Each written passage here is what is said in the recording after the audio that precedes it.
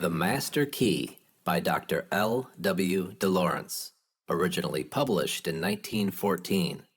The book's narration will be performed by Ken Van Lith. The Master Key book is divided into 6 parts, and this video contains parts 1 through 3. Enjoy. The Master Key, Chapter 1, Introduction, Mental Equilibrium. Thought, our manner of thinking and self-control, or mental discipline are important factors in life's achievements. On these depend our power of concentration and the mental equilibrium that must be maintained by those who wish to advance. It lies within the earnest student to create a world of thought wherein he may weather with calm fortitude the storms of mental life. For disappointment and sorrow pass no one by, and suffering is the loom in which character is made.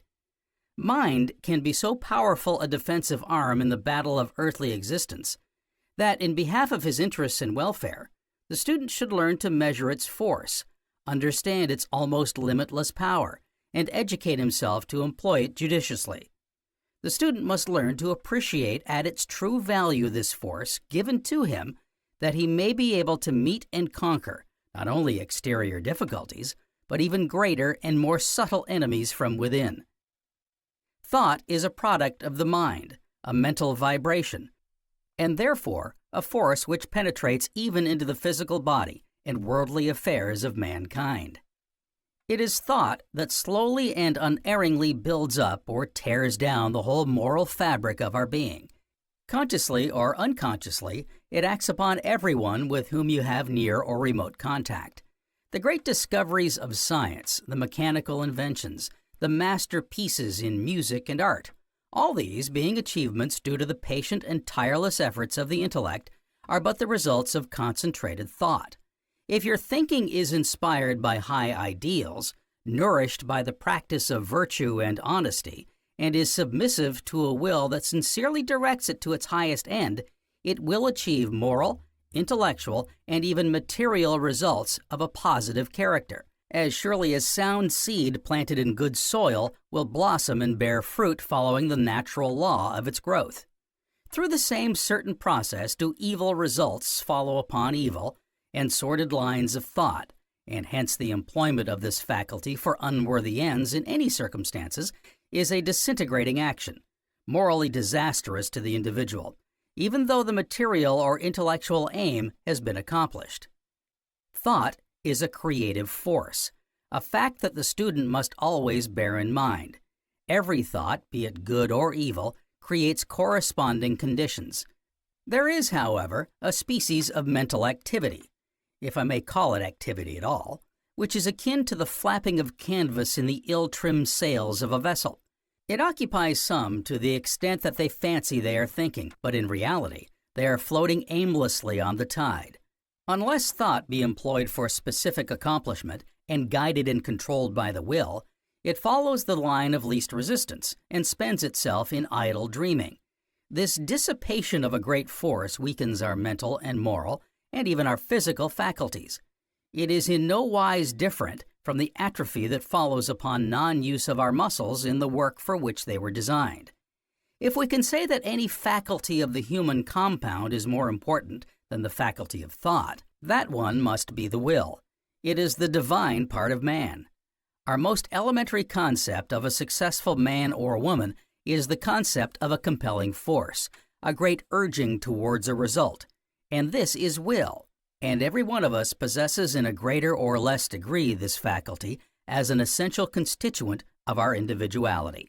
If we are to seek peace and moral strength in the highways of achievement, the will must focus on worthy aims. Our end must be work well done rather than selfish advancement for its own sake.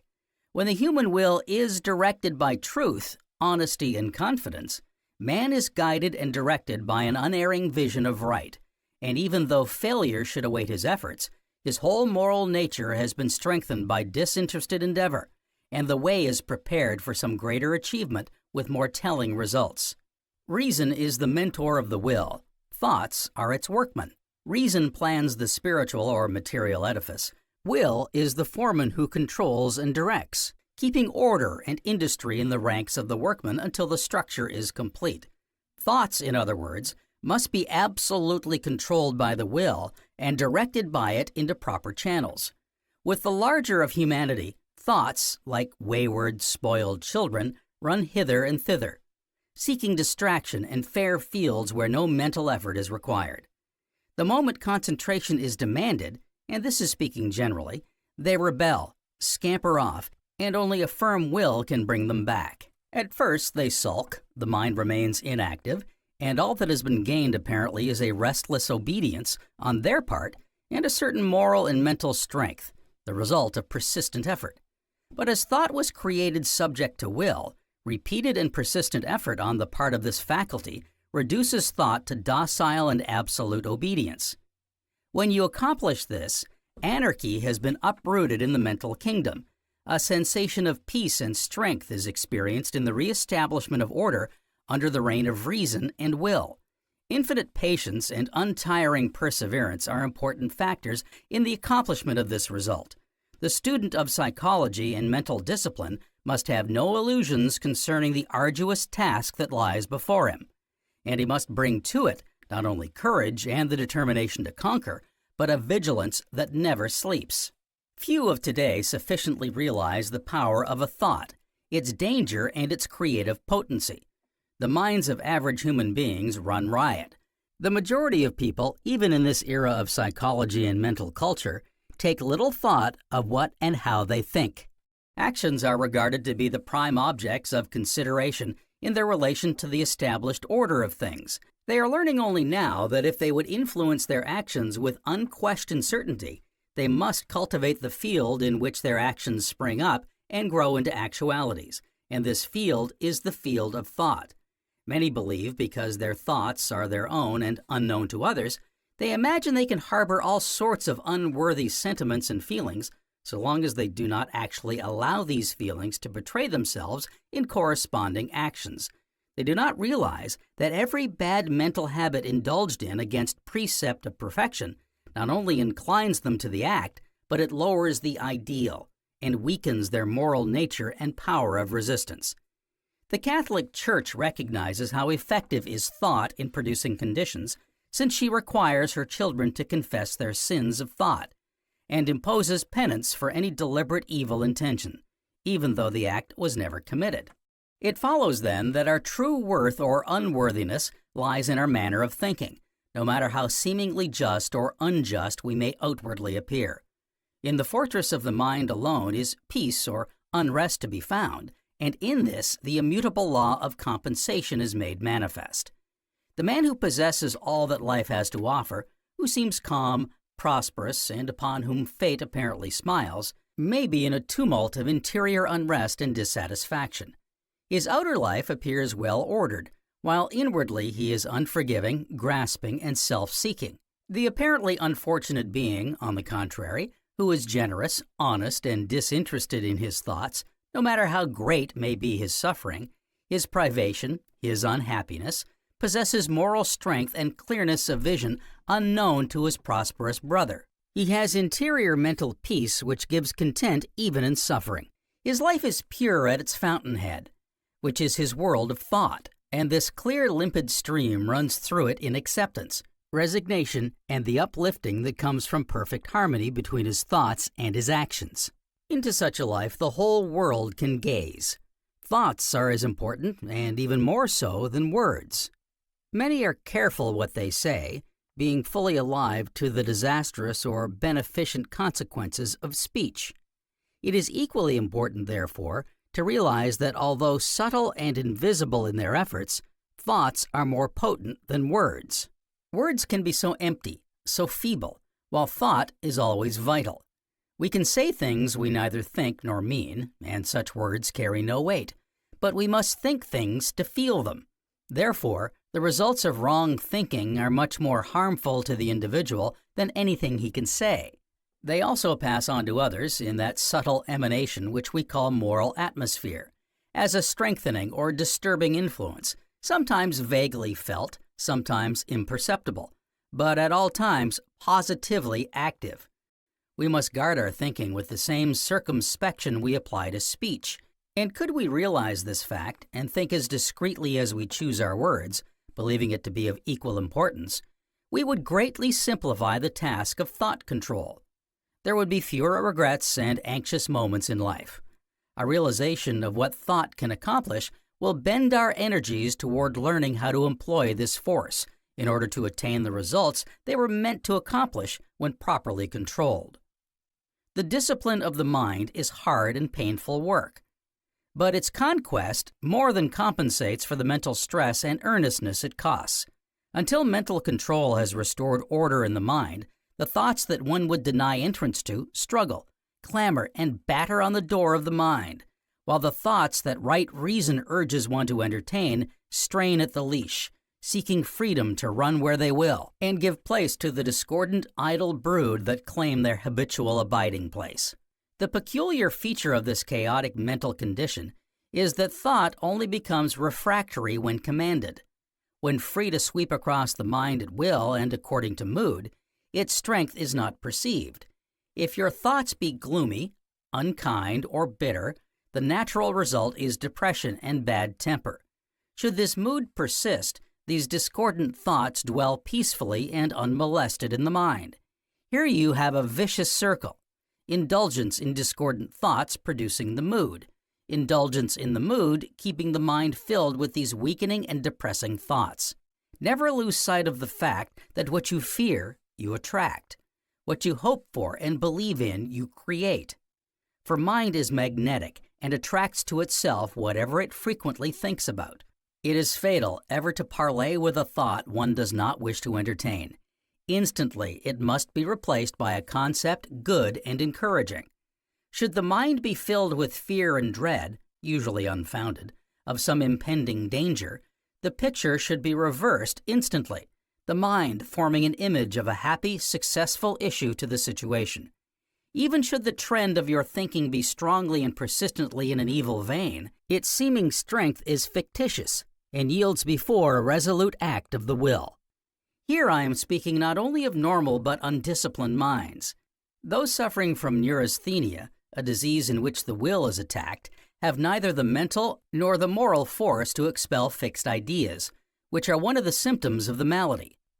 Those same neurasthenics, however, can be cured by being taught to watch and control their thoughts, practicing mental control for 1 minute at a time at first, until to reassert its authority becomes a habit of the mind. How common it is to see people worrying about things that may never happen, mentally turning over situations that can be neither changed nor altered. This mental habit is demoralizing to both body and soul, for such indulgence begets irritability and unrest. It weakens the nerves by the strain this manner of thinking puts upon the whole nervous system. It is often necessary to entertain worrying, depressing, and sad thoughts. Every situation must be looked at bravely and squarely if you are to know what strength and resource you must bring to bear upon it. You entertain such thoughts deliberately with the object of solving the problem, and such thinking is a deliberate act of the will. The introspection is normal and wholesome and is accompanied by exterior activities directed to restoring happiness and peace of mind. When sorrow comes and death robs us of our loved ones, it is human and natural to grieve. Nature demands, within measure, the outward expression of grief, which relieves the burdened heart, else sorrow eats within and undermines the whole being. But in this legitimate indulgence in grief, if, instead of turning over in our minds the why and wherefore of our bereavement, or of dwelling upon the void in our lives, we strive manfully to fulfill the simple duties of our station in life, fixing the mind upon the task on hand, the mental and moral strength acquired through keeping the thoughts where the mind and hands are working, would give courage to bravely bear afflictions until time lays its healing hand upon our wounds. In the words of Joubert, Dieu a ordonné au temps de consoler les malheureux. We have all known moments when we were besieged by worrying thoughts we really did not wish to entertain. Reason told us these thoughts were fruitless and depressing, and we knew full well they were demoralizing both to character and well-being. Notwithstanding this fact, we allowed these thoughts to harass our minds, dislodging them only temporarily in seeking some exterior distraction that enabled us to forget for the moment. This left them still master of the situation, For the distraction was but a weak surrender, not a firm and conquering act of will prompted by the realization that such thoughts were useless and harmful. The will is the sole, sure guardian of the mind, and when will acts in harmony with reason, the mind is secure not only against these troublesome invaders, but is free to concentrate itself upon what is good, productive, and useful. Furthermore, our happiness and peace of mind would not then be at the mercy of thoughts we do not wish to entertain, and yet are powerless to banish completely. Each student can prove to his own satisfaction that once having accomplished thought control, intellectual and moral qualities, and even material conditions can be created by persistently holding the thought of that which one wishes to achieve. By your manner of thinking, you can entirely change your feelings in regard to others, and even help others to correct the faults that created your resentful attitude towards them. As a student of concentration and mental discipline, you must not forget that good is positive and evil is negative, and evil, being negative in its nature, should not be dwelt upon.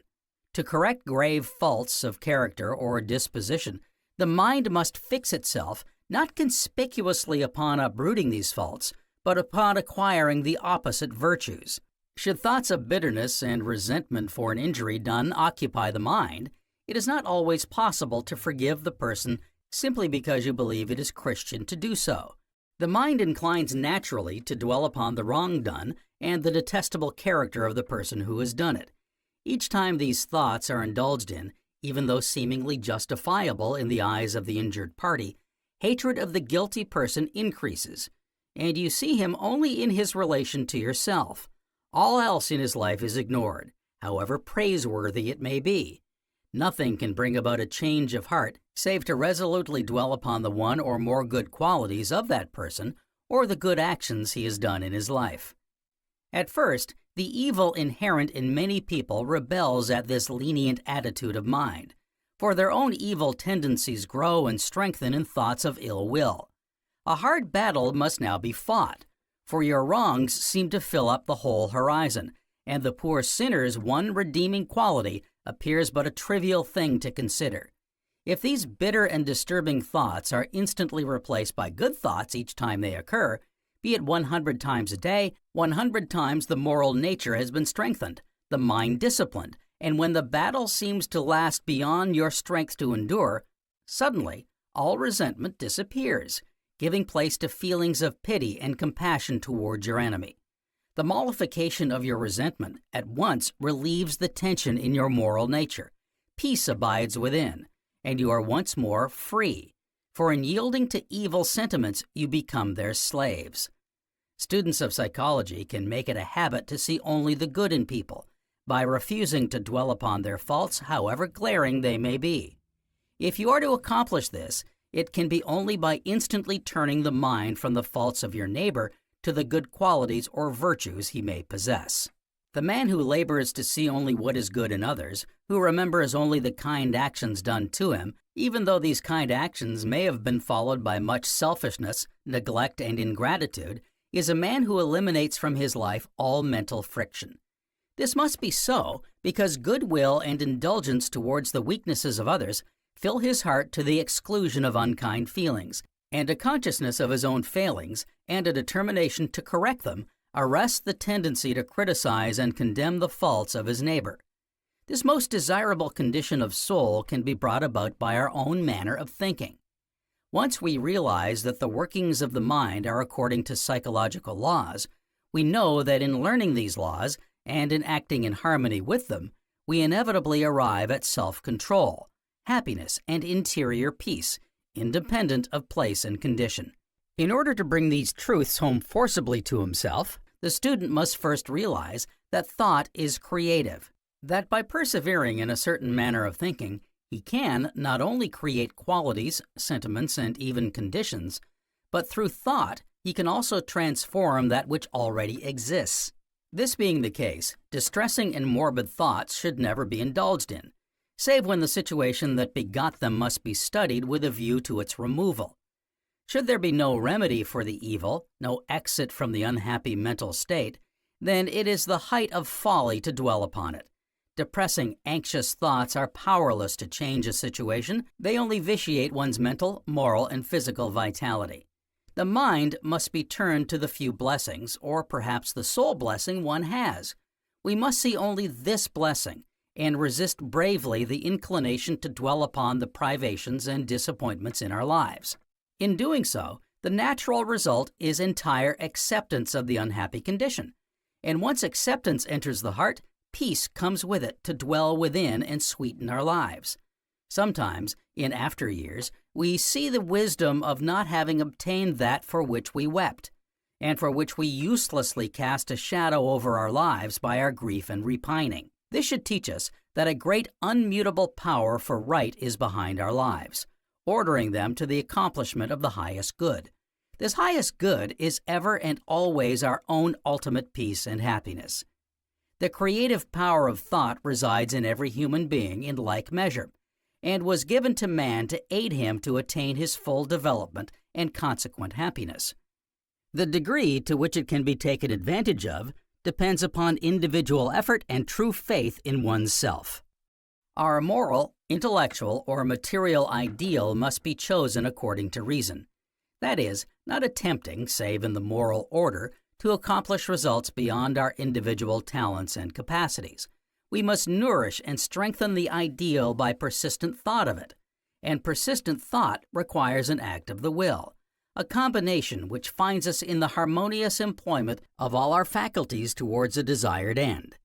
When this end or object is worthy and righteous, the powers of right are with the one who strives, and the efforts of men are fruitless to frustrate his work. In whatever line creation is sought along, circumstances, health, mental virility, efficiency, or whatnot, concentration, faith, belief, realization, and mental discipline will be factors that are indispensable. Everywhere in nature, concentration and crystallization are necessary to the formation of matter in its various forms. It would be almost impossible for water to become ice if it were kept in constant motion. If one could see the activities of the mind rushing and whirling about first in one direction, then in another, they would gain some idea of the steadying effect of mental discipline. Concentration is like the provision of a channel to a quantity of water which is running over here and there, in 20 different directions, wasting, having no effect, but the placing of a deep channel which would attract all the water, and its force would be sufficient to drive a mill. Personal power is the desideratum of most people, for without it, little headway in any direction can be made. He who would possess it must concentrate on it, though to possess it means that preparation for it should be made. No force is worth anything unless it is understood. A check for $1,000 would be useless to a South Sea Islander or a native in the heart of a desert, so an influx of power would be out of place where a man had not learned the use of that power, where he had not created beforehand in himself some purpose to which power could be put when it was there. Let character come first in all self-development, and there is no better way of employing concentration than by applying it to this end, by building day by day a strong, evenly balanced character. All development afterwards will be sane. Whatever virtue a man would possess, let him dwell on it in thought, meditating, so to speak, not in the morbid sense, but seeing and realizing himself as already the possessor of it, as he indeed is in his innermost center, and the longer he keeps this thought and belief before him, the more indissolubly will it weave itself into his being until he is that virtue personified. With a strong character gained by will, culture, scientific concentration, and mental discipline, personal power is assured. And living on the superior side of life, on the highest side of the soul, as taught herein, the student gradually develops a power of mind that will enable him to cope with the vicissitudes of life. If to know oneself is one of the most important things a man can do, there is nothing which will so help him as this practice of concentrating on those things one would have knowledge on, and after knowledge comes wisdom, before which all else pales into nothingness. The training of the mind requires, first, a vigilant surveillance of thought in order to discover our failings in this regard. Second, concentration upon what is good, useful, and true. And lastly, a directing of thought to the accomplishment of that which we desire. Courage of the student to face the truth about himself and the will to persevere in the work of reform in his world of thought lead unquestionably to peace, to mental strength, and to the adjusting of his life to conditions however difficult the conditions may be. This is the secret of true content, the content the world is unconsciously seeking, even when pursuing pleasure and vain gratifications that ever elude its grasp, or, when attained, are found to be Dead Sea fruit. Chapter 2. Lesson 1. Logical Thinking and Ethical Order. Franklin was asked one day how he happened to be so lucky as to see clearly into problems of physical science. By always thinking of them, he replied. It is the same with ethical order. We only come near the ideal by always thinking or concentrating on it. Scientific concentration, which summed up is logical thinking, intelligently applied, illuminates the student's path, prevents his making mistakes, and eventually leads to success. Those mistakes made by the student are never quite regrettable if, recognizing the wrong road, he seeks to return to the right one. The beginning of success is the knowledge of one's faults. Many suffer today through faulty concentration, as a close perusal of this work by the intelligent student will show. Of the many faculties with which the human mind is possessed, not one has been less utilized and brought intelligently under mental discipline and used to further and better one's physical, mental, and moral well-being than that of concentration. Scarcely a thought is given to it by many, as it does not seem to merit any particular attention. People have got on very well without it, some say, so why bother about it? The question is on a par with, what's the good of anything? And would be put by the same kind of an individual. There was not the same need for it in the past that exists today. Not that our ancestors were altogether idle or had no brains, but that pressure was not so great, that their avocations were largely pastoral, and did not demand the focusing and intelligent concentrating of the powers of the mind for long together. Warring with each other certainly demanded watchfulness and resourcefulness, but impulse and a ready wit supplied it to a great extent. Times have changed since then, and man has become a much more mental creature, though from one standpoint he has never been anything else. But the life he has led has been more bosomed in mentality. By the very character of his makeup, he has become more diverse in his talents. He has branched out in 1,000 directions, as the unfolding life within sought expression. If he led the nomadic life today, he would sink back to the animal. He may seek simplicity, because it permits the higher faculties of the mind their rightful expression. But it will not be the simplicity our forefathers associated with the word. A man may enjoy to the utmost the beauties of nature, and yet realize the joy of living in our complex civilization. Complexity cannot be avoided now, even were it desirable, which it is not. But to thoroughly extract the best from it, a man must be able to adapt his mental faculties to the life lived. This cannot be done unless he has a knowledge of scientific concentration, because it is the gateway to the other powers of the mind. It should come almost first in the training of the mind, in the growth of the mentality, in brain getting or growing. It is inseparably connected with success, of whatever that success may consist. Its need, in fact, is much greater today than ever before, not only on account of the greater complexity to which reference is made above, but because evolution as a factor in life has modified and changed our nature and powers to some extent. Writers, noting the restlessness which is running through every stratum of society, attribute it to the Education Act passed in England in 1870, and also in this country, because prior to compulsory education, illiteracy was very common, and the masses were not able to think as those who have benefited by it. No doubt there is a modicum of truth in the contention, but it does not explain all. Dissatisfaction with things was bound to be one result of education among the people, and the nonsensical teaching that it was the right of the brainless to confiscate the fruit of those gifted with initiative and push was certain to be a popular one. Changes of this character are necessarily slow when measured by the life of an individual, and they might even be questioned, but that this force of evolution is operative will not be doubted by thinking people. Students of history will be struck when making a comparison with the mental life of the nation of today with that of 500 years ago. While all the great levers which function in the moving of man's nature are as manifest today, there is a very different mentality seen, and this suggests an idea which must have been increasingly apparent to everyone during the last decade. Man is, after all, a mental and spiritual creature. That is to say, he is more mind than body.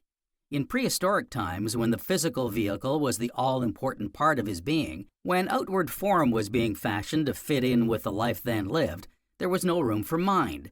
The need for it had not been felt. Man's varied wants were few and simple, and the mental principle could well be ignored. Today, writers speak of man as being all mind. They affirm most emphatically that mind is all. That whatever form life may take, it is only an expression of the mind or mental part of man. This view of life alters one's whole outlook of it. The holding of such a theory gives more weight and power to the mind as the arbiter of man's happiness. The view obtains more and more among thoughtful people that consciousness or life is imprisoned in the early ages of the earth in rock and stone, and as later times dawn, passes into forms which permit a freer play of expression. Through the kingdom of nature, this life passes in turn, vitalizing, pulsing through the various forms which each kingdom provided for the purpose. When the human kingdom is reached, more mentality is expressed, and it then becomes more evident that mind is at the base of all manifestation, and that man is the highest expression of this truth. The presence of the animal in man is too patent to question, but it is equally plain that man has the choice of allying himself with the lower or higher principles within him. Insofar as he recognizes the basis of his being as mental and ignores the animal, will he more fully realize within himself the truth of the assertion that man is nothing but mind and soul in expression. It is because man is a mental creature that he so widely diverges from the animals. Unlike them, he has a part of his nature which merely physical wants will not satisfy, save in the case of some very aboriginal tribes, and they scarcely count at the moment, for the higher animals are above them in intelligence. Man recognizes this difference, but he does not understand the full import of it. He does not as yet see in himself the highest expression of the law, nor does he understand what the law is. He obeys the law of his being, however, little dreaming the real causes and effects expressing themselves through him. It is clear to him that mind holds a dominating place in the world. He knows that it is the thinkers, the scientists, the philosophers who stand at the head of the race, because they have developed the highest part of their nature. He recalls what a vast space separates the amoeba from him, that tiny creature, the first form of sentient life, minus the five senses, no limbs, no ears, no head, no eyes, no stomach even. No wonder it is a popular starting point with all authors when comparing man as we now know him and from what he sprang first. It is a long way down the vistas of time since that period. Every step in the upward path of man has been in the direction of mind, and today the law is beginning to be understood, which will lift man entirely out of the rut of unconsciousness in which he has trudged all these eons. The animals do not know why they are here, what the object of evolution is, the purpose of life. Many men are in the same position, but here and there men have penetrated into the mysterious chasms and awe-inspiring laboratories of nature, which yields her secrets reluctantly to the seeker after knowledge. Right along, the age's growth has been insistent, but unconscious, and man has reached a point now where it should cease to be unconscious any longer. Why? Because the physical growth has now reached its climax. There is no particular in which the human form could be improved. All that is necessary for its perfect functioning has been provided. Some writers think that man's strong desire to fly will result in his providing his body with wings, but this desire for the conquest of the air without adventitious aids like aeroplanes and balloons does not necessarily require the sprouting of organs, which would decidedly be in the way in many cases. Man has no fins, yet he can swim, so there is no need to imitate the birds. Indeed, among the Hindus and more than one Eastern race, levitation has been known for thousands of years, and it is accomplished by counteracting the law of gravitation. The writer is acquainted with a disciple of Eastern philosophy who got to the point of discovery of the secret of levitation without having come in contact with Easterns, having worked out the theory from his own consciousness, but his brain refused to carry the discovery through. It is axiomatic that no question can be asked which cannot be answered, so that provided man was really in earnest and desired strongly enough to raise his own body without any outside agency, he would indubitably accomplish it. No, the human body is scarcely likely to alter in shape, or that other physical organs will be grafted onto it, but it is extremely probable that man will enlarge his conceptions of the cosmos, will demand to know why he is here, what his destiny is, how he may control it, how enjoy a wider use of power. All this is natural because it is in the nature of mind to be unsatisfied with theories and explanations, which are obviously not founded on truth. Truth is really what man seeks, though he may not always be aware of it. The desire to know is to know what is, and what is can only be truth. I am constantly reminding students that the words good, beautiful, and true are practically all the same, as Plato long ago taught. Some think that they will depreciate in the eyes of people if they openly confess to their neighbors or announce that they are searching for the truth. They fear the world will laugh at them or take them for mere visionaries. Then truth often seems to be so abstract, so diaphanous, so filmy, unreal, breathing of mysticism or the occult. Man has been searching for it, as a matter of fact, since he was first launched on this chain of globes, and the quest of the Holy Grail is no legend.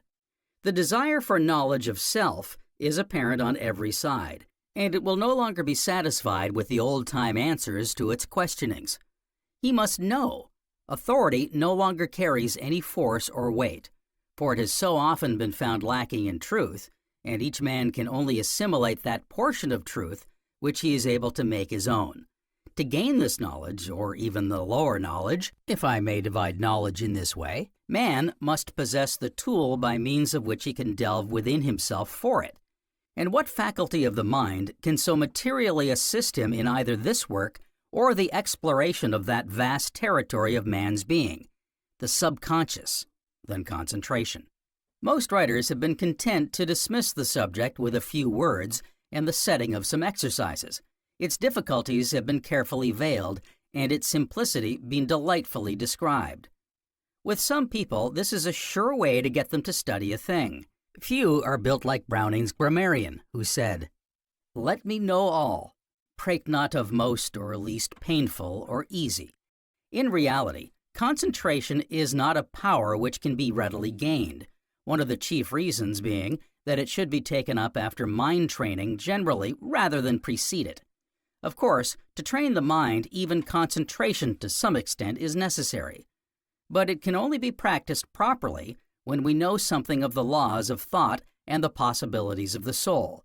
Hence the failure of so many students to be able to concentrate after the perusal of a book or article professing to deal with it. It is no use telling a person that all he has to do is get interested in a thing and he will be able to concentrate on it. This applies to a very limited area. It does not help one much with the varied duties of life, or the attitude of the mind and other faculties. Concentration can only be said to be satisfactory when we can apply it at any moment of our lives to whatever subject or problem we desire. Something more must be known concerning consciousness and its modes of action. For his first lesson, then, the student must seek to gain some knowledge of the factors which constitute his mind, to see how best to train them, to eliminate from his mentality that which destroys the power to concentrate, how to direct and govern his feelings and emotions so that they shall bring about the formation of those elements so essential to the power to fasten the fangs of the mind deeply into any point and keep them there until he gives it permission to relax its hold. This is only a portion of the problem, but it leads directly to the path of concentration, the end of the student's goal in this course.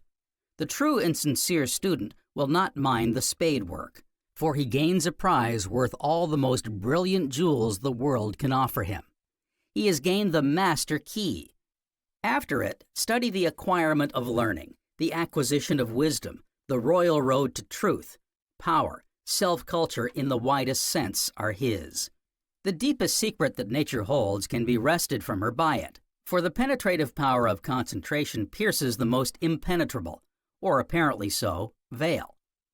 Brains are necessary as a preliminary to concentration, and the sluggish materials which bear that name must be cultivated, as I have pointed out in this work. They are not the prerogative of the few, though by the negative evidence offered, we might imagine that they are most sparingly doled out by nature. While they may be plentiful, however, they are used to so small an extent that their owners might often get on as well without them. No one knows how lethargic people are in regard to study or any mental work better than teachers. Those who have been many years in the teaching of psychology can testify how difficult it is to get faithful students, no matter what advantages may be offered. The fact of education having to be enforced by law offers as striking a testimony as any to the mental apathy, the failure to see the advantages which spring from the cultivation of one's mental powers and faculties. The cry that parents got on in the old days got on all right without education, and they did not see why their minds could not do the same, was very common at one time, and even today may be heard from time to time. There is almost a premium on ignorance among the working class in this country, and also in other English-speaking countries. For in spite of the alluring facilities offered in cheap textbooks and free schools and institutions, not 20% of them speak their language grammatically. Self-culture is extremely distasteful to the great bulk. A football match or a baseball game would be more to the taste of the modern youth and a novelette to the modern maid. Anything which requires the exercise of the mind is given a wide berth. Even among the middle classes, the shrinking from mental work is almost as marked, unless it have some connection with the avocation followed. There is no disguising this tendency of the age, and before the student can profitably practice concentration, he must make up his mind that he is going to overhaul his mental stock in trade, gather the material together before he sets it to work on some task. Many may regard their brains as being overtaxed. A very small portion of the brain area has been used so far, though one may be 60 or 70 years old, unless he has passed his life in purely sedentary work, and only then when the work has been of a very varied description, a working journalist providing an example. The writer will admit that this is a busy age, an age of hustle and bustle, but it does not follow that we are overworked mentally, even if our work may be mental. There is a great fear of overtaxing the brain and suffering from nervous breakdown, but none need overwork, provided he obtains sufficient sleep. A break in work is decidedly desirable, and those whose work is purely sedentary may obtain relaxation, even by taking up the study of another subject, because another portion of the brain will be employed thereby. Remember that just as water continually trickling down a hillside makes a channel for itself before long, so repeating certain trains of thought, or doing the same thing with the brain repeatedly, like a bookkeeper adding up columns of figures, makes a channel in the brain. If the convolutions of the brain were spread out, they would be found to make a good-sized area, and would satisfy the most ardent devotee of knowledge. Mental discipline must be begun now, and to do this light, sensational reading should be lessened almost to the point of extinction, because reading 3 lines on one subject is to commence a definite train of thought, which is broken the next minute, or often less than half a minute, by the intrusion of another subject. This diffuses or scatters the thought, and if those who are guilty of the habit only knew the amount of harm done their mental mechanism, the writer feels sure they would abandon the habit at once. The custom of seeking to extract the pith from everything may be commendable in itself, but it works out with disastrous effects to the average mind, just as efforts to subsist on essences and concentrated foods in tabloid form do with regard to the body. The desire to get at the pith of a subject at the very commencement arises from a wish to avoid study, and this is not the right attitude of those who seek to acquire the faculty of concentration. In conversation, too, a thought should be kept until all concerning it of an interesting nature has been extracted, which does not mean wearing it threadbare. Diffusion essentially means surfacing things only, and concentration means getting into the depths, a going to the center of a thing. By mental discipline is meant the assertion of I over the mind, which may strike some readers as odd, because they have generally associated themselves with their mind. They unthinkingly say, "my mind," showing that the mind is not themselves, but something possessed by the real man, and that is really the fact. This course of mental discipline will not venture to define what the real man is, as it would take the student too far out of his way. But it is essential that he understand that the mind is only an instrument, just as the body is. Some people know from experience, often painful, that they do things at times that they really do not wish to do, possibly partaking of something which has, up to now, acted injuriously to them, or followed some course that they do not approve, yet felt through their lack of mental discipline that they had to follow. Begin to regard this mind, then, as something amenable to the will, to the true self, and being amenable, it must of necessity be lower. Being lower, it is the servant, and not the master as it really seems to be to most people. There is in reality not the slightest excuse for your shortcomings, your little weaknesses, though you like to think there is, because it seems to exculpate you and make you greater than you are. In truth, it only lowers you, weakens you, makes you less capable of bringing out the powers and principles within you, and the object of this course is to strengthen, to evolve.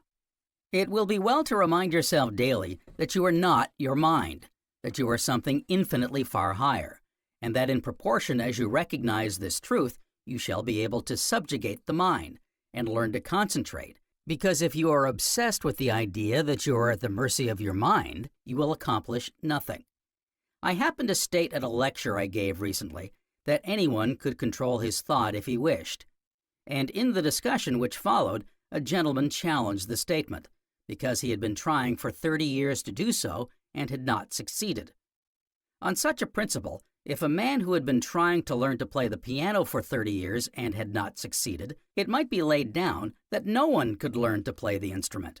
The absurdity is apparent, yet almost as absurd objections are brought against the new psychology. Because one man has not contacted his higher self, he denies the existence of it. I grant the idea may be strange. There may be more evidence to support the popular theory that a man is his mind, or that he is mind, body, and spirit, which is a half-truth. The fact is, many are all so strongly under the domination of the everyday mind that the illusion seems quite natural, and mankind is all pretty much alike. It has taken some people 20 years to realize it, but they have done so eventually, and possibly some people have been even longer than this. Chapter 3, Lesson 2, The Hurry Habit. If the student wishes to get his mind under control, he should cultivate the habit of avoiding hurry, which is one of the first things to undermine the growth and expansion of its powers. Some people do not come under the category of hurry, but they worry, which is almost as bad. Where concentration is aimed at, the mind should be like the surface of a lake, which permits reflection, but both worry and hurry ruffle its surface, so that it can no longer fulfill its proper function, which is to hold and meditate upon. Hurry and worry cause a ceaseless agitation, a turning back of the mind upon itself, a going over the same chain of thought in the endeavor to find a solution to some pressing question. It is well known that in such cases, the solution is rarely forthcoming by such a method, any more than a name or a fact which escapes the memory for the moment is recalled by intense thinking. It is when the mind is relaxed, when it has gone along another line, that the missing information is ushered into the consciousness, or brought forth from the inner recesses of the mind to the objective portion of it. Different temperaments find different methods to appeal to them for the stilling of the mind. The phlegmatic, slow-moving mind is not touched by a devotional attitude, nor is the devotional temperament attracted by the purely intellectual, whilst the active type does not find comfort in either intellectual or devotional ways. How can the hurry habit be most effectively checked? Not always by trying to induce a state of peace within the mind, but by the removal of one of the potent causes of it. The attempt at doing too much and the undue or exaggerated importance we attach to things. It has been noted that when a great man passed away, the world did not come to a standstill, but went on its way as before. The work was not interrupted, but proceeded again. The man might be missed, but not for long, so that the average man need not fear that if he omits to do this or that, dire consequences will result. He will know by experience what he can accomplish, and he will be unwise if he set himself more to do than that. It may be that he has duties set for him which have to be got through. Much of this could be avoided by refusing to undertake more responsibilities than he knew he could fulfill. Many wish to be helpful, to give no offense, to be willing to give a fellow being a lift. Excellent intentions, but there are limits to everything, and a line has to be drawn. Better decline things than have to leave unfinished or badly done tasks. We see on every hand the botched, slipshod work, and not only does it make trouble for others, but it makes the creator of it slipshod in character. It prevents his rising, prevents his bringing forth and giving, as he should do, his very best to the world. The world is always looking for the best, and will pay the highest price for it, but the markets are glutted with the second-rate things, which no one wants but those who cannot afford to buy better. On them, it has a demoralizing effect, as well as their makers, and therefore the habit is bad all around. Thoroughness reacts beneficially on the mind. By attempting less, whatever is taken up will be done more thoroughly, and this thoroughness will react on the mind, and the thinking will be more thorough. When there is no need to hurry, the thought can act more effectively, more clearly, and it will, as a matter of fact, act more rapidly as time goes on, so that the fancied giving up of things it was deemed to be our duty to perform will be seen to have resulted in adding to our efficiency.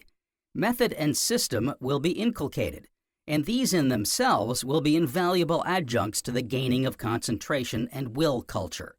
By system, one can learn that priceless art of economizing time, because the stilling of the mind will result in your seeing more clearly where you can save time, and how things may be more effectively performed and fit in with other things.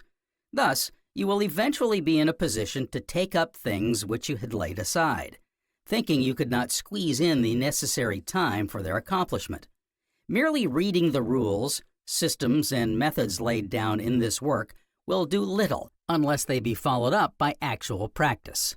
It is evident that once the mind is stilled, it is more easy to concentrate it on one subject and keep it there. And when this can be accomplished, you may be said to have reached the consummation of your desires.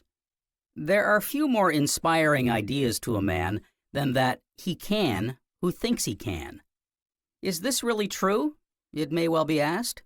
Does the mere fact of thinking we can accomplish a certain thing, attain a cherished goal, really enable us to do it? The simplicity of it seems alluring, but at the same moment so repellent, because so improbable.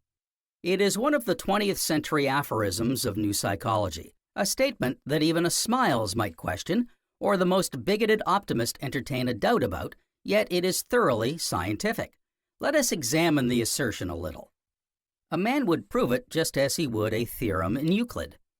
He would have to admit what all living psychologists now admit, i.e., that the mind does not express a quarter of what it might do, that beneath the threshold of consciousness there reside extensions of the powers exhibited in part, that consciousness as we know it is a very complex thing, and not the simple phase of mental activity it once was supposed to be. Experimental psychology has disclosed the fact that, quote, there are 1,000,000 energies in man. What may we not become when we learn to use them all? Unquote. This is the work which lies before us at the present time, and which the coming ages will see immensely advanced. The merest tyro knows that if a man thinks he cannot do a thing, he rarely does it. Or if he does, it is not done brilliantly.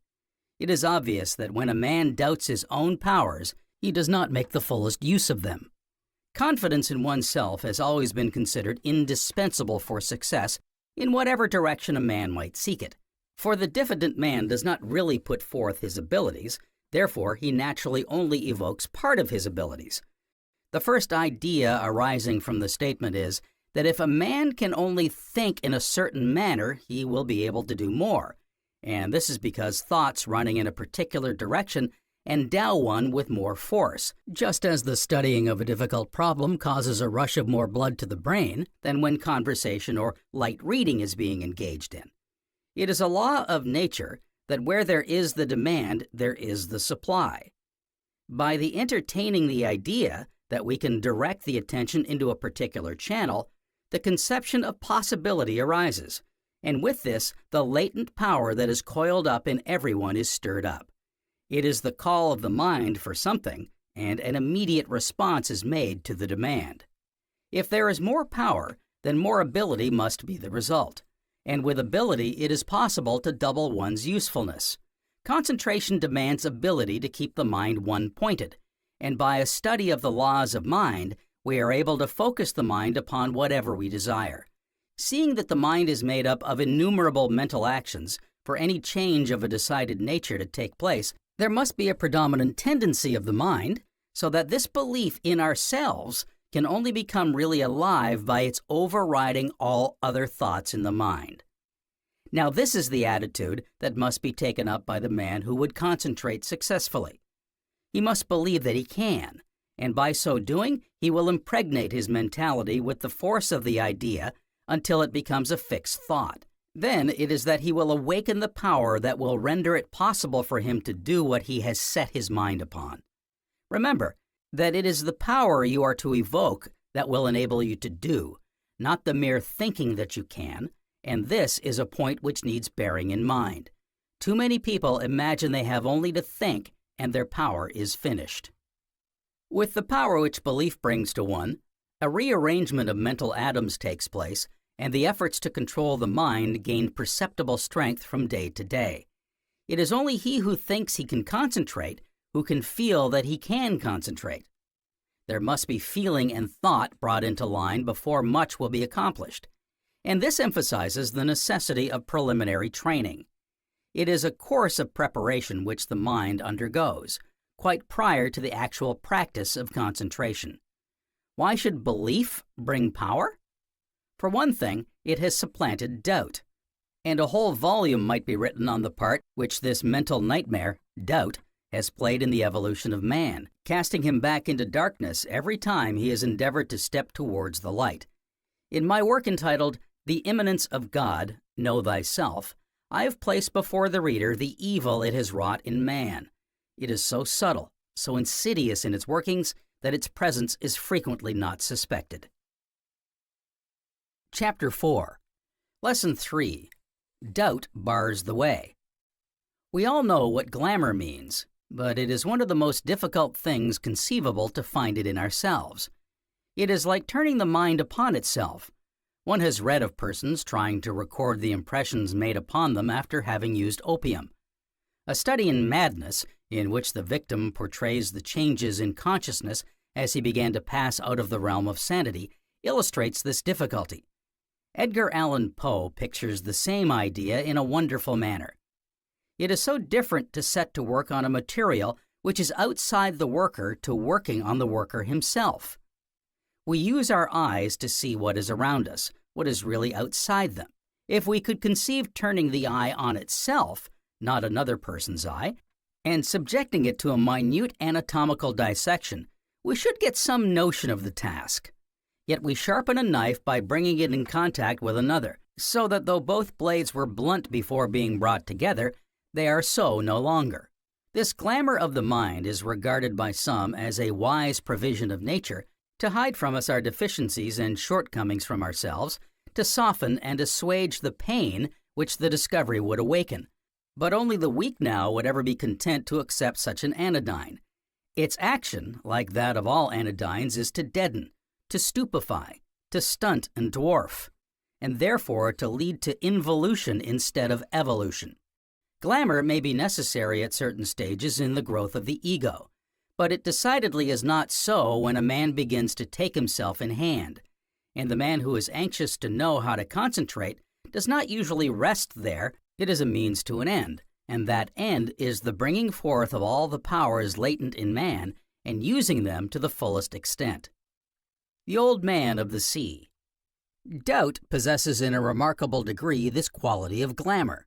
It is like the Old Man of the Sea in one sense, We carry it about on our backs, even when we know we have it, deluding ourselves with the idea that we must always bear the burden. But at a prior stage, the excrescence is there, and we know it not. This constitutes the insidiousness of the thing. We really entertain this mental visitor, this alien, doubt, without knowing it.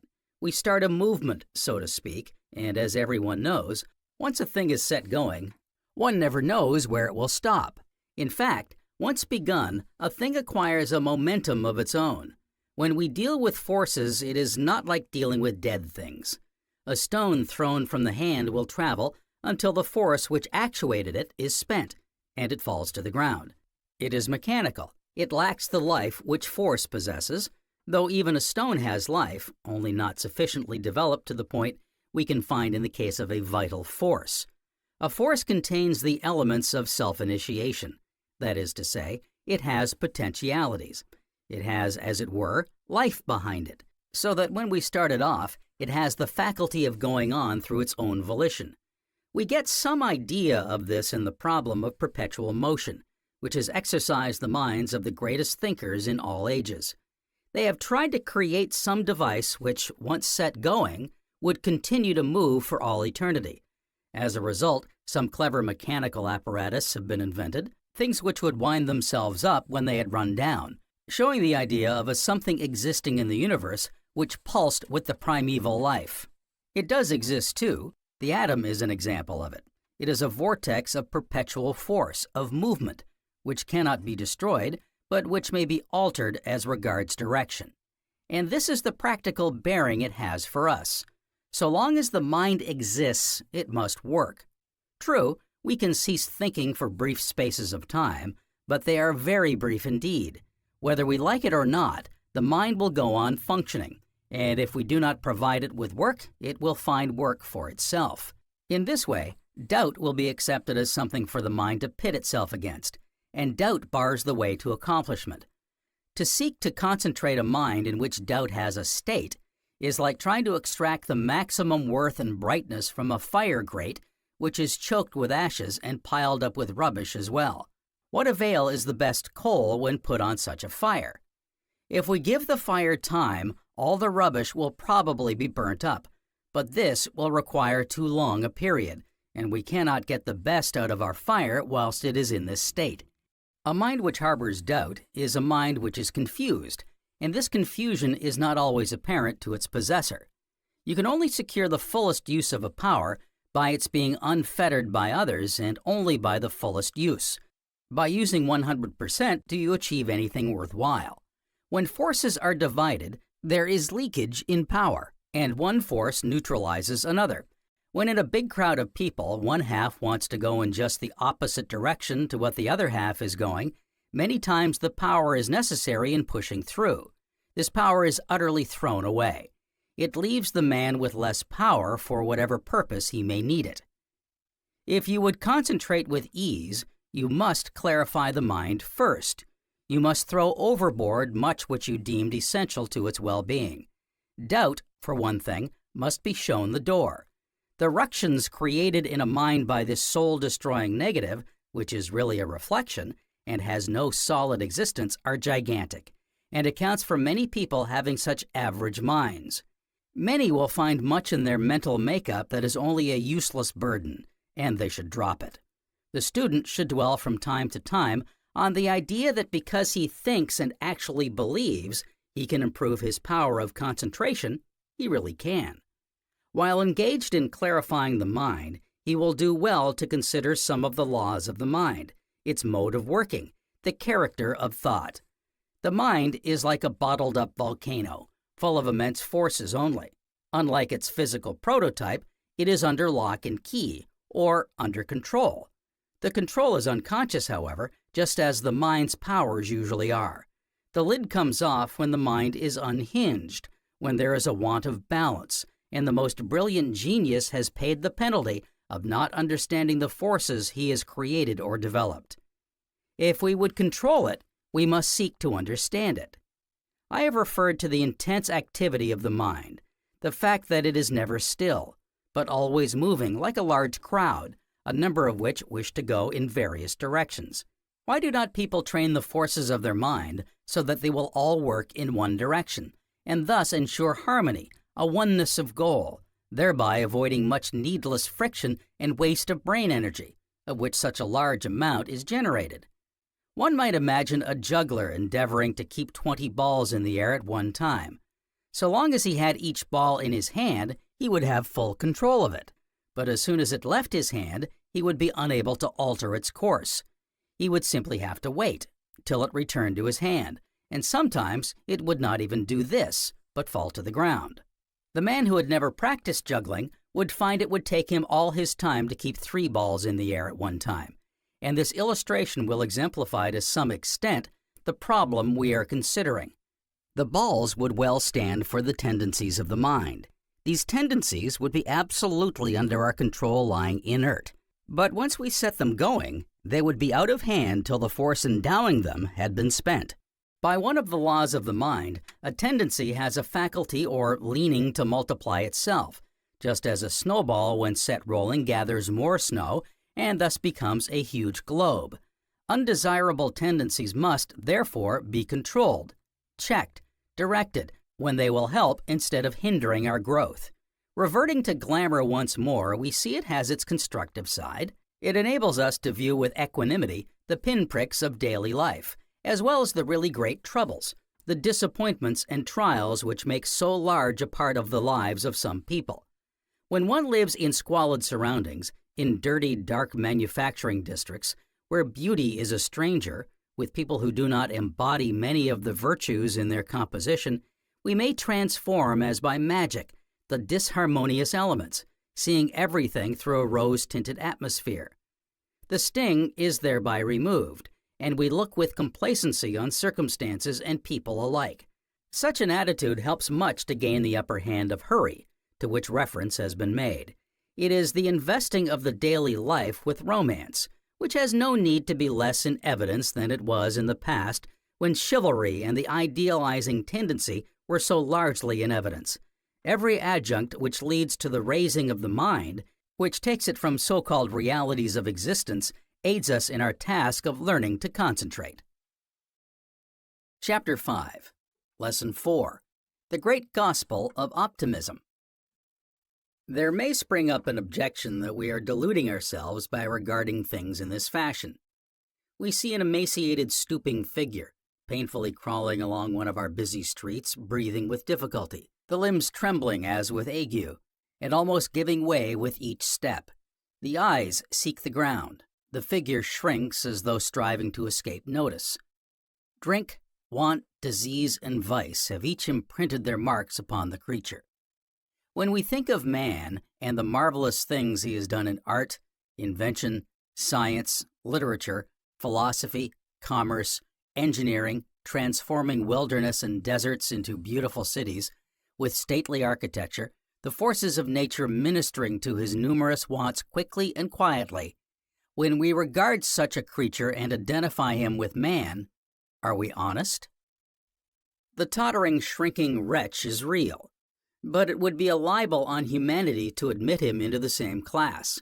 While it is true that man is higher than the beasts, it is equally true that he has the power to sink below them.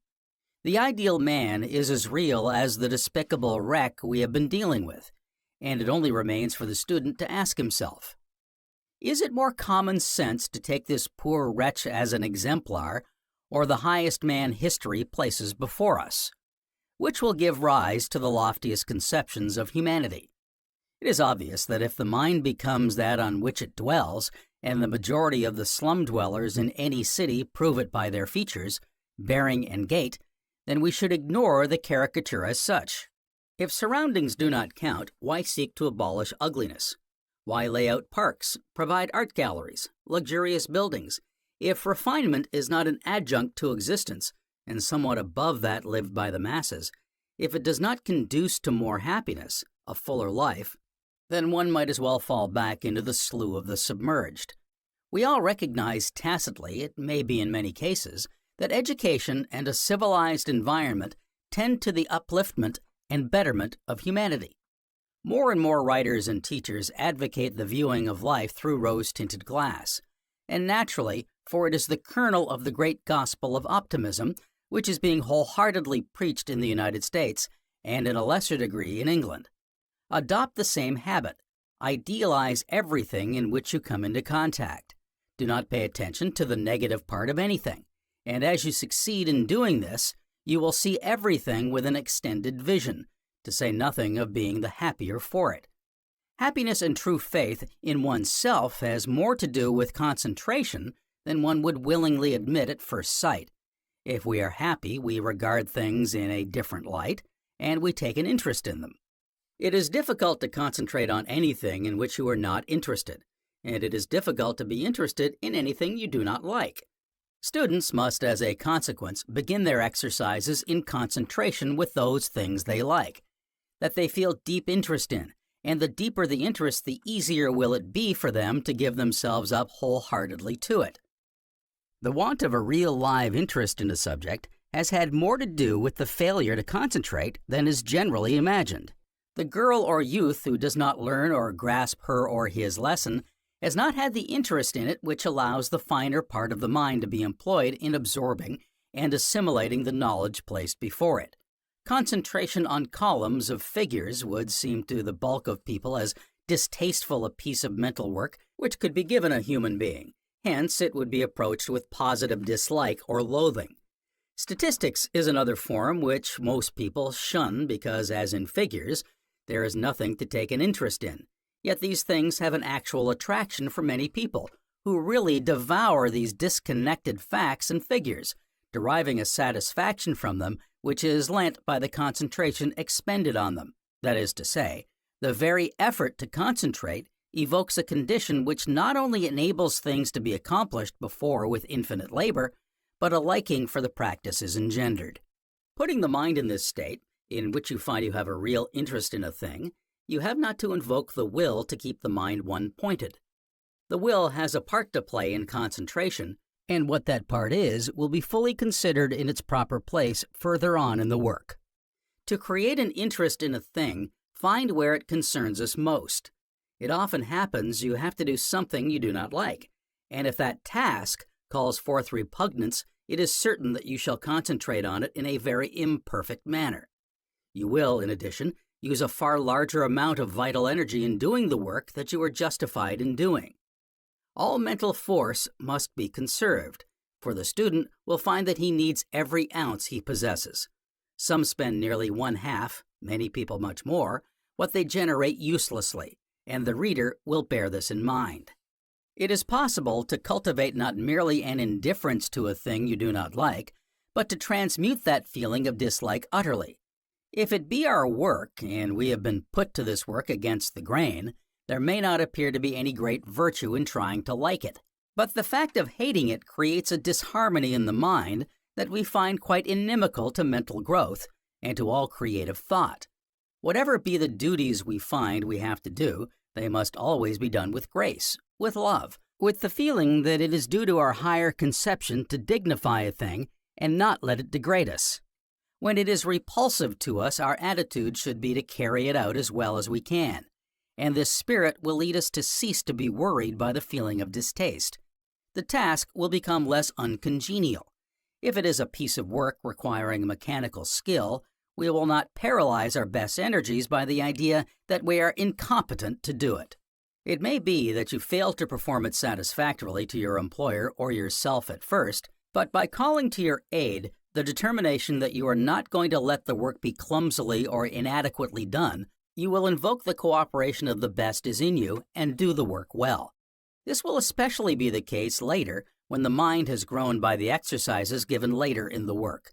Much of the so-called incompetency of people does not proceed from stupidity, want of apprehension, or inferiority in mind powers, but in the low estimate they have always placed upon themselves and their work. It has well been said that you are here to do something which no one else can do, save yourself. What that work may be, no one would pretend to dogmatize upon. But one thing is clear. Every human being is an individual, and no two are alike. So that although the goal of humanity be a common one, no two people will reach it in the same way. Evolution is not merely an unfolding, but as Bergson has shown, a creating so that the new is an actual fact in nature, and things are not a rehash. What man has done, man can do, is no empty platitude, but a matter of exact science, so that any man who wishes to become a painter, a writer, an orator, a military leader, or anything else may do so, provided he follows the laws of mind. It is so easy to forget the potentialities within each of us because we never see them, and people usually only believe in those things that they see. That is why they are now and then dumbfounded when they hear of someone whom they knew well doing something really clever, or something for which they have never given any hint that they possessed. If a man gets the idea that he is only common clay, that he is not clever like people he knows or has read about, he closes the avenues of the mind wherein lie the same powers that the men he envies or stands in awe of. Many men go through life for years before waking up to their possibilities, and then they suddenly discover the great within and the riches which response therein, and they are no longer the poor creatures they were. History is full of these instances of men who were absolute dunces at school, or idle, dissipated, utterly aimless. The great bulk of mankind goes through life in this blind fashion, though there are plenty of signs now that it is waking up, that the general level is being raised all round. If you induce other trains of thought, and this is quite possible, you come to regard unpleasant duties in a new light. We see them as opportunities to show the metal you are made of. You begin to learn that you are greater than you supposed, and that knowledge alone warms you to your work, quickens the intellectual powers, awakens the inventive areas of the brain, lends dexterity to the fingers or limbs, calls forth care and precision in whatever be the work. A well-known teacher of dancing avers that the art of dancing is in the head, not the feet. This is one reason why a teacher in any subject is so useful. In it, not that he himself does the work, but he shows that it is possible to be done. And the fact of seeing it done, or knowing that it can be, provides the necessary stimulus to induce the tyro to make the attempt by arousing his faith. It further gives him the encouragement and sympathy to try to accomplish it, and this putting forth of efforts increases in power and ability each time. Briefly, it is in the doing of a thing that we grow, not the mere theorizing about it. The writer has used above the illustration of a piece of work, but it is equally applicable in the gaining of a mental faculty, in any phase of character building, and readers should regard it in that light. It is practically immaterial to what purpose we apply the principle. It holds good in everything. Examine every unpleasant thing which you are called upon to do, and see if there is not some aspect about it which appeals to you, some good point that merits commendation. In many cases, this will be found, and your interest will at once be awakened. Once aroused, you will see unsuspected features which will render it less irksome to fasten the attention on, and when this is so, concentration has been attained. The student who would learn to concentrate successfully must utterly reverse the methods which are generally taught, just as the East adopts exactly the opposite system to that applied in the West in regard to science, the former seeking to perfect the instrument by which knowledge of the universe is possible, the mind, or the subjective method, the West beginning with the universe and ending with man, or the objective method, so he must not commence with the without, but with the within. One must be serene.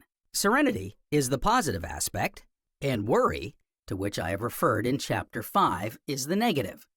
It is not sufficient not to worry, but one must cultivate a deep, quiet, peace-compelling atmosphere. Such an atmosphere of poise gives birth to forces awaiting our recognition. The usual conception of hustle and bustle being essential to accomplish anything is founded like so much else in the world upon appearances. The cult of striving in order to achieve enters into nearly every aspect of existence, because there underlies every effort that principle, which is eating the heart out of hundreds and thousands, competition, a much misunderstood principle, which has its place in the order of things when rightfully understood. The universal urge, the cosmic whip, which eggs the individual on, promotes growth, makes for evolution when it is properly apprehended, It differentiates the thinking from the non-thinking portion of humanity. It takes the jellyfish, backboneless, colorless, inchoate, vacillating creature, and makes an individual of him. When the notion of life being a battle gains ascendancy in the consciousness, then enmity towards all outside ourselves is generated. Fighting is the dominating idea. The struggle for existence, the weakest go to the wall, survival of the fittest, are three classical phrases which well exemplify the spirit of the age and define the attitude taken by so many. Individuality is what evolution, or the principle of unfoldment, aims at, but it is the gaining of a strength to help, not to crush.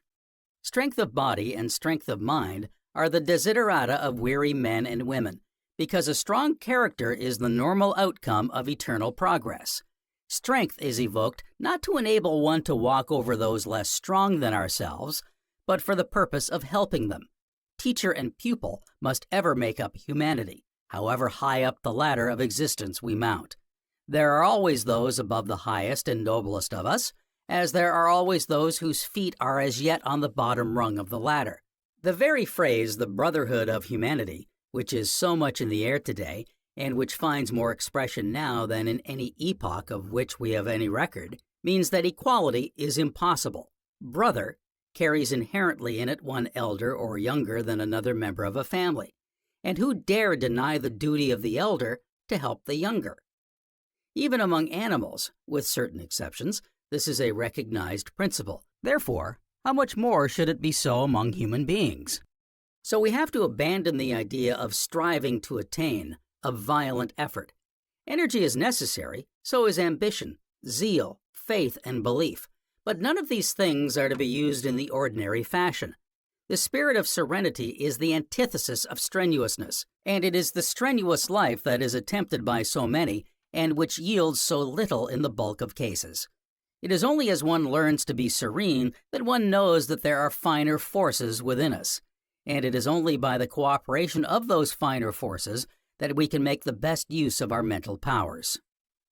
It is supposed by many that this quality is possessed by successful businessmen, but it is only partially practiced, because it is the surface of the mind which is used. Ask a successful businessman if he could keep his mind on one thing for 10 minutes, even money-making, or his business, or his favorite and most familiar thought. He would find it a tax. He might take half a dozen aspects of his business and think of each in turn, but this would be a very different matter to taking, as is often done in the East, a flower, focusing the mind on it to the exclusion of every other thought for 20 minutes or more. That is concentration, and the value of its acquisition is that the tentacles of the mind can be dug into any problem, however abstruse, when its nature is understood, and all that it contains will be given up, because it is impossible to withhold it. I have elsewhere cited the case of a judge who knew positively whether a witness was telling the truth or not, and he acquired this marvelous and desirable faculty by concentrating on truth as a virtue. He actually thought up all there was of truth, till he became truth itself. A lie to him set his nerves jangling, just as a drink-sodden man carries with him an atmosphere extremely obnoxious to any sensitive man or wild animals in their natural state. Bostock, the well-known animal trainer, knew this, and he found that a tamer in the habit of drinking was disliked very much by the animals, and his control over them was much slighter in consequence. To keep the mind on one point for 2 minutes is too arduous for many, and so long as there is this lack of serenity, this will be so. Business or professional men who can concentrate and who yet do not live the serene life simply force themselves to keep their minds on whatever they want, and they waste their forces and become prematurely old and worn out. You often hear such people say at the end of the day that they're fagged out. They have had a hard day. They have had many trying things. They may have got worked up about one or other matter. Work, it should be borne in mind, never tires one. It is the spirit in which it is done that wearies. Even laborious work, when adequate rest is permitted, does not make one tired. Have you never heard people say they were tired of doing nothing? Have you not yourself experienced a feeling of tiredness, spending a wet day at home or in very tedious company? All of us have at some point or other of our lives felt thus. Invalids who make no greater physical effort than turning over in bed complain of being tired out. What have they done to be fatigued? Well, the fact of being invalids to start with is proof positive of their not living according to law. So, they may well be tired. Misused emotions, ill-governed feelings, bitterness of spirit, critical or other negative states, including worry, inharmony, fear, nervousness, hurry, all produce fatigue. And fatigue, which springs from mental causes, is always more keenly felt than from physical effort. The born tired type is no illusion. These people do genuinely feel tired, whether they work or not, and they are not confined to the masses either. If we did but know it, energy in an unending stream is pouring into us every hour of the 24, and few of us need be weary. I know the statement seems extreme, but students of mental discipline have proved it now for some time. A writer who has produced several books in 5 years, to say nothing of writing for 1 or 2 monthly magazines, says, "I can now endure almost anything without feeling tired or worn, and my working capacity has more than doubled during the last few years. Still, I consider myself simply in the very beginning of this phase of the subconscious field." If one is a sedentary worker, he need not feel tired by poring over his work several hours in succession. All he needs is change. But this is a question we must not pause over at present, fascinating though it be. It is only introduced here as it has a distinct bearing upon the matter under consideration. It is not the hard day, then, that tires, but the spirit in which the work is done, and this frame of serenity introduced into the daily life will give a zest for what was once considered irksome, difficult, or even repulsive. The idea of fighting for one's living must be banished, and the idea of coming into one's own, of daily unfoldment, daily growth, must be substituted. The notion of being overworked has got more common nowadays because things seem to have moved more quickly of late years. This has arisen through so many more interests being introduced into life. The attention is necessarily more divided as a result. In this way, one can see how imperative it is to grow out of this misconception and gradually substitute harmonizing thought. Jangled nerves must be straightened out. You must not permit yourself to be put out by others or affected by what goes on in your own immediate environment. That it is unnatural attitudes of mind that cause weariness of body and not work anyone may prove for himself. If you have certain work to do which seems distasteful or difficult, it may be only looking for a missing receipt or letter, or turning out on a wet night to visit someone living a mile or 2 away. You maybe feel irritable. This feeling may lead to headache or even a sense of irritation, and irritation sets up molecular changes in the cells of the body. These changes are translated into that tired feeling, which advertisers of patent medicines are so fond of quoting to push their wares, and the whole body feels it. So, a sleepless night, though the body lie 8 or 10 hours, will tire one on account of the toxins created in the tissues. Tiredness, in many cases, is simply fatigue poisons generated in the body, and has not the slightest reference to the amount of labor performed. Chapter 6. Lesson 5. The Abolition of Worry. The Acquisition of Serenity and Mind Power. The mental picture-making faculty which most minds possess should always be pressed into service where it is desired to either create any new faculty in the mind or to strengthen a weak one. Direction is the one thing that is lacking in regard to our forces. Our heart beats of its own accord, we say. The lungs act similarly, and we suppose that thought processes can initiate themselves and do their work without our interfering with them, but this is not so. Where energies are vigorously functioning every moment of the 24 hours, they need direction. Otherwise, being highly imitative, they copy whatever actions they may have just performed.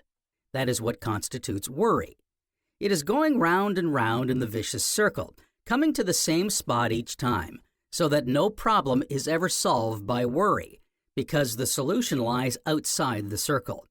We do not come across anything new, and it is the new we want when endeavoring to get out of a difficulty or to solve a perplexing problem. Life seems largely made up of these problems, and it is because of our want of success in removing them from one's path that so many stay where they are. Many pursue the same course year after year, following in the same old groove. They are conscious of not making headway. They feel that they are only making time. Yet, however much they desire to strike out, they are thwarted by these problems, and they move once more in the circumscribed orbit. The mental picture-making faculty must be set to work. If the student wants to learn how to concentrate, he must get hold of the tools needed in preparing the way for it. If a man does not know that he possesses a thing, he cannot expect to achieve something only to be accomplished by the aid of that something. Thus, we have men and women who could be brilliant if they would, who could be clever if they wished, who could be much more than they are. But if they think that all they are is present in their consciousness now, they cannot use the auxiliary which would help them so wonderfully. A man who wanted to be wealthy might, by working long hours, existing on the barest necessities of life, wearing his clothes to rags, never having a holiday, never helping anyone or anything, content to live in a garret, being miserly in the extreme, amass after many years a big sum of money. He could accomplish the same thing with infinitely less labor, no privation, enjoy himself thoroughly, widen out his character instead of cramping it, and give pleasure and profit to many. The strenuous and toiling path always has its counterpart. The student has been shown here the need for a wholesome state of mind before he can do much, the abolition of worry, the acquisition of serenity, the lessening of the number of activities, the tendency of the simple life, has severally been brought under notice, and as one wheel cogs into another, so this practice of sketching out the mentality as he would like it will help him or her considerably. By seeing it as he would like it, he gives less attention to the actual state of the mind, so that whatever weaknesses there may be by not being emphasized, as they are in the daily life, will gradually pass from the consciousness. As this takes place, the conditions which the student would like to see in his mind will slowly become established, and here one mental law will be of service to him. Mental matter is always in the state of building. Something is always being constructed, and it is invariably modeled on the pattern set it by the image-making proclivities of the mind. As the mind dwells on one set of images by another great psychological law, the energies surge to the center, thus created for the moment. Thinking always sets up increased activity in the consciousness, and as the mind pictures what it needs, what it would like, more and more energizing factors come along. These energies seek to build up the pictures furnished, and provided those pictures are not altered and modified repeatedly, they will become concrete. That is to say, they will set in motion those forces which will externalize the ideas contained in the mind. For as so frequently pointed out, the outcome of all thought is action, the bringing to the surface what has previously gone on underneath it. It is the result of the thought, just as all we see around us in the universe is the effect of a cause, and not that cause, so all physical actions are the effects of causes set up in the mental and spiritual worlds. Seeing that it takes little more labor to image the mentality, as we should like it, we might as well idealize our images, however far short of such ideals our minds may be at the present moment. Let us see ourselves performing those things we habitually do in the most perfect manner possible. If we are not able to concentrate, let us see ourselves keeping our mind uninterruptedly on the point we wish to consider. There is a difference in seeing ourselves do this and actually doing it, and this will be understood later. But this preliminary practice will contribute its quota to the success we seek. The mind can only work to patterns. It cannot produce something on which the thought has not been working. So that the more clearly and more frequently the mind can be impressed with mental pictures of what is desired, the more certain the outcome, the more sure that we shall realize what we set out to realize. And here it would be well to decide what is best for the time being. So many want this and that and the other, and think about each in succession that one set of mental pictures or ideas neutralizes the other. The habit of having a lot of unfinished work about is common on the physical plane, and the muddle it causes to all around is obvious. In the mind, it is even more fatal, for it destroys the efficiency of the mechanism of the mind. No two people may feel the same need, so each should decide for himself as to what will most help him at the particular point of his success. Generally speaking, it is wisest to take the weakest trait and strengthen that by the laws enunciated herein. A common fault with the beginner in applied metaphysics is the desire to accomplish too much. When he learns the possibilities of mind, what he can become, what he can do, he wants to be everything all at once, and the forces of the mind tumble over each other in their eagerness to obey his desires. He rouses things up within the circumference of his mental powers, and great activity is manifest for some time. Often, as a result, a new idea crops up unexpectedly, and if he is wise, he will act on it. But this should only be done when he sees clearly ahead the legitimate result of the action. This the habit of making images will do. And though he may make mistakes in his deductions at first, he will mature his judgment, and later will rarely need advice from others as to the best course to pursue under given circumstances. The encumbering mental material must be got out of the way. A definite plan must be sketched and then adhered to. By taking the weakest trait, refusing to see it as at all weak, but rather the highest state of efficiency you can conceive, you begin a policy of constructive thought, and therefore strengthen it at the outset. Of course, if action is part of plan, you must see that it is not lacking. Otherwise, you become a mere theorist, a dreamer. Action is nearly always concerned. It will be found, and however unpleasant it may be, and it nearly always is in these cases, because that is why it was not performed before. It must be resolutely carried out. The other faculties of the mind must cooperate with the desire to amend the weakness. If the action has an unpleasant aspect or character, it must be looked at from quite another standpoint and thus rendered innocuous. It has this side, be sure, and it is for you to find it out. We give life to errors and then take the errors for truth itself, and therefore think we cannot get away from the result. Mental or soul forces frittered away in 100 different directions accomplish nothing, any more than the sun's rays do, but focus them by scientific concentration, and we know how intensified is the power that is expressed thus. If there is a weakness in the character and the mind pictures the opposite virtue, strong and radiant, the gaps between where you now stand and the place you aim to be at will the sooner be filled up. Having materially strengthened the weakness, so much so that scarcely a trace of it remains, one can then turn one's attention to other sides of the character which need development, or the building in any side that will help us to secure this wider power of concentration. Till we have that, we shall content ourselves with repairing breaches, with strengthening our ordinary mentality, and leave the creative aspect of the new psychology for future experiments. Knowing what you want will indeed be a great gain, as it will conserve force, and that force can be turned into channels where it will accomplish our purpose more effectively than it would if diverted into first one channel and then into another. This knowing what you want is one of the most tantalizing things in the world. Man being so much a creature of moods, unlike a rock or animal whose wants are few and therefore no ambition, he has 1,001 activities, all of which call for expression at some point, and he spends most of his time in gratifying them.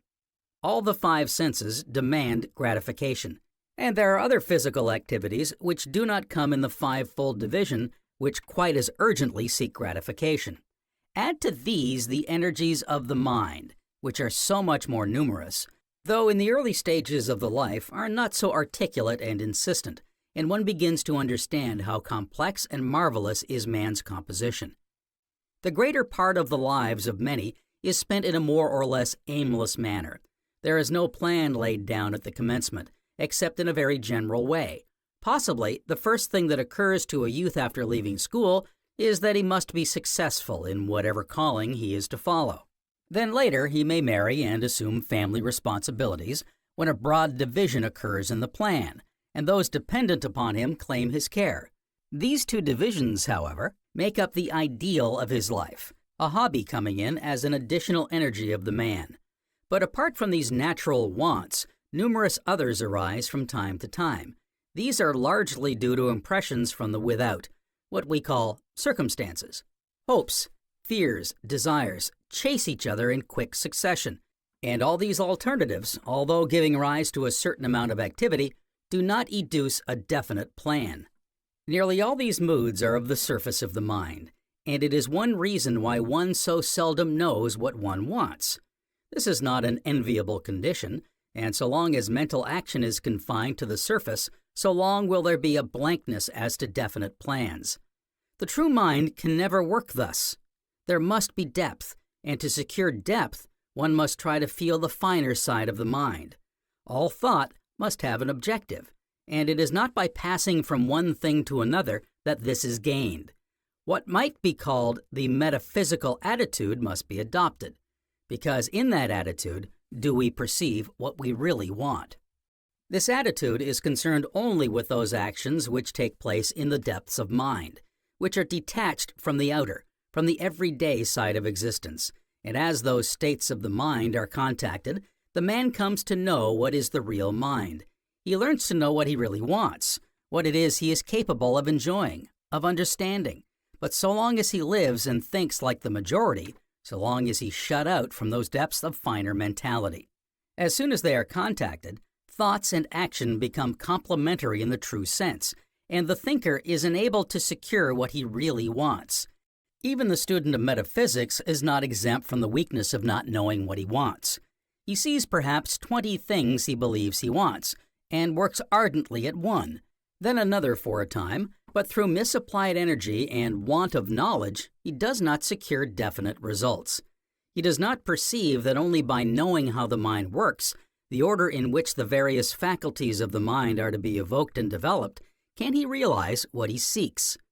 Trying to stimulate first this, then that faculty, with spasmodic prods here and there, may result in increased activity of the faculties involved, but this is not what one should seek, for as soon as the result of the prod or stimulus has been exhausted, they sink back to their normal level. By coordinating the forces and activities, powers are awakened that are practically self-acting, and once worked, they continue the work begun. Chapter 7, Lesson 6, Self-Control and Self-Reliance.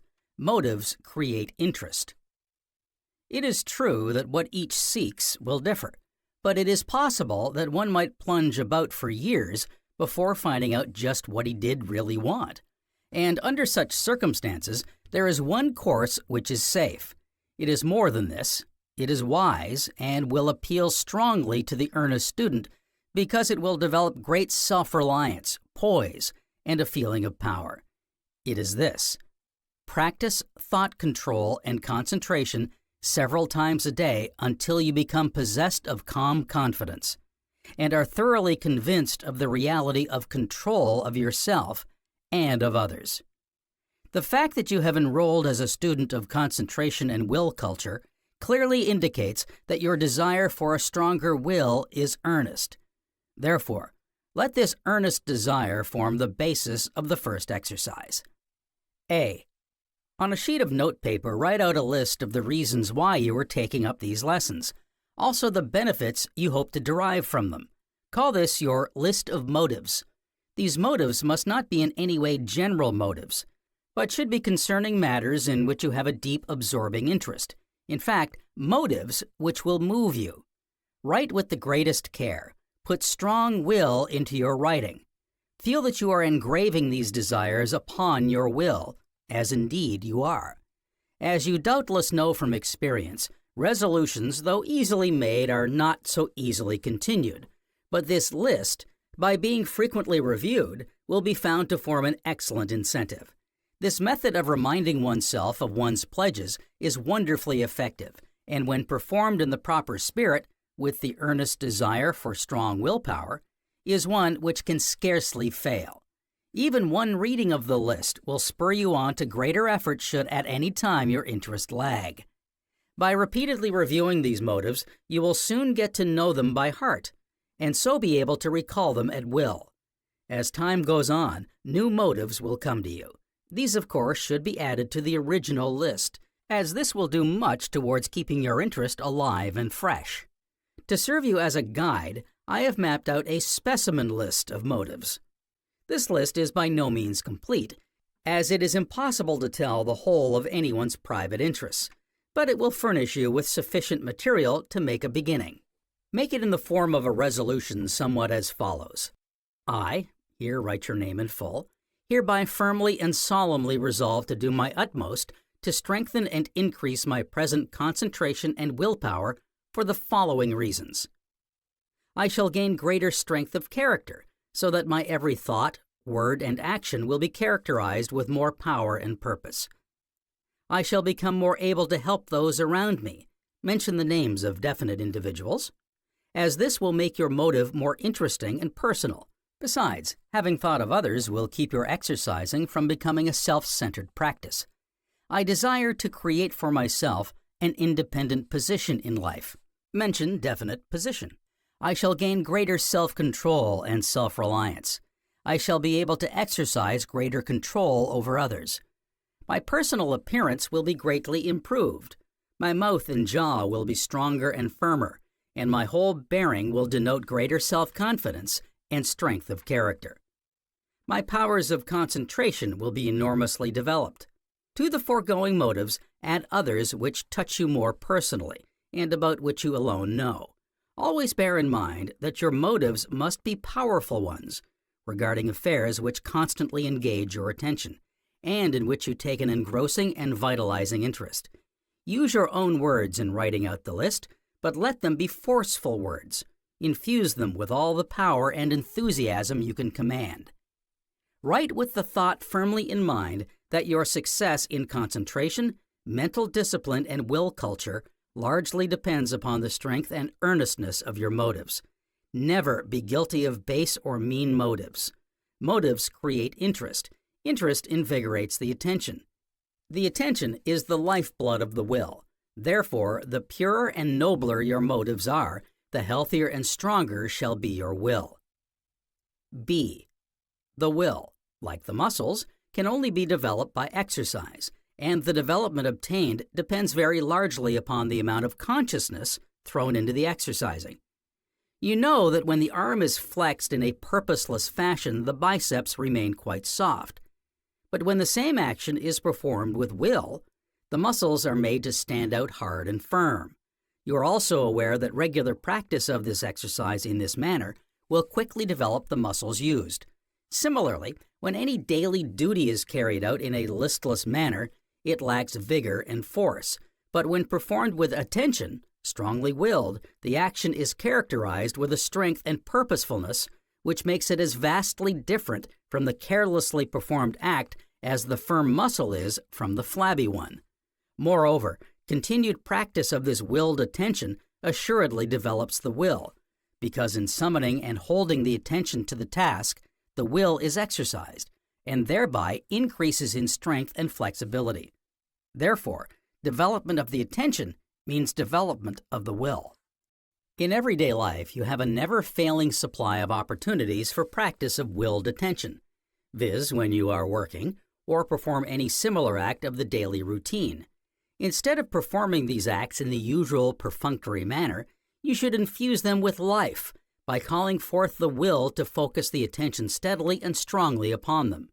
At the same time, earnestly affirming, I will to do this act quickly, yet carefully. Interest is the key to attention. So should any of these seemingly unimportant acts fail to possess interest, you must create it by surrounding the act with thoughts which are of interest to you. Thus, say to yourself, by attending steadfastly to this act, I am strengthening and increasing my willpower and concentration. Recall and apply any of your other motives, and your interest and attention in the task are certain to increase. C. You are possessed of a power which is invaluable, namely, calm confidence. By calm confidence is meant the power of performing every act in a calm, confident manner, so that you are able to accomplish with ease that which was formerly, well, nigh impossible to you. You can experience this mood of calm confidence by experimenting with exercises given herein. Be seated, close the eyes, and let there come flowing into your mind peaceful, inspiring thoughts, such as, I feel much happier. I am confident that I can accomplish any task. Why, life is so good, so grand, so glorious and beautiful that I cannot feel other than confident and perfectly happy. Repeat these and similar affirmations each time with renewed earnestness, and you will find that as the thoughts take hold, your eyes will brighten, you will sit up, draw in a deep, full breath, and bring the shoulders back. Your whole body will seem vitalized and tingling with a newfound strength, and you will feel capable of accomplishing any undertaking. You will experience the mood of calm confidence. Lay aside everything else and give this exercise a fair trial. Perform it earnestly and conscientiously, and you will experience that buoyancy of mind and body which comes only when you feel thoroughly confident of success. Now, this power of calm confidence is within you, for it can be brought forth, and persistent practice is all that is required to make it permanently one of the features of your personality. Cultivate this state of mind assiduously, and you will be repaid 1,000-fold for the time expended upon it. D. When feeling depressed and out of sorts, you have doubtless noticed your breathing is shallow, short, and jerky, just sufficient to keep the lungs supplied with as much oxygen as will keep you existing. But when you feel capable of accomplishing any task, when certain of success, or when elated over some specially good news, notice how the breathing is affected. It becomes fuller, deeper, more rhythmical, and more invigorating. Now, while it is true that your state of mind has this wonderful effect upon your breathing, it is also true that your breathing exercises a remarkable influence over your state of mind. Proper breathing is one of the greatest aids to strong will, because better breathing means better health, and one's willpower depends very largely upon one's state of health. In this connection, the following breathing exercise is simply invaluable for its all-round benefits. Breathe in deeply, quietly, unhurriedly, and rhythmically through the nostrils, affirming while doing so, I am inhaling health-giving oxygen and greater willpower. Hold the breath and affirm, I am absorbing health and willpower. Now exhale fully with the earnest affirmation, I am breathing out all bodily weakness and weak will. Do not go through this exercise in a casual, matter-of-fact manner, else you will lose its undoubtedly great benefits. Live the thoughts you are suggesting to yourself. Let yourself feel and realize the sensations which the thoughts are bound to create, and very soon you will be the possessor of an increased supply of the powers upon which you have concentrated. Practice this exercise at least twice a day, in the morning when you wake and at night before going to sleep. It can also be practiced any spare moments you have during the day, and will be found to possess great health value apart from its immense value as a willpower builder. E. In the development of will, a certain amount of energy is expended. Therefore, in order to avoid unnecessary fatigue, economy of energy is essential.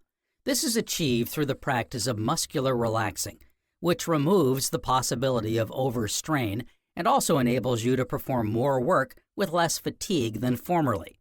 Try the effect of the following simple exercise. Be comfortably seated. Inhale a deep, rhythmical breath, which will vitalize your whole body. Now exhale fully and very slowly. As you exhale, let the body thoroughly relax. The head drop forward.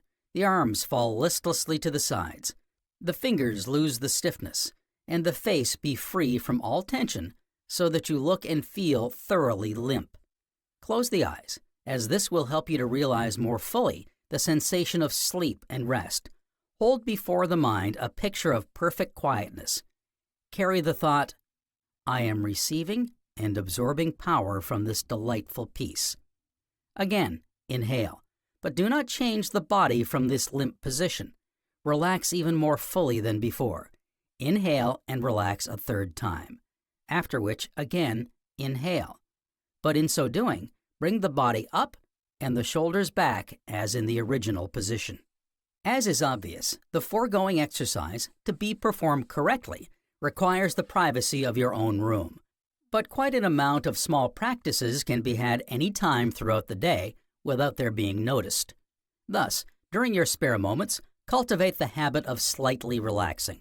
You cannot, of course, become limp, as in the relaxing exercise proper. Just let yourself become less tense all over. Besides being great helps in the economizing of energy, these relaxing exercises possess exceptional value as tonics for jaded and overwrought nerves, and will do much towards developing the mood of calm confidence. The foregoing comprises the student's exercises for this lesson, and they should be performed daily until results are obtained. Perform the exercises as follows. First, read over your list of motives 3 times every morning and evening. See paragraph A. Second, perform throughout the day 4 or 5 acts with willed attention. See paragraph B. Third, summon the mood of calm confidence several times every morning and evening. See paragraph C. Fourth, perform throughout the day several acts with calm confidence. Fifth, perform breathing exercise several times every morning and evening. See paragraph D. Sixth, perform relaxing exercise 5 times every morning and evening. See paragraph E. Before commencing each exercise, earnestly affirm, "I will," to gain strong willpower. The performance of one exercise will, of course, indirectly help the performance of the others. But when you have gotten well along, you must consciously endeavor to blend the exercises. That is, when performing one, try to embrace all the others. Thus, when reading your list of motives, inhale deeply and summon calm confidence and attention. When exhaling, slightly relax. While going through the attention and calm confidence exercises, inhale fully and at the same time, recall a strong motive. Perform the acts with the moods of calm confidence and willed attention held strongly to the fore. Slightly relax each time you exhale. In the breathing exercise, inhale deeply and rhythmically, while affirming some strong motive. Inhale, absorb, and exhale with confidence and attention. Exhale very fully and relax slightly. During the relaxing exercise, inhale deeply. Recall strong motive. Feel you are relaxing with confidence and attention. Perform these exercises the same number of times as during the first fortnight. As you develop the knack of performing the exercises conjointly as above, you will experience a growing feeling of power. You will infuse will into every act. The thought, "I will," to gain strong willpower, by being kept persistently before the mind, will come to possess and dominate the mind, thus enabling you to perform every action with ease and grace, whilst imbuing them with greater intelligence, vigor, and will strength. By regular practice of the exercises in this lesson, your thinking powers will be greatly quickened, and your power of observation wonderfully developed. Consider the important part observation plays in your life. Your actions depend upon it, because before you can act, you must desire. Before you can desire, you must be aware of the things to desire, and in becoming aware, you must use your powers of observation. Besides giving your face an added appearance of strength of character and willpower, the practice of this exercise will undoubtedly develop your self-reliance. It will make you feel more master of yourself, and able to judge matters in a much clearer, calmer, and more collected manner.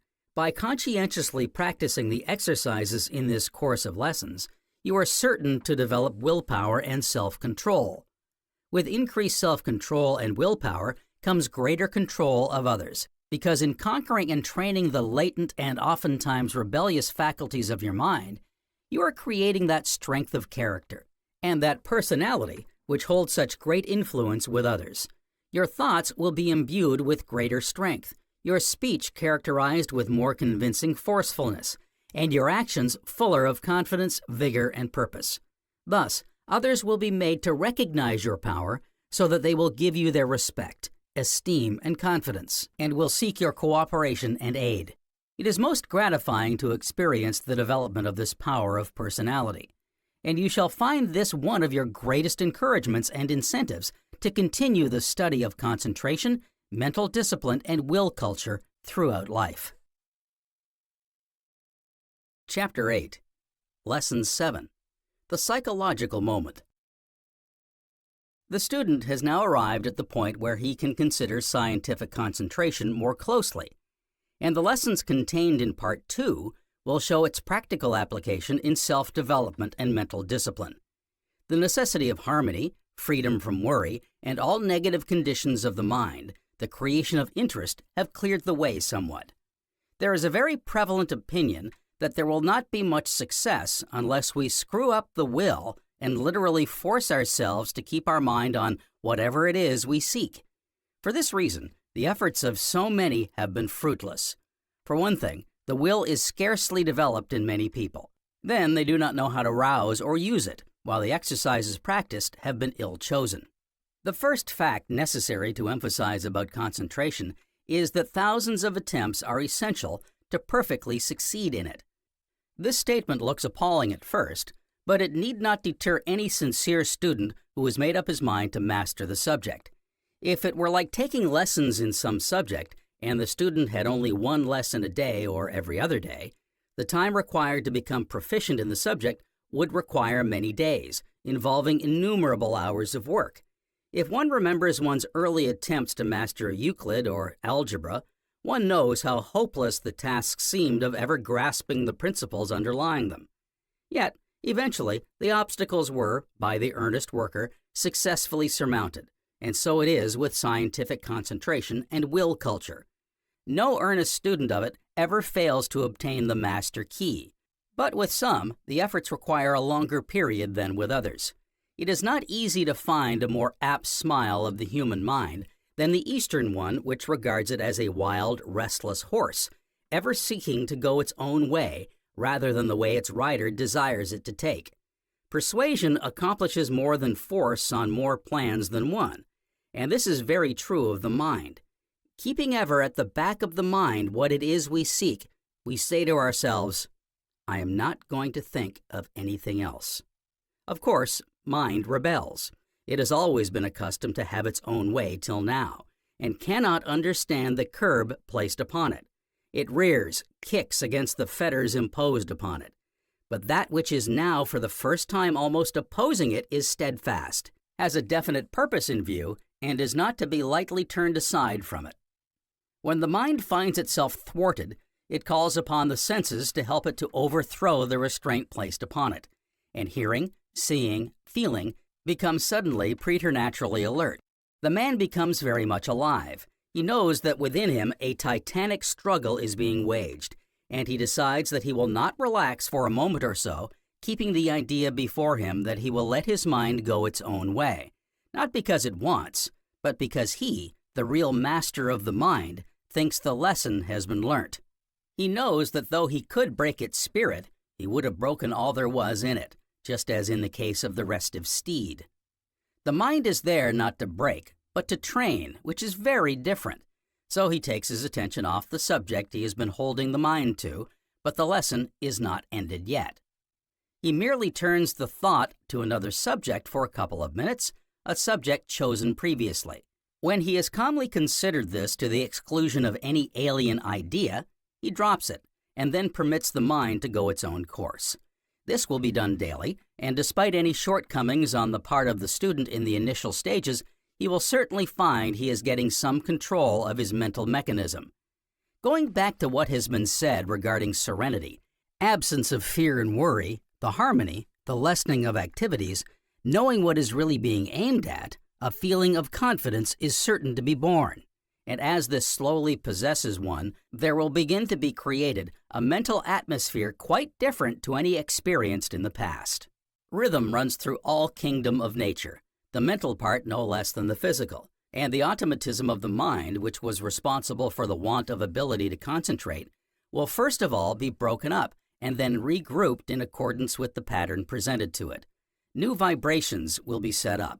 Will culture begins to take place, and if the reader can manage to set apart a certain hour daily for concentration practice, all the better.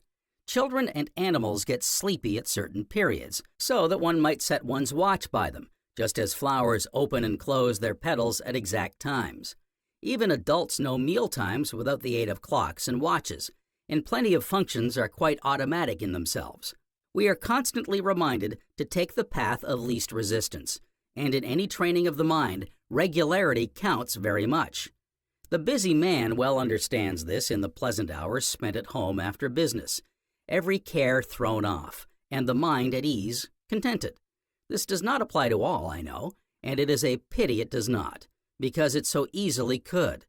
But all the same, there are many men and women to whom it does, and they will understand what I am endeavoring to show, that rhythm unconsciously enters into one's daily life. When the student has commenced a practice, he finds that each time afterwards he takes it up or repeats, it becomes easier, because all the faculties concerned in it get ready for it, look forward to it, so to say. Further than this, new interests will almost inevitably rise, ambition will be strengthened, and concentration will come quite naturally. When any new ambition or a new conception arises in the mind, desire at once comes to the front. And when desire is awakened in us, all the forces of the mind are increased and become more alert. Just as a football enthusiast would throw more energy into a game than would be expended in a day's work, and yet not feel as tired, so when strong desires can be aroused in a man, he has little difficulty in concentrating. It is a psychological law that the use of a faculty to its utmost increases its capacity. And so we find once more that after the steady daily application, the mind rests easily on whatever subject we place before it. This does not mean that we shall abuse it and practice gazing at black spots on the wall for 20 minutes at a stretch, as taught by so-called professors of New Thought, hypnotism, etc., etc. This will lead to a wearying of the mind's forces, because the mind would not voluntarily take up gymnastic stunts of the above nature. Where there is no real objective, where the mind is not legitimately fulfilling its function, there is a sense of the mental powers being forced, and where this is the case, the true forces are diverted into unnatural channels, and they work against the grain. This tends to a disruption, a disorganization of the mental mechanism. Success in concentration is dependent upon the attitude which the mind takes up. There may be a praiseworthy attempt to feel that it is an admirable experiment to gaze fixedly at a spot, with the mind fastened on it like a leech.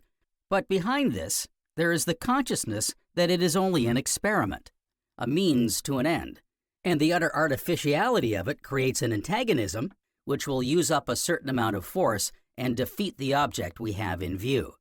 A doubting or dissatisfied attitude will positively bar success, and tend to produce either a feeling of indifference or disgust for concentration or will culture. And this, if allowed to go on, will put the student back a long way. This is a form of conscious concentration. Chapter 9, Lesson 8, Unconscious Concentration. If you would make concentration and mental discipline not only a success, but a positive pleasure, then carry it into every act of your life. This explains what was said above about its being necessary to make thousands of attempts to master the art. If scientific concentration is put into every act of the day, then one would concentrate 1,000 times in 6 weeks or less. And if one could practice it perfectly in a year, it would be an immense gain. This is what might be termed unconscious concentration. Willpower can be used now, but not in the way so many advocate, in the helping of the mind on all subjects on which it is necessary. It will have been noticed that the words "the master key" figure in the title of this work, and no student will have had any difficulty in connecting the title with the mastery of self and things outside of self, such as circumstances. Thus, it is that the human will, in common with the other faculties of the mind, must share in the work of raising and transmuting the lower nature by a study of will culture and mental discipline. At this juncture, unless previously dealt with in the earlier part of these studies, the student will be wise in deciding what he is going in for, what his aim is, what he intends to do with his possibilities, what faculties he particularly desires to train or evolve, and use the will to stir and prompt him to action, to keep him up to the mark. It will supplement his enthusiasm. It will steady too much zeal, too much one-sidedness, help him to keep a mental and moral balance, as the reins in the hands of a skillful horseman prevent the animal from stumbling. It is no light thing coming to a decision with regard to one's ideals. It takes time to grow to the point where one's future becomes an ideal, which is something ahead of the average mind. An ideal is too frequently associated in the mind with something visionary, something all very well for the dreamer, the poet, but of no use to the practical, hard-headed businessman or the intelligent woman, or even the average individual. Therefore, with too many people, we get no ideals, unless we apply the term to making provision for the future and paying one's debts, not a bad thing in its way. No one can go very far, however, without ideals of some kind, but it is not for the writer to lay down to the student of mental discipline, will culture, and scientific concentration what these should be. Everyone must form his own. It is almost certain when he has dipped into the new psychology a little, he will be fired by the same enthusiasm, the same keenness to progress, to widen his outlook, to aim higher, to cultivate ambitions he dare scarcely have whispered to himself a short time before. It is a rule, in fact, for those coming in touch with mental discipline and will culture to have kindled within them what almost amounts to a new sense, a desire to express themselves along new lines. It is as though they had suddenly discovered a new sensation, or unexpectedly come upon a country whose existence they had never imagined before. What frequently happens in these instances is that the interior depths of the mind have been touched, and they give rise to vibrations that shake the whole of the mental vehicles and initiate changes that lead to an almost new life. To find out what your strong points are, go back to your childhood and see in what direction your tastes lay. It may require a few moments daily to get the retrospective habit working smoothly, but it can be got to work in this direction, and each day will find recollection of one's early days more vivid. It has often been remarked by people that they can remember trivial incidents that occurred 20 or 30 years ago, whilst they may have difficulty in recalling matters that are really of importance that have only taken place a few days before. One reason for this is that in childhood, impressions being naturally fewer are deeper. When the tastes of early life have been rediscovered, the student may see if they still lie in that direction, and if so, he can set to work by constructive thinking to get the new vibrations to work. The mind is always churning something over, hence, if allowed to go its own way, it invariably thinks injurious and useless thoughts. From these we get tendencies, many of them of a negative character, and from this we see the creation of destructive forces. It is just as easy to turn these forces to constructive work as the reverse. To get the whole power of the mind, it is necessary to get rid of the idea that the mind must work along the lines that it has always gone, because by thinking of the mind in this fashion, we limit its possibilities. If you were exploring a strange country, and instead of going into the interior, you contented yourself by sitting down on the shore and looking around, surmising that the interior would not differ much from the littoral, then you would be limiting your knowledge of that country. It would only be by actively traversing the domain that you would gain a knowledge of the region. So, in the region of the mind's mental domain, if you wish to work with the whole force of the faculties, powers and tools of the mind, they must all be brought under way. The mind being a creature of habit, and as just said, perpetually churning thought as the cow chews the cud, it must have something on which to operate.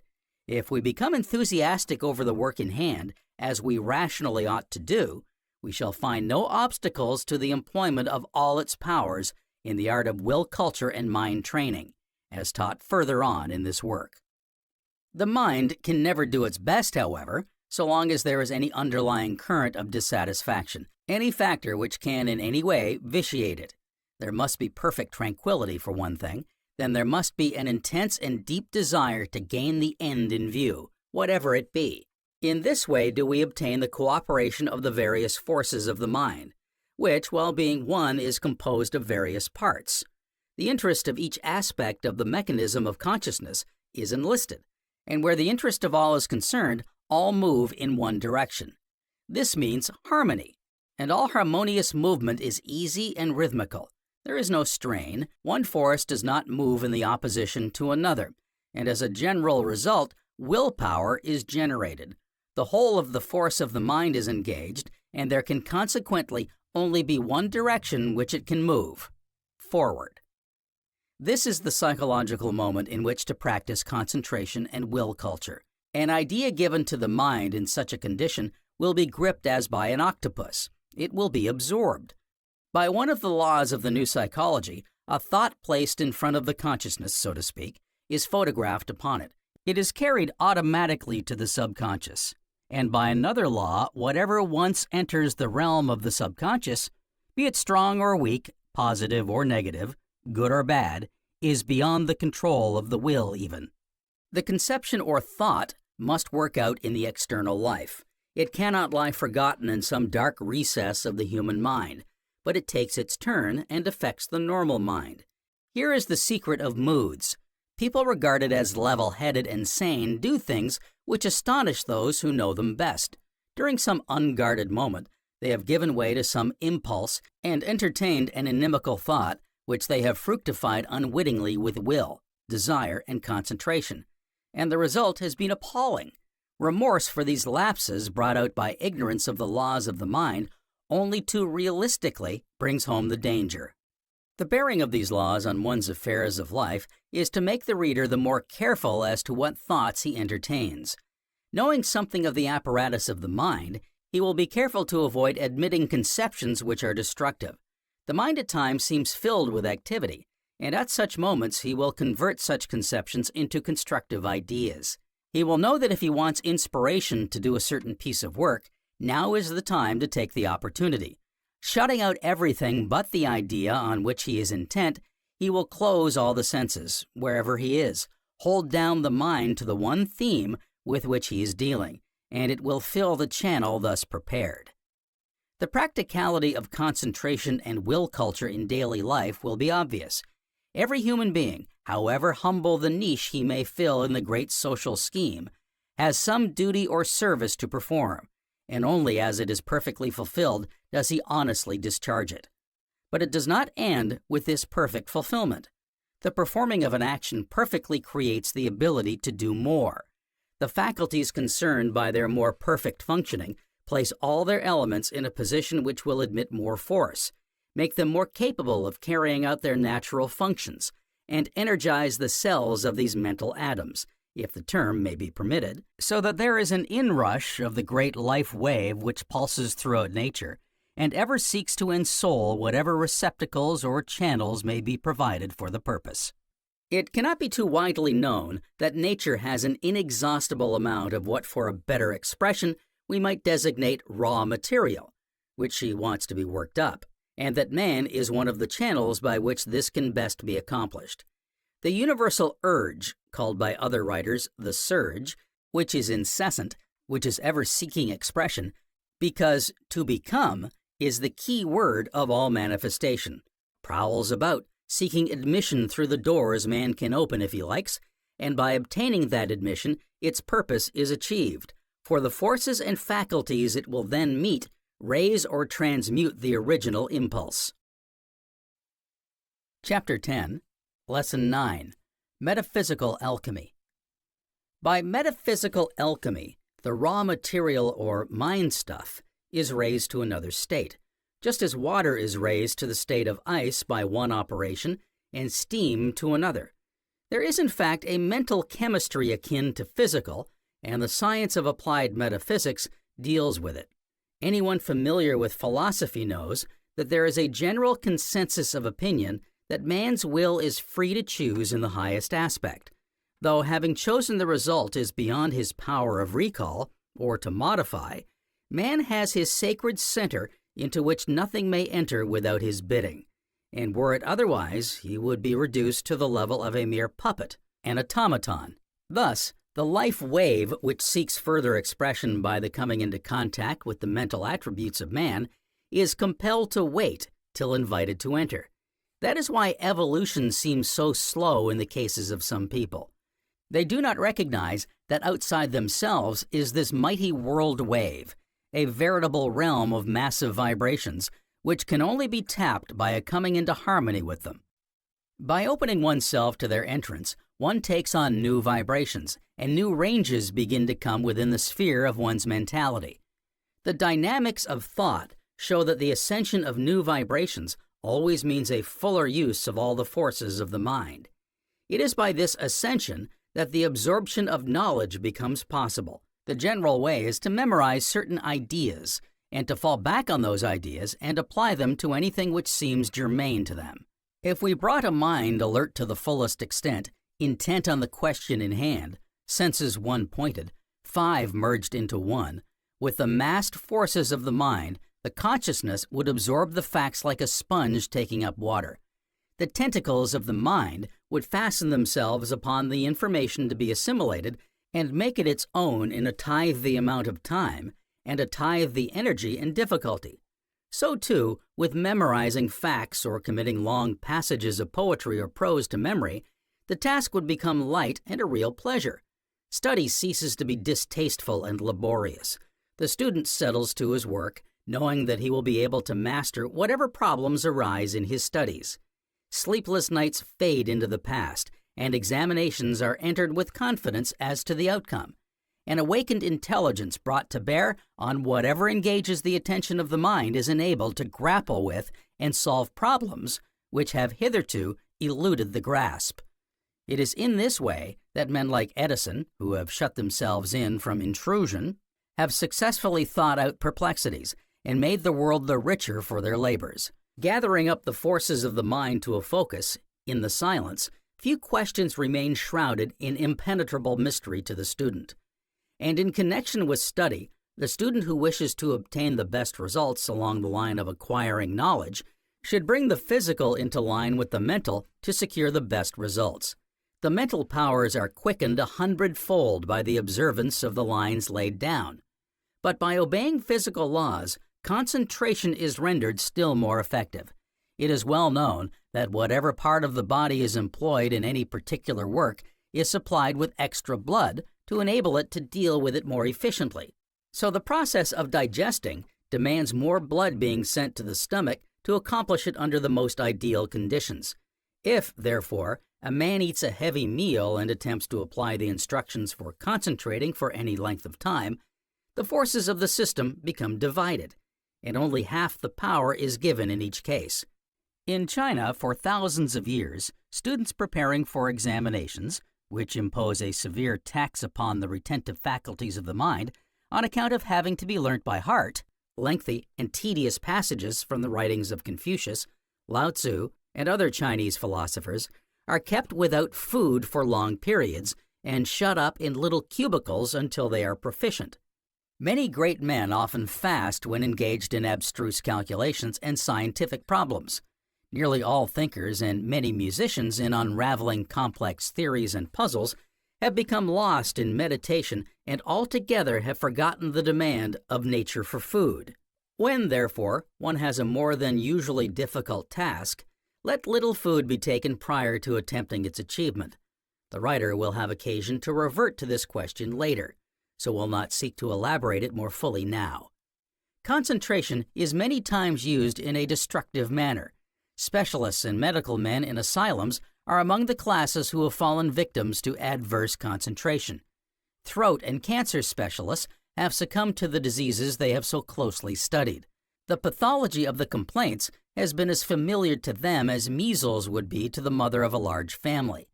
They knew every phase, every indication, knew what to expect and when. They worked out in their minds the whole history of the disease and slowly constructed it externally in their own bodies. The writer has a collection of newspaper cuttings giving these sad instances of the fatal power of a morbid, faulty concentration, for like everything else in connection with the powers of the mind, concentration is non-moral. It is power or force which may be used to promote health or generate disease. It is quite immaterial to it what the outcome is. And so the mind of a morose and morbid tendency gloats and fastens upon some form of self-destruction till, following the logical sequence, action succeeds thought. Many a victim of the drink or drug habit is really under the sway of concentration and auto-suggestion put to the wrong use. Read the weird and gruesome stories of Edgar Allan Poe, and you are almost forced to the conclusion that the end of such a genius could only be what it was. Fortunately, as just remarked, the number of those able to concentrate is comparatively few, but they emphasize the danger and reality of this great power of the mind. The student need not hesitate to practice concentration for fear he may develop into a monomaniac or some other monstrosity. Concentration is like a good horse. It is under complete control and can be relied upon to do only what is expected of it. All mental forces are edged tools, but the possession of them requires expert knowledge of them as he involves them, and so does not injure himself.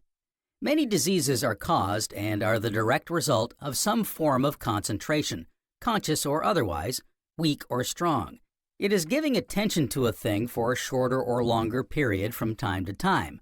When the religious devotee kneeling at the feet of a crucifix, her whole soul going out to the object of adoration and veneration, filled with intense pity and sympathy, dwells upon the wounds of nail prints in the body of Jesus on the cross, she reproduces the stigmata on her own body in the corresponding part by her concentrated attention, and blood will actively flow. The reason we have so many cases of chronic diseases is because attention passes from the conscious to the subconscious, which in turn reacts upon the ordinary mind, for whatever enters the inner regions of the consciousness must come forth as action and further thought, or tendencies which promote both thought and action. Whatever is given attention to in the mental world is thereby intensified, and whatever is intensified demands and is supplied with increased force. Thus, concentration for even a short time on disease increases its hold upon us.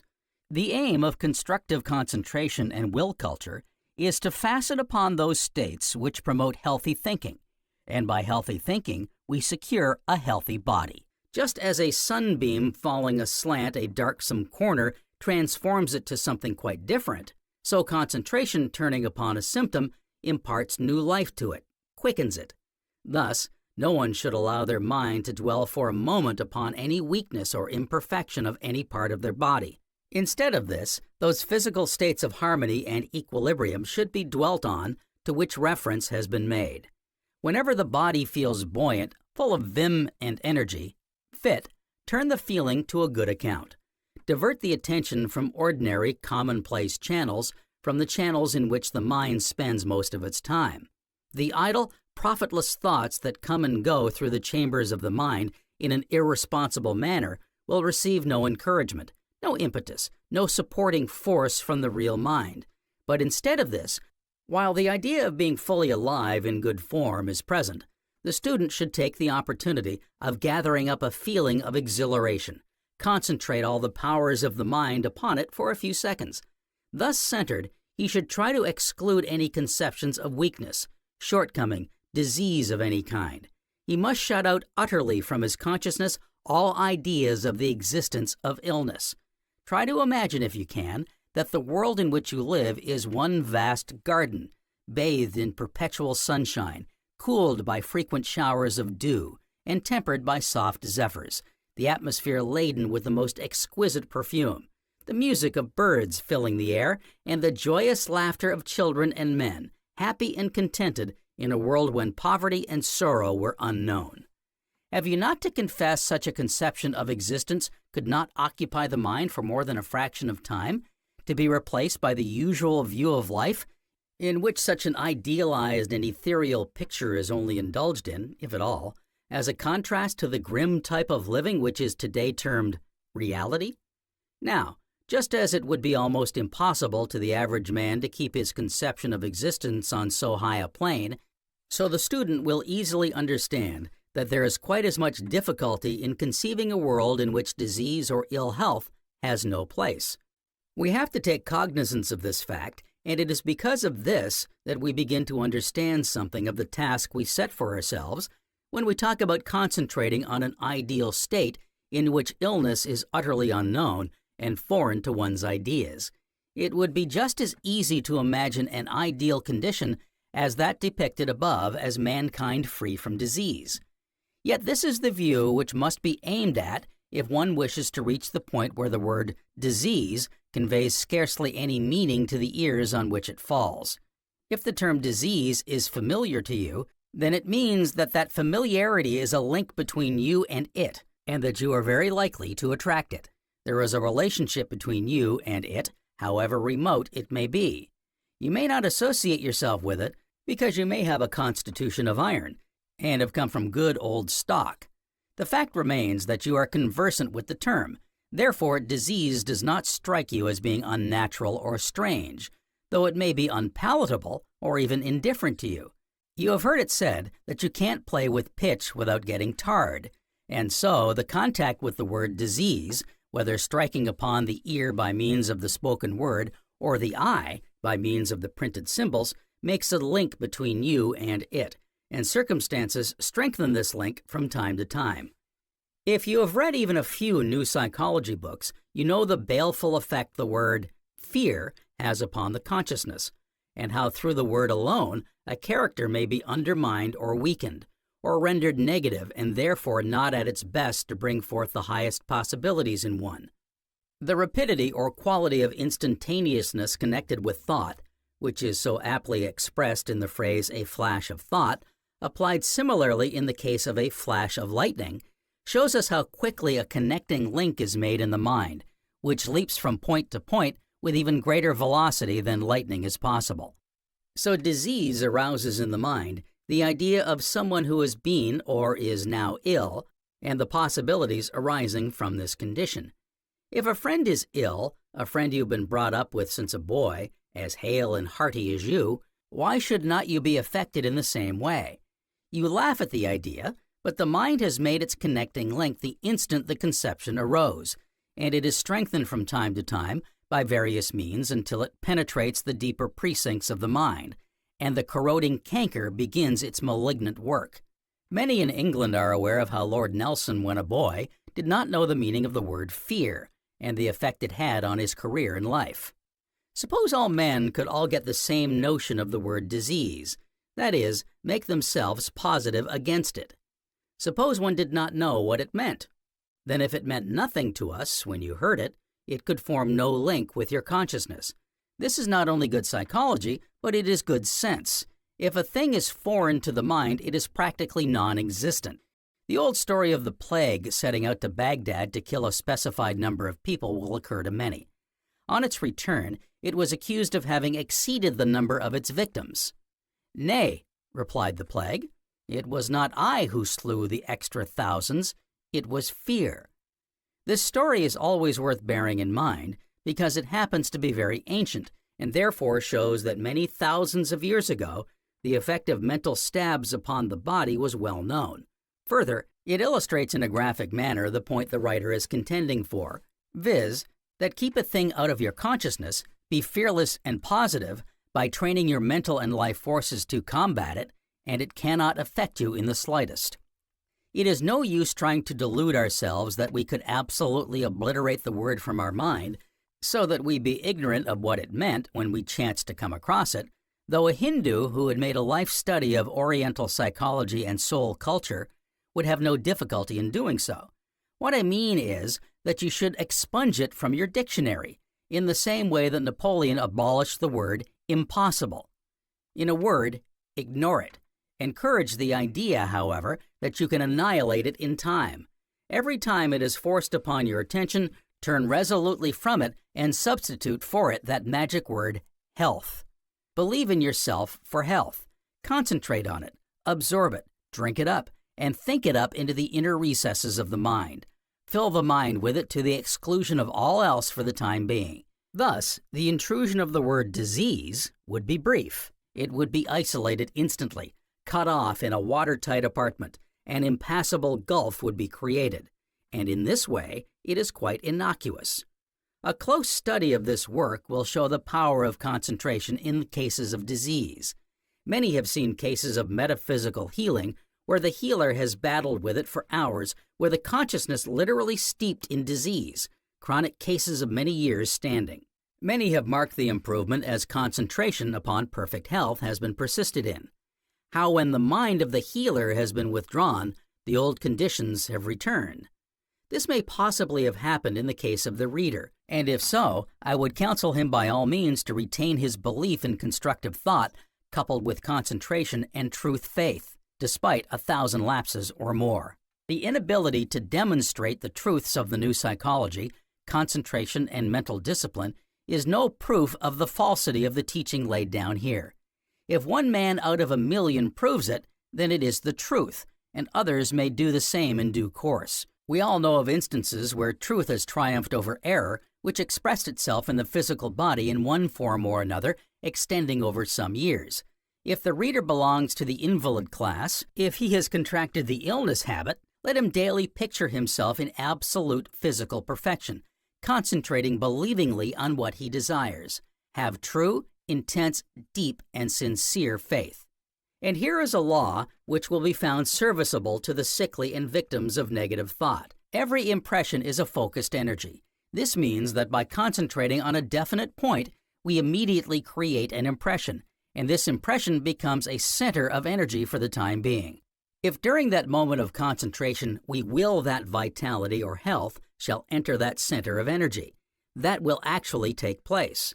And in this way, a diseased organ can be built up. Although one possess no knowledge of physiology or anatomy, one can always strengthen a weak organ or part of the body by merely bringing more energy to it. For wherever there is energy, there is an extra blood supply, and this means the addition of new life to the part. Chapter 11. Lesson 10. The claiming of your own. Whatever you create by your thoughts is your own. If there is one aspect in which concentration, will culture, and mental discipline can be of help to you, it is in the claiming of your own. First, as to your own, what is it? Whatever you create by your thoughts is your own. This is not coveting what someone else possesses, or begrudging the position of those who are more fortunately circumstanced than yourself. That is a species of imitation, and the work of the imitator is always more or less a failure. You create relationships with things when they are the children of our own imagination. An architect plans in his own mind a beautiful building, and he transfers his ideas to paper, explains what he wants, and his wishes are carried out to the letter. The artist draws his picture first mentally in his mind, and his hand is only the transferring medium.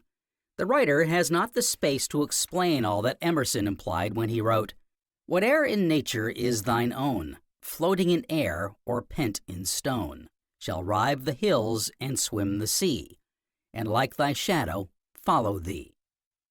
The strange affinity between objects and human beings has long been a source of mystery. Many instances could be cited of people wishing they had certain things which they scarcely expected they would ever see, and how their desires have been gratified. You will be shown in this work that there is no legitimate way of getting anything without giving an equivalent. So if you wish to attract certain circumstances to yourself or yours, you must first make the link between them and yourself after the principles enunciated and laid down here. If a man does not properly relate himself to his circumstances by having faith and the development of mental discipline, then there is inharmony, and the two have to part company. It is like the square man in the round hole, and your business in the great school of life and business is to know just what you want, then make up your mind to secure it. Concentration here is of immense value. Having decided upon what the goal is, you must take the first problem which presents itself, go carefully over the various aspects it presents, closing the mind as taught herein to all that is irrelevant to the matter.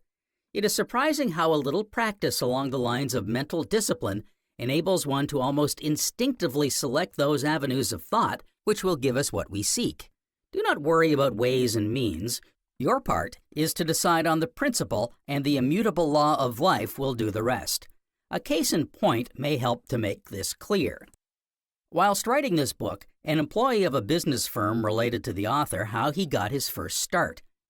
He had been stopped, discharged at his work without any notice, and told there would be nothing for him for several months. It was a quiet time of the year, and the corresponding period of the previous year he had been dismissed for a month. The firm had been in the habit of employing in the busy season men with scarcely any experience, and to these they gave the usual notice. This was resented, as was the employment of these casual workers, which meant rushing work out in a brief spell, and then nothing to do for the regular employees later. This man had foreseen this and the customary stoppage, and wished to go into business for himself, so as to be independent of the firm, which only follow the tactics of similar employers in his city. He had no capital and no friends or influence. He had concentration, faith, and belief in himself, however, and while fully making up his mind to be his own employer, he saw no means of accomplishing it. As he left the workshop on the Saturday noon, having received his dismissal, he was met by a man he knew who was a contractor doing a fair business. Exchanging greetings, the workman mentioned he had just been laid off, and that all similar trades would be quiet for a time. "Have you never thought of starting for yourself?" asked the contractor. The man admitted that he had, but that he lacked capital. The contractor there and then offered him a contract which would amount to $500, the money to be paid as the work was finished, though he pointed out that his usual custom was when a contract was given in that month, October, he did not settle for it till the following April. The offer was taken, and the man never regretted it, building up a nice little business, which shows every prospect of healthy growth. The law of attraction. The fact of often thinking how the end in view might be attained had telepathically struck the contractor at an odd moment when the mind was not particularly employed, and only a few moments before meeting with the workman. The workman certainly thought it odd from the way he told the story. It seemed a strange coincidence to him, and a lot of similar coincidences would, if inquired into, be found to be instances of the law of attraction operating through its appointed channels. Let a clean-cut mental image be made in the mind of what is desired. Concentrate quietly for a few moments over it, and day by day repeat the process, adding details as required, but not materially altering the original. If it is an object you want, do not see someone else's and wish it yours, but see the thing quite apart from its setting and in your own house. Means will be forthcoming which will materialize the object, if mental discipline is gained and the principles laid down in this work are adhered to. If, on the other hand, one wishes to change their circumstances, they should not mentally picture themselves in surroundings utterly removed from their present position. That is to say, a man always accustomed to earn $5 a week would scarcely be likely to see himself earning $500 in the same period, because, speaking generally, a man content with such a small amount as $5 a week would scarcely be an ambitious, pushing fellow, and any other type would not be likely to make a mental leap to a sum 100-fold more than he had been in the habit of receiving. A man in such a position would be more likely to wish to see his income doubled or trebled, and in these circumstances, he would the more easily bring himself into line with his surroundings. Try to imagine a clerk offered an appointment as an ambassador to a big European court. Would the man be at home with a diplomatic corps, or likely to shine in a piece of statecraft? No, the idea would never occur to the clerk himself, and if an enthusiastic but misguided friend got him pitchforked into the appointment, we may easily conjecture the outcome of the action. Yet such a supposition would be on a par with the views one sometimes hears put forward by readers and beginners of the new psychology who expect miracles instead of legitimate results compatible with the nature of the mental and psychological efforts put forth. It is the question of proper adjustment between man and his surroundings, of a man relating himself or coming into harmony with the surroundings he seeks to enter. Be perfectly sure that no one or nothing can keep your own from you, if you have confidence and faith enough in yourself to claim it. All is law, and skipping across wide gulfs is unknown. Get a clear-cut idea of the surroundings you believe you are cut out for, and step by step, you will mount nearer to your ideal if you faithfully carry out the lessons laid down in this book. Reverting to the question of increasing one's mental capacity, which was left for further consideration, the student throughout this work will be shown that he must gain discipline over his mental forces and then use scientific concentration to energize his brain. Because with the calling into activity of more brain cells, the mentality is made the richer, and in the meaning of life. This is progress. If the brain area is not increased, a man stands still or merely marks time, and this is what too many are doing. It used to be laid down as a scientific fact that the number of brain cells was limited, also that the whole of the brain was used. Recent researches of experimental psychology shows both conclusions to be erroneous, and with regard to the latter, the percentage of brain used in daily life is only 5. What becomes of the other 95%? And why should there be such a surplusage of brain? Respecting the former, this proportion lies fallow, awaiting cultivation, and reflecting upon the second question, we come face to face with one of the most profound facts of the 20th century, though no writer, so far as the author is aware, seems to have remarked upon it. It is this: nature rarely supplies that for which there is not a use. Why should man have mental material many times greater than he wants? It is because man has unfolded his powers to so small an extent. Evolution is moving forward very rapidly at present, and man will do the same, and require much more brain area than he has hitherto found necessary. Man's magnificent brain area and mental forces are waiting for cultivation. Faith, belief, and scientific concentration on the idea of expansion will awaken into vibration unused folds of the brain. As you concentrate on these dormant tracks, affirm, I desire that more and more of my brains shall be used, that my mental forces will increase, and that I will have complete control and mental discipline over them. Repeat this time after time, but not in a mechanical way, but full of the deepest feeling and faith in the expansion of consciousness. This thought should be given to the higher mind to store away on rising, a few minutes at noon, and again before retiring. After keeping consciousness for a moment or so on this unawakened center, concentrate on it, and see with the mind's eye movements taking place in this new mass of gray matter. Several writers have stated that they have felt their brains move when they were full of ideas, or felt particularly full of vim and buoyancy, and often after certain foods. Sometimes new ideas have produced excessive brain activity, but this can only occur in those cases where the training laid down for stilling the brain has not been followed. Poise and power rightly go together. They are really complementary, and until the student has had some measure of success with the former, he is not likely to be remarkable in the latter. The uprising of new forces in the brain must be watched and trained in accordance with the instructions laid down further on in this work, and the faithful student will often be pleased to detect a feeling of exhilaration pulse through his mind, and he will know that mental virility and discipline is beginning to make itself felt. Originality and brilliancy are both possible where the conditions dealt with here are observed. When one mind follows another, its thinking is commonplace and normal. Thinking along the same lines as other people never permits your mentality to expand far.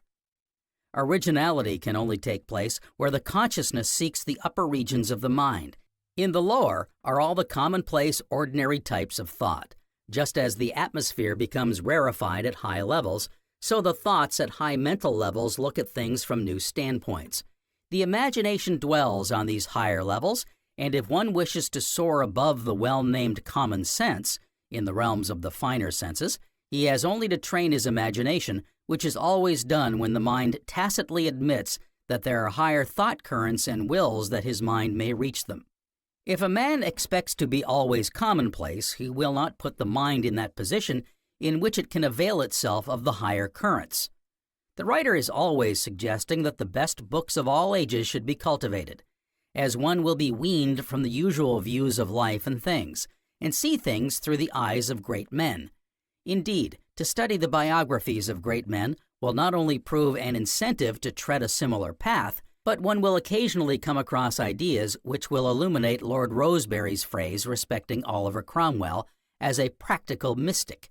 Hitherto, many people have considered the practical psychologist as a neurotic, unpractical daydreamer, but the idea is gaining force that one can enter the highest realms of being of which the mind can conceive, and bring therefrom material that can be fashioned or adapted to the daily life.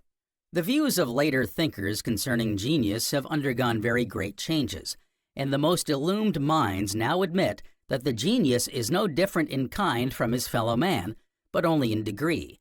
The man or woman that wishes to grow to the height of a genius can enlarge their mental capacity daily until they come in contact with the upper reaches of the sea of mentality, which is filled with the higher vibrations. Genius does not seem so far removed from us when we see how it is possible to mold character, master one's weaknesses, and enlarge one's consciousness, And the more originality is adduced, the more one tends to genius, as it is only a large measure of originality. The greater worlds around us, which we fail to cognize with our present limited senses, lie open to the inspection of those using what really is the superconscious mind, the mind employed by all great men. This mind is only an extension of the everyday mind, the normal consciousness, much in the same way that the subconscious is. All who could attain beyond the present confines will find in scientific concentration true faith and belief in oneself for success, the master key to the great powers within the human soul and mind. Part 2, Chapter 12, Scientific Concentration, Attention and Mental Discipline, Introductory to Part 2. Attention is the great puzzle of psychology and mental science, and very few of so-called authorities can say what it really is. Like the term consciousness, it cannot be defined by some, while others its meaning can only be indicated. Psychologists usually distinguish two kinds of attention. First, spontaneous or non-voluntary attention, as when something forces itself upon our notice, and second, voluntary or conative attention. Now it is this conative attention, the striving after a definite end, which demands concentration. Concentration is therefore attention with a definite aim. It involves first, volition, willpower, both before and during the attention process. Second, self-control, that is, the power to keep the body still during the attention process. Third, thought control, that is, the power to exclude all thoughts that have no bearing upon the phenomenon or subject matter to which you are attending. Fourth, the power to feel or create interest in the object of attention. Concentration may be said, therefore, to be a particular attitude of mind, popularly termed the attentive attitude, directed towards some conscious end. The scientific treatment of any subject should be of such a nature that it teaches us to observe accurately, to analyze and classify its facts. It must also be explanatory. This standard, so far as it is possible in a system designed for popular use, is upheld in this work. In one sense, this course of lessons may be said to be normative, that is, to define or hold up a norm, standard or ideal of concentration. But primarily, it is more on the lines of a practical science. It aims to teach the student to know how to do. That is, it lays down the rules for the attainment of concentration and mental discipline. The power of concentration can be trained to a high degree of perfection, and the author can assure students that if they will practice the exercises contained herein faithfully, in a spirit of thoroughness and earnestness, they will soon find their power of concentration growing, a power which they can extend to all the activities of life. Students are admonished that there is no such thing as failure if they are earnest and sincere. Success comes to the faithful. The student is reminded to study carefully the lessons in Part 3 on attention, observation, and interest, and also the section on fatigue in Lesson 17. Direction for practicing. The student should practice each exercise in Lesson 11. When you begin studying Lesson 12, omit practicing the exercises in Lesson 11, except exercise number 1, and confine your attention to the exercises in Lesson 12 only. Follow the same course when you begin studying Lesson 13. Omit practicing the exercises in Lessons 11 and 12, and confine your attention to the exercises in Lesson 13. When you start studying Lesson 14, do as above, and confine your attention to the exercises in that lesson. After you have gone through all the lessons, pick out from each lesson the most important exercises. Say one exercise from each lesson, and practice these diligently each day for a month. When you find you have a grip on any one or two exercises, drop these and take up others, until at length you feel that you have a fair grip of all the exercises. You will find that you cannot possibly practice all the exercises each day, for it would demand all your time. Therefore, make a selection of those exercises which you find benefiting you, and gradually take up others as directed. As time goes on, endeavor to make exercises for yourself, as this will keep your interest fresh. Never let an exercise tire or exhaust you. Let it alone for a time and take up one more congenial to you. Remember, in all your exercising, there must be no strain or tension of mind. Go about everything calmly and quietly. See that your breathing is natural and never attempt to hurry results. Concentration can only be acquired gradually by faithful practice. Like every other study, it must proceed step by step. When you feel an exercise tiring you, drop it and take up another. Do not attempt too much at first. Practice each exercise per day, for a few minutes only. Do not practice when your mind is on other matters. No good concentrative work is done then. You will find that the better your health, the better you will concentrate. Therefore, guard well your health. Do not let difficulties discourage you. If you are in earnest, you will overcome them in time. The most difficult stage in concentration, just as in most studies, is the elementary. After it is passed and a measure of control obtained, you will find concentration one of the most natural things in the world to you. Persevere then, conquer all difficulties, and you will say in the end, it has been well worth the while. Chapter 13, Lesson 11, Scientific Concentration, Attention and Mental Discipline, Summary of Lesson 11. The object of the exercises in Lesson 11 is to calm both mind and body, which forms the basis by which you gain control over both, to cultivate the senses, and to acquire the habit of attention. You are thus introduced to concentration in a simple and easy manner, asking nothing very difficult from you. Exercise number 1, relaxing mind and body. Exercise number 2, concentrating on the sense of sight. Exercise number 3, exercise in attention. Exercise number 4, concentrating on the sense of smell. Exercise number 5, concentrating on the sense of hearing. Exercise number 6, exercise in attention. Exercise number 7, concentration while counting. Exercise number 8, concentrating on the sense of touch. Exercise number 9, concentrating on the sense of taste. Exercise number 10, concentrating on the nerves. Exercise number 11, exercise in voluntary action. Exercise number 12, concentrating on sleep. The student must endeavor to carry out faithfully the exercises in this lesson, as all his or her building must be done upon it. Unless you obtain some measure of success over the exercises given in this lesson, you cannot expect to succeed in the difficult exercises given in the following lessons. In practicing the exercises on the senses, students are reminded that the real object is not so much the development of the senses, but rather the acquirement of the habit of attention. That is, a particular mental attitude. Concentration per se has nothing to do with better hearing or better vision. These are merely resultants. Essentials of Lesson 11. In these essentials, your attention is drawn to the many things which you can concentrate upon in your daily life. Such practice will greatly aid you in acquiring the habit of attention, and will tend to make easier the concentration demanded in study or in business. You are to pay attention to your unimportant acts, so that you may break away from habits which make it impossible for you to concentrate upon important matters. Begin from now to pay attention to the following little things. First, pay attention while dressing, while you are putting your shoes on, while shaving, if a gentleman, while washing yourself, and while brushing your hair. Second, pay attention while eating your food. Do not read while eating. If conversation is going on around you, and you are obliged to enter into it, do so, but with the main thought on the act of eating. Third, pay attention while at your recreation. Drop all thought of business or study. You are out for enjoyment now. Therefore, take it easy. Drop everything else and lay aside business affairs.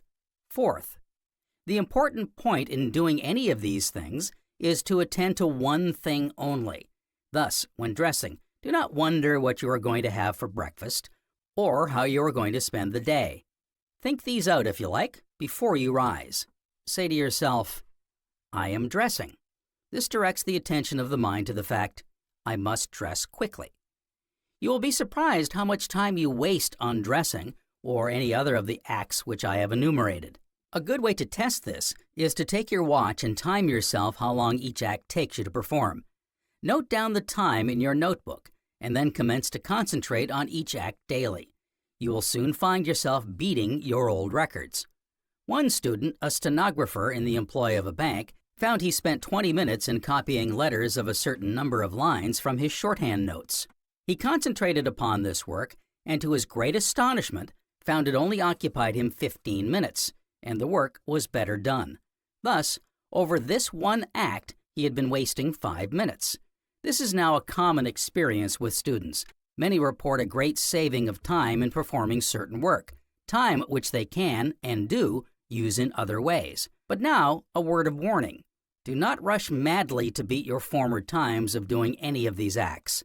Always keep in mind that in concentration there must be no strain, no excitement, no worry, only confidence.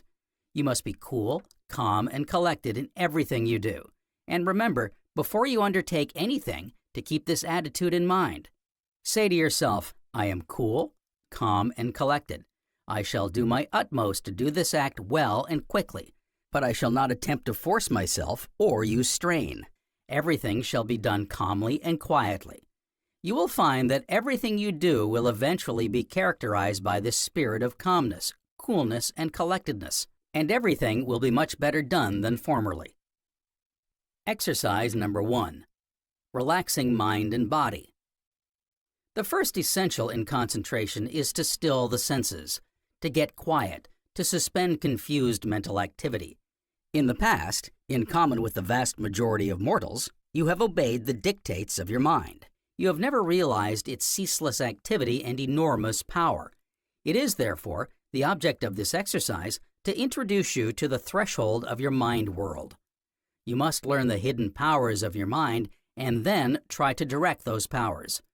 For the purpose of this exercise, you should select your bedroom, where you are assured of privacy, for you must be by yourself, away from everyone. Lock your bedroom door and lie down on the bed. Lie in the middle of the bed, relax, and stretch your feet down as far as they will go. Next, stretch your arms out, and be sure your head is on a level with your body, that is, not resting on a pillow. Raise your head and let it fall back on the bed as if your head did not belong to you.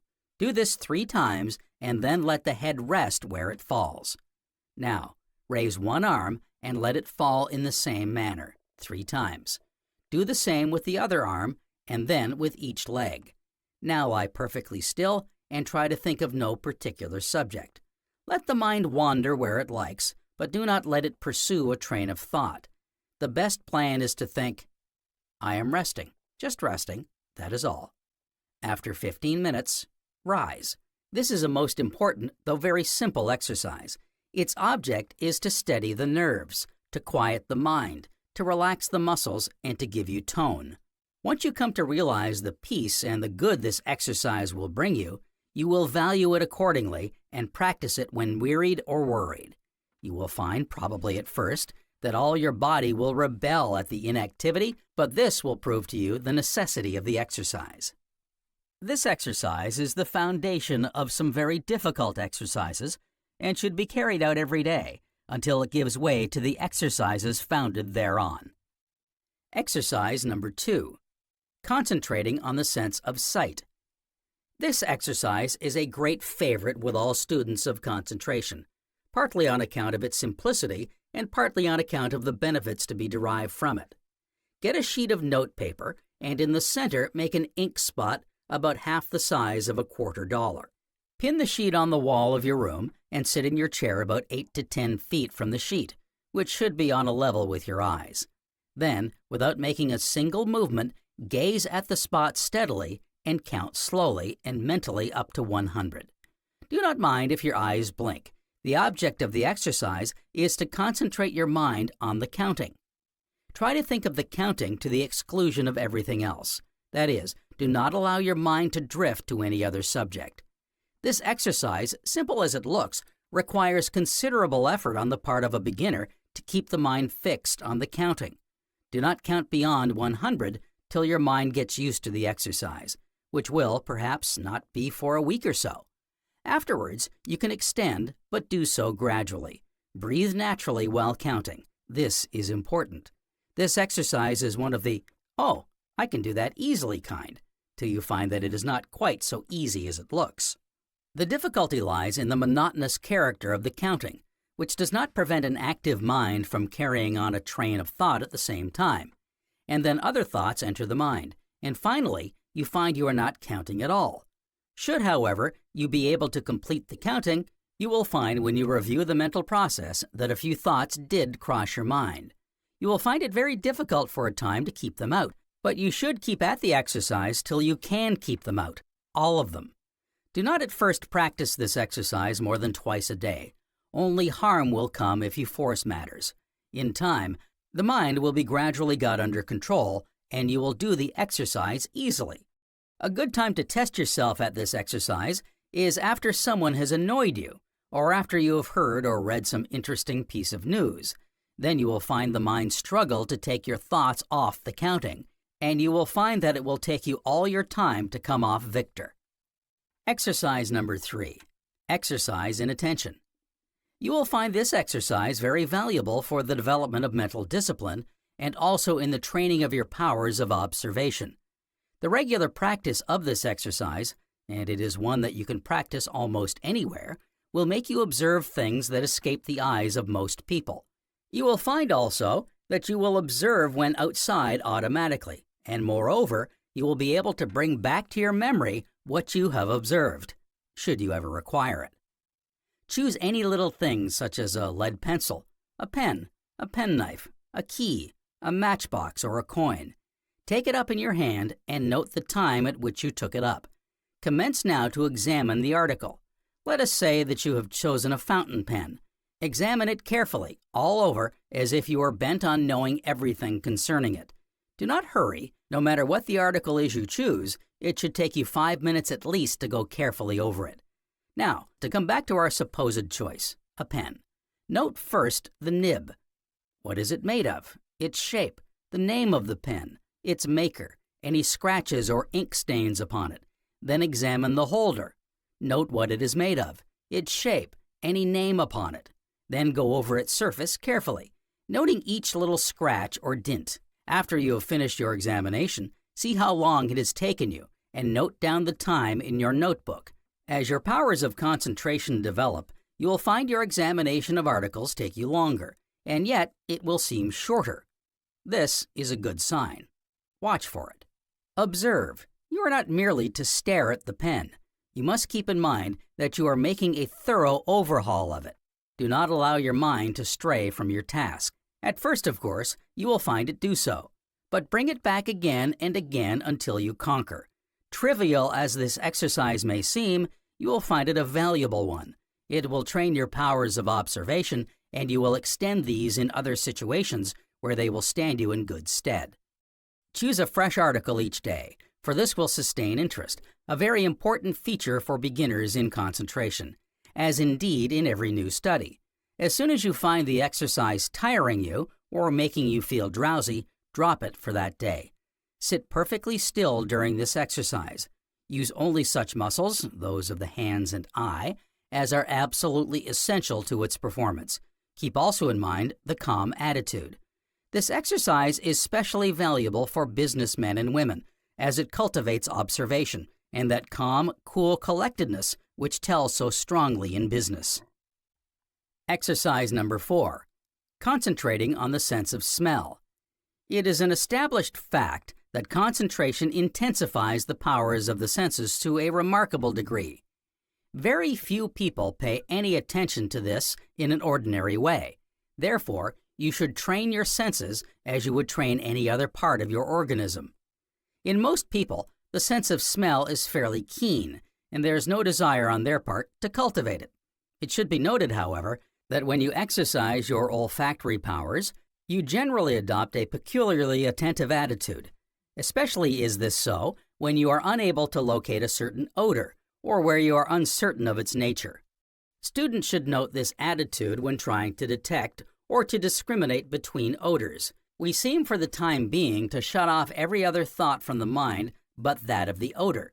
As a means of acquiring the attentive habit of mind, students should analyze the different odors which assail their olfactory nerves.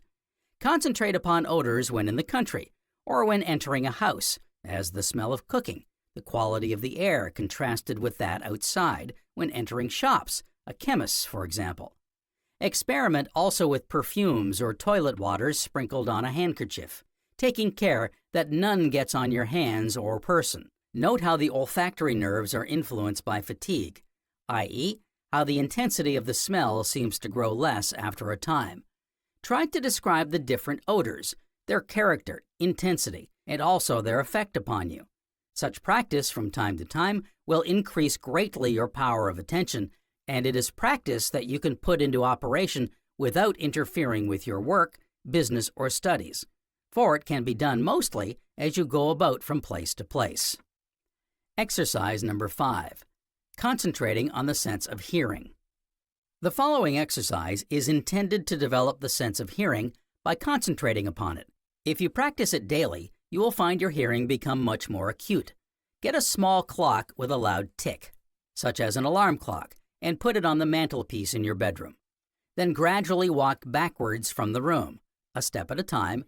Slowly is essential, listening intently the while to the tick of the clock. As you find the tick growing fainter, walk more slowly, and when you reach the spot where you can no longer hear the tick, take a note of the place where you are standing, and see if you can reach a more distant spot a week or two later.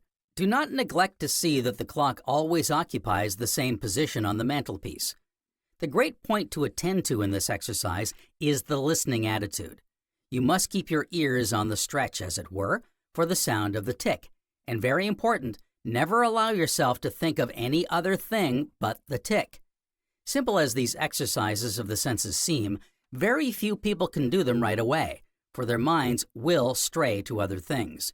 You can and should extend this exercise of hearing to your walks outside. Go somewhere and listen to the great variety of sounds around you. Then pick out one sound and try to confine your attention to it for a few minutes. If you do this constantly in your walks, it will add a purpose to them, and you will find, unless there is organic disease, that your hearing will be greatly strengthened. Exercise number 6. Exercise in attention. The following is an exercise in attention.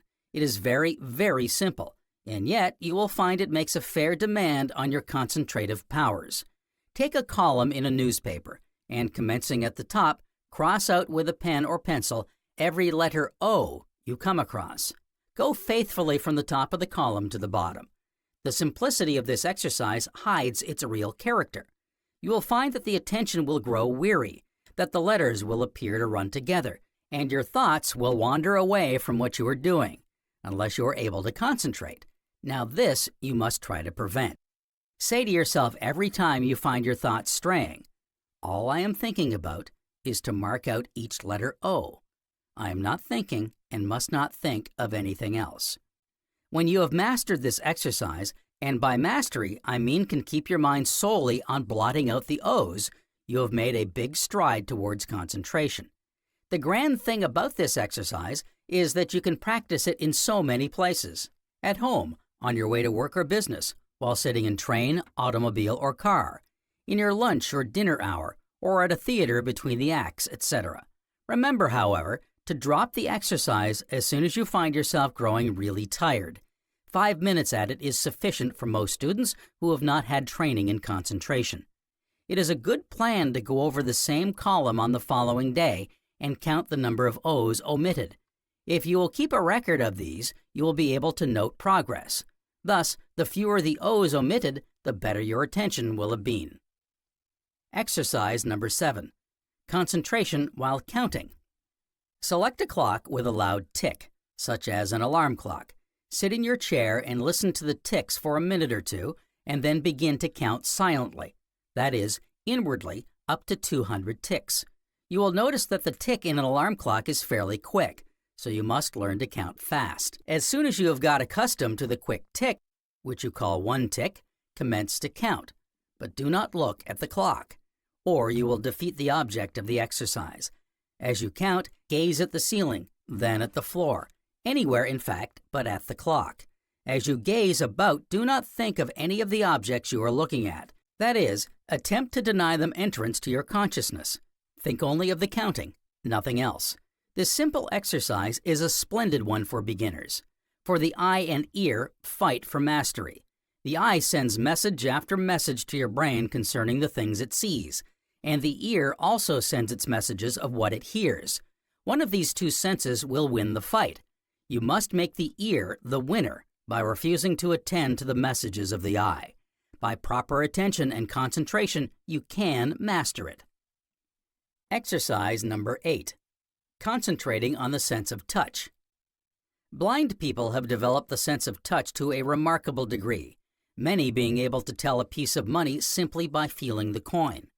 A very interesting touch experiment, and one which tends to cultivate the attentive attitude, is to try and detect the cold spots on the palm or back of the hand, or on the cheek or brow. Take a lead pencil with the point fairly blunt and draw it gently over the palm of the hand. As you draw the pencil slowly over the palm surface, every here and there, you will experience a sudden sensation of cold. These parts are the cold spots, and it is owing to these that the sensation of cold is carried by the nerves to the brain. If you mark these spots with colored ink, you will get a chart of the cold spots on a given surface.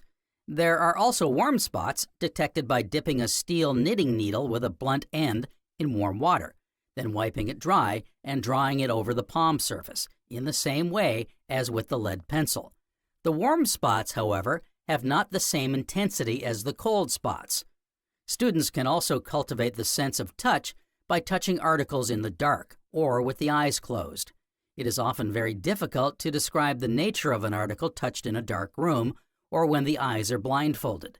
These exercises in concentrating on the senses will greatly benefit you, not only in concentration, but in making your senses keener, thus adding to your means of knowledge. For remember, all knowledge is only gained by synthesizing impressions received through the different senses. Unless these impressions are clear and definite, the work of thought is hindered and advancement in knowledge retarded. Exercise number 9. Concentrating on the sense of taste.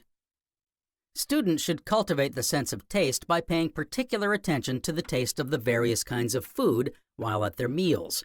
Very few people have a keen sense of taste, which is mainly due to their eating their food in a hurried manner. To concentrate upon taste while eating, anything tends to excite the salivary glands, thus aiding the process of digestion. Students should note, too, that different parts of the tongue give different sensations of taste. Experiment and see which part gives the greatest intensity. Note also that the middle or center of the tongue surface gives no sensation of taste. Try this. Put a grain of sugar or of salt in the center of your tongue, and you will find that you can detect no sensation of sweetness or saltness. Children have a much keener sense of taste than adults. The middle part of the tongue of a child, as also the mucous membrane, gives sensations of taste which are non-existent in the case of adults. Expert tea tasters have cultivated the sense of taste to a high state of perfection. Some tea travelers are so expert that they can pick out their own sample out of a dozen and more different sample cups of tea. Always remember that the ultimate aim of all the exercises is to develop attention, i.e., concentration, without the strain which always accompanies it in the untrained man or woman. Exercise number 10. Concentrating on the nerves. Lie upon your bed, thoroughly relaxed, see exercise number 1, and concentrate your mind upon your body. Try to become conscious of the beating of your heart, the murmuring in your ears, the sound of your breathing. Do not pay the slightest attention to any other sound, say of an outside nature. Next, concentrate upon the various parts of your body, such as the head, the feet, the arms, the legs, then the lungs, the heart, the bowels, the liver, the kidneys, and other bodily functions. Think that through these various parts and organs the blood is flowing and carrying life and health to every part. Try to make your thinking so vigorous, so real, that you can actually feel the blood coursing through your system. Say now to yourself, I am alive.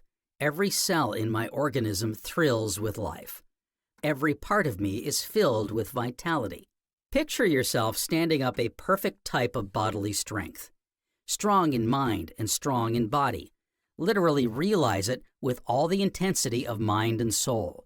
This is a grand exercise to take just before going to sleep and before rising in the morning. Not only will it improve your concentrative powers, but you will find it will greatly improve your health. For you will find, as you advance, that the body is but a reflection of the mind, that as you habitually picture yourself in mind, so will you tend to become in body. Exercise number 11. Exercise involuntary action. Sit back in your chair and twirl your thumbs. Do it slowly and keep your gaze fixed on your thumbs. Do not think of anything but the twirling. To fix your attention, if you find it difficult to prevent thoughts coming into your mind, count up to 100. After twirling the thumbs in one direction, twirl in the opposite direction. This exercise is very simple, yet it makes demands upon you, for you will find it difficult to keep your thoughts solely on the twirling. Do not do this exercise in any public place. It is meant for your own room or anywhere where you are free from observation. Exercise number 12. Concentrating on sleep. A very good exercise in concentration on sleep is the water method. The simplest is as follows. Put a glass on a table in your room and fill the glass full of water. Now take up an easy position in a chair alongside the table and gaze into the depths of the water. Sit with your back to the light. At first, simply gaze into the water and think of its cool, calm depth. Try to bring yourself to a quiet, firm realization that your whole physical body is taking on the calm, cool conditions of the crystal-like water within the glass. Many people sit by a stream of running water for hours. This has a quieting effect on the nerves and many times causes sleep. Again, while gazing within the glass of pure, clear, crystal-like water, hold the thought of sleep and health and see if you can induce the oncoming of drowsiness and sleep. Never mind if you cannot concentrate on sleep strong enough the first few exercises to become sleepy. This will come later if you continue the exercises faithfully. The object of this exercise is to simply keep the mind to a train of thought of sleep and quietness so as to greatly strengthen the entire nervous system. By being able to concentrate on sleep, you will be able to calm the mind and render it passive and quiet at the dictates of your will. The induction of sleep.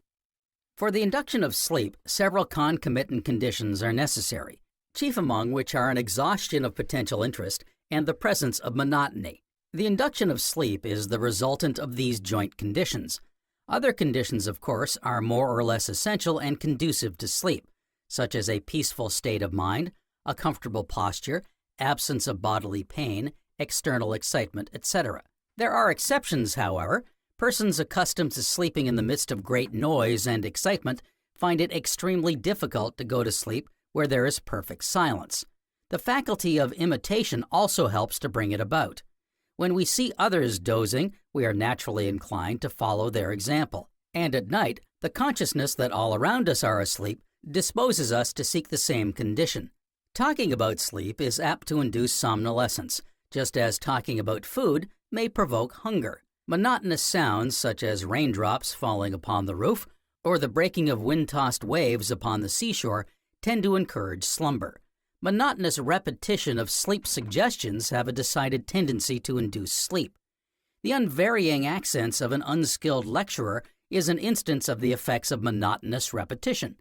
Muscular repose is also, as a rule, a necessary preliminary to sleep, though there are many instances of soldiers and others who, under circumstances of exceptional fatigue and excitement, have not been prevented from sleeping in the most strained and uncomfortable positions, amid the continuous roar of battle or the blustering of a fierce gale. The transition from the walking to the sleeping state and vice versa is often sudden, but generally there is a noticeable gradation. To illustrate, a man sitting in an armchair dozes, but is brought back to a partial degree of consciousness by his head falling forward. Chapter 14, Lesson 12, Scientific Concentration, Attention and Mental Discipline. Summary of Lesson 12. To some students, Lesson 12 will prove more interesting than Lesson 11, since it gives more physical work and results are perhaps quicker seen. Exercise number 13. Concentration for control of muscles of the arms. Exercise number 14. Concentration for control of muscles of the legs. Exercise number 15. Concentration for control of muscles of the head. Exercise number 16. Concentration for control of muscles of the arms. Exercise number 17. Concentration applied to reading. Exercise number 18. Concentration applied to memory. Exercise number 19. Concentrating on sensations. Exercise number 20. Exercise in attention. Exercise number 21. Concentrating on verse writing. Exercise number 22. Concentration applied to the breathing. Exercise number 23. Concentration applied to self-reliance. Every student is advised to give some practice to exercise number 15, as it is one that, like exercise number 23, has a marked effect upon character. Students are requested to note the last paragraph in exercise number 19 and also the last paragraph in exercise number 20. Again, the student should now begin to find his interest in concentration and mental discipline growing, for he will begin to realize the important part it will play in his life if faithfully followed. If ever you feel discouraged with the results of any exercise, please do not say to yourself, "I shall never master this." Say rather, "I shall do this better next time." Believe this as you say it, and you will find that you will do it better next time. This attitude is in accordance with the law of habit. Essentials of Lesson 12.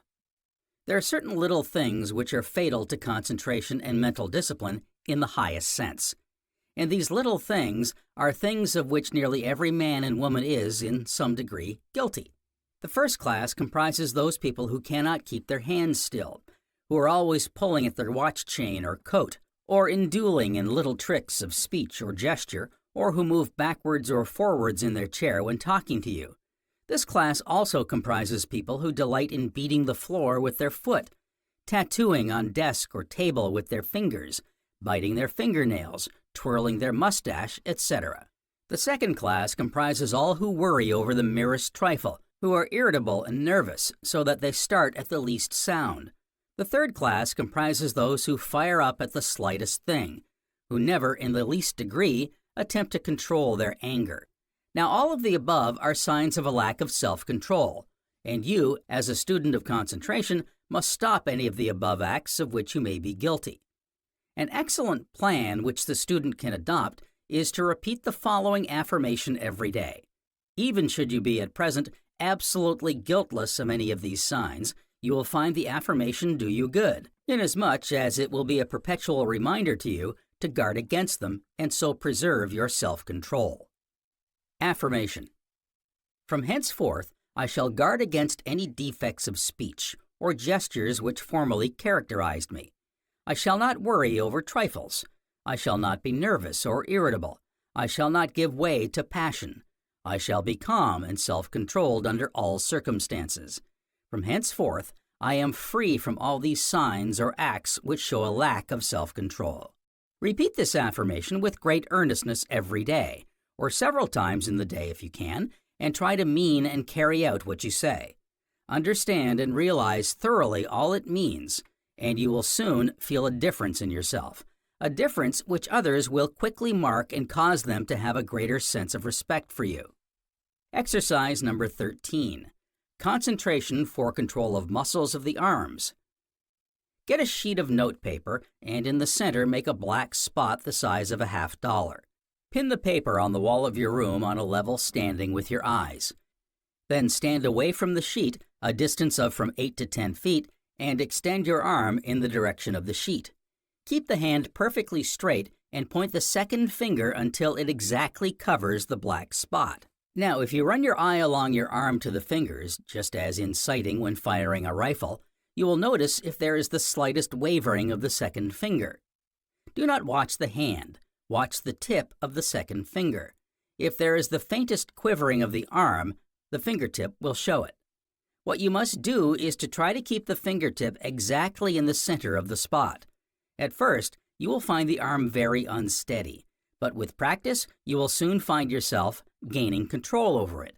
You will find this exercise very tiring to the muscles of the arm. Therefore, for the first week or so, do not practice it longer than a minute at a time. You can practice several times a day if you feel inclined, but at each time do not extend its duration beyond a minute. When you are fairly successful at the minute stage, extend the time until you can hold the arm perfectly steady for 5 minutes. Practice first with one arm and then with the other. This is an excellent exercise for anyone, but it is especially good for all who wish to excel in shooting, penmanship, or anything where steadiness of the hand and arm is required. Golfers will find benefit from this exercise. Remember to breathe naturally when doing this exercise. Take your mind off the arm now and again and see if your breathing is all right. This is absolutely essential. Retention of the breath means strain, and this you must avoid. Exercise number 14. Exercise for control of muscles of the leg. Put a coin down on the floor and stand away from it a distance of 2 feet. Stand upright with your hands by your side. Then raise and extend your leg until the toe of your shoe is immediately over the coin. Do not let the toe of your shoe go over the edge of the coin. Try to keep it exactly on a line with the edge of the coin. Watch the toe and see if you can detect any movement of the foot.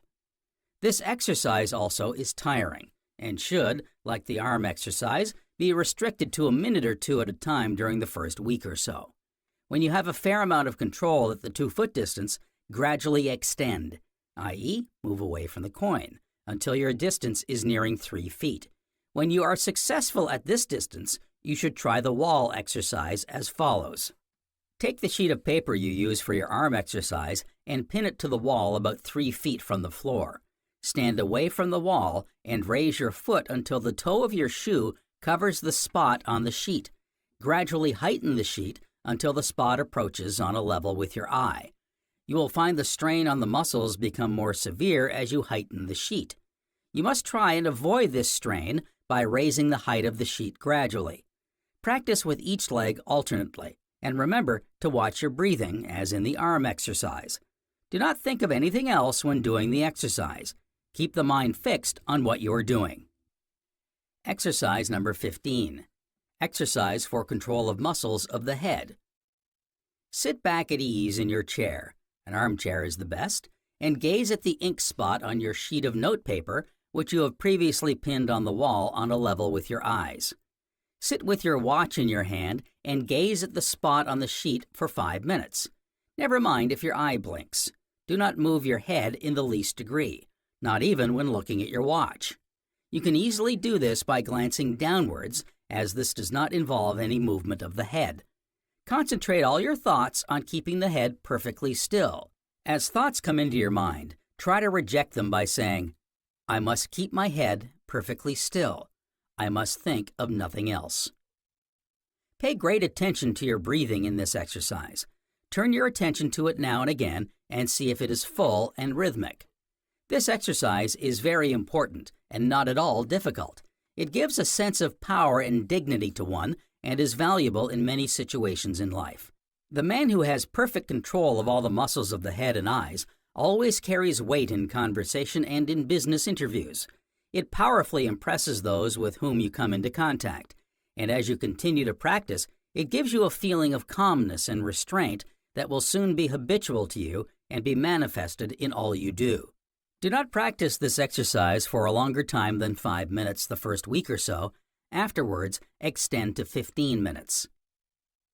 Exercise number 16. Exercise for control of muscles of the arms. Take a walking stick of a fair weight and point it at some object, and run your eye along the stick so that the end of the stick covers the object. Concentrate on keeping the stick firm and steady directly over the object. Try this exercise at different angles for the stick. For instance, point to a star overhead, then at a chimney pot or object of a similar height, next to an object directly on a level with the arm when fully extended straight out. Next, pointing to some object on the ground. Try first with one arm and then with the other. Practice this exercise in a place where you can do it without attracting attention. Keep your mind firmly fixed on what you are doing. Breathe naturally. Exercise number 17. Concentration applied to reading. Take a page in any book or an article in a newspaper and read it carefully, with a view to seeing if there are any misspellings. You must read very carefully, spelling each word silently. If you do this properly, that is, slowly and carefully, by the time you have finished the page or article, you will find you have no idea of what you have been reading. Test the accuracy of your work by going over the same ground on the following day. Test it further by going over it again 2 or 3 days later. A still better test is to commence with the last word of the page or article and read backwards, examining each word carefully as you come to it. Thus, suppose you were testing this exercise, you would examine first the word day, then each it, to, time, etc. Do not confound this exercise with the work of a proofreader, for it is entirely different. He must attend to the sense of what he is reading, as well as look out for misspellings. You must concentrate solely on the misspellings. This is a simple yet excellent exercise in concentration, for it makes great demands on your powers of attention. It is also one you can practice almost anywhere and at all times. You will find, if you stick to it, that good results will follow. Give 5 minutes of your time to it each day. Exercise number 18. Concentration applied to memory. Take a picture in a magazine or newspaper and look at it intently for 10 minutes. Note the subject of the picture and its title, if it has one. Next, note the various objects in the picture and their respective positions to each other. Next, observe the details in the picture. If there are men and women in it, note how they are dressed, etc.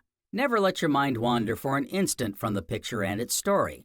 Do not tie yourself to a 10 minutes examination if you find that it is not sufficient. Take what time you like, so long as you take in every detail. When your examination is complete, put the picture away and banish it from your mind by reading a book or going for a walk, etc. Next day, at about the same time as that in which you made your examination on the previous day, bring the picture back to your memory. Take a piece of paper and try to make a rough sketch of the picture. Never mind if it is far from being an artistic production. Never mind if you cannot draw at all. Put on the paper some idea of the picture. If there is a tree and you cannot draw one, put down the word tree where you think it should stand in the picture. Employ the same methods if unable to sketch in the other details. Next, compare your sketch with the picture and see what details you have omitted. See also if it agrees with the image of the picture in your mind. This is an excellent memory exercise and will greatly develop your powers of observation. It is also an excellent exercise in concentration, for unless your concentration is good, you will stand a poor chance of remembering the picture in detail. Also, see Lesson 17 in Part 3. Exercise number 19. Concentrating on sensations. You are now to concentrate on certain sensations, such as hunger, thirst, cold, heat.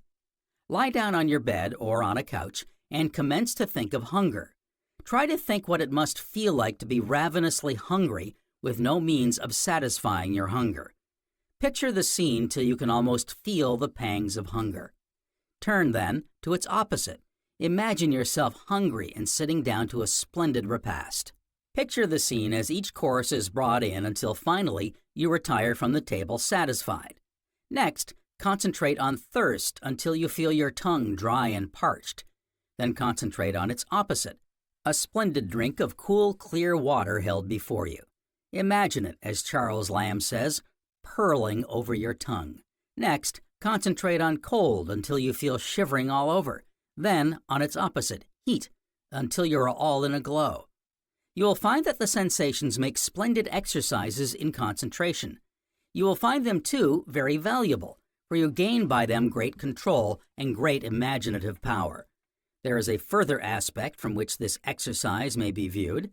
Everyone knows that if we turn our attention when in pain to the part affected, the pain seems to increase. On the other hand, if we can succeed in turning our attention to something else than the pain, its intensity tends to grow less. With practice, one can gain wonderful control in this respect, and we advise every student to make the experiment and carefully note results.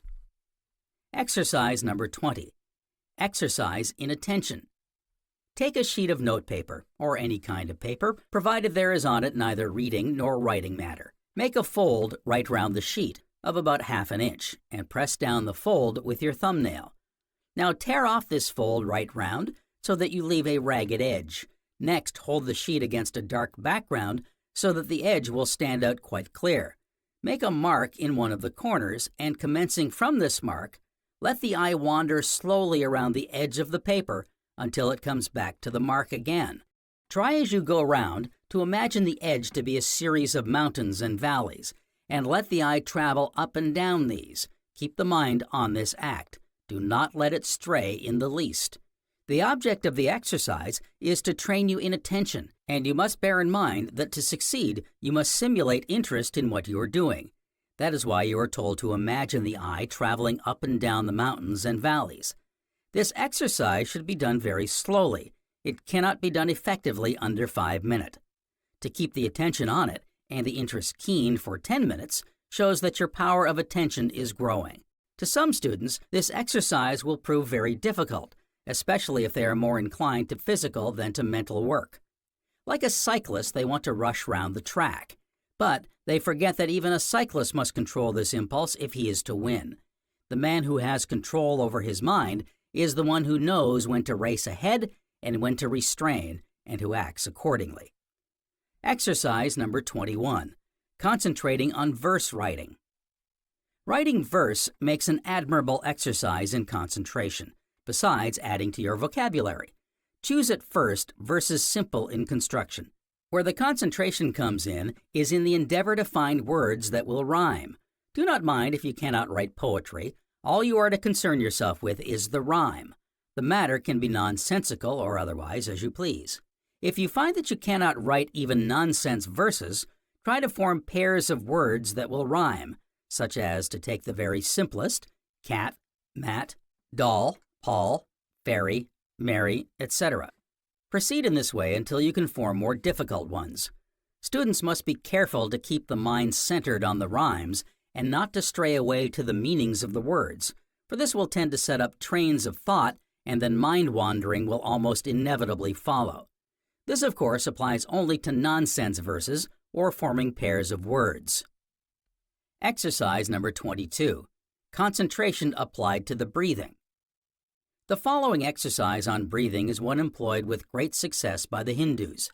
They use it extensively as a means of attaining what they term perfect concentration. Sit in an easy position in your chair, not a reclining position. One nearly upright is the best, and therefore a high, straight-back chair is the best to sit in. Take in your hand a lead pencil. If you cannot get one, shape a piece of stick the size, and press one end of the pencil against the right nostril, closing it. Now take a long breath, drawing in the breath gently. It should take you 8 seconds to inhale. Next, hold the breath 8 seconds, and then, placing the end of the pencil against the left nostril, expel the breath through the right nostril, taking 8 seconds to do it in. Next, draw in through the right nostril 8 seconds. Hold the breath 8 seconds and expel in 8 seconds through the left nostril, shifting the pencil against the right nostril for this purpose. Keep drawing in through one nostril, then holding the breath, then expelling through the other nostril up to 20 times. Each time you shift the pencil counting as one time. As you get control over the breath, extend gradually the number of seconds for inspiration, holding and expulsion up to 20 seconds, but do not alter the number of times. Keep to 20. Also, avoid all movement other than that involved in moving the pencil. Sit perfectly still during the act of inhalation and exhalation of the breath. Every morning, immediately on rising, go to the open window of a room which has free ventilation.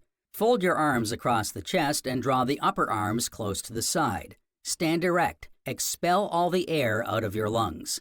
After a short time, relax your arms and hang them at the sides. Inhale deeply through the nostrils as much air as the lungs will hold. The action must commence from the abdomen and then distend the chest. The inhaled air must be held within for 15 seconds and then exhale slowly through the mouth. Practice this not less than 5 minutes a day. In the beginning, you may feel a little dizzy, and this will wear off in time. In this exercise, you are to think of nothing but the act of breathing. Concentrate your whole mind upon it. You must try to avoid strain when inspiring, holding, and expelling the breath. This exercise has an excellent effect on the nerves and respiratory system. It gives a cool, calm, dispassionate feeling. It is, without doubt, one of the finest modes of concentrating that anyone can practice. It should always be resorted to when you feel under the stress of a great emotion and when about to face a severe mental task. Students of the mental sciences, logic, psychology, metaphysics, etc., and the higher mathematics will find this a valuable exercise. Exercise number 23. Concentration applied to self-reliance. The following exercise is one that is so simple that perhaps you will wonder why you are asked to concentrate on it. All that it consists of is summed up in the phrase, keep your mouth shut. This sounds ridiculously easy, does it not? Yet to carry it out is, with most people, a far from easy task. Just notice for one day all the people you meet, and you will be surprised how few keep their mouth shut. Tight shut, I mean. Now just notice also the men whom you know to be men of strong purpose, masterful men, self-reliant men. You will find they are all men who keep their mouth shut. Tight shut. This indicates self-reliance and firmness. The fact is that if you practice this exercise constantly, only opening your mouth when speaking or when at your meals, you will find yourself developing a strong will. You will look at things differently. You will feel more manly, more reliant, more determined, and all this will tend to remake your character. The writer is not asking you to practice this exercise for your health's sake. I'll recognize its importance in that respect. He simply asks you to carry it out for the benefit it will bring you from a mental development point of view. This exercise is not easy to the man or woman who has not practiced it. You will find that you will have to check yourself constantly and shut your mouth up tight. It requires constant concentration until the habit is acquired, and then you will do it naturally, automatically. In practicing this exercise, students should guard against giving their face an unnatural or unpleasant expression. Check this tendency by examining your face in a mirror occasionally. Chapter 15. Lesson 13. Scientific Concentration, Attention and Mental Discipline. Summary of Lesson 13. This is a very interesting lesson, but more difficult than Lesson 12, for it is largely mental and must be very carefully practiced.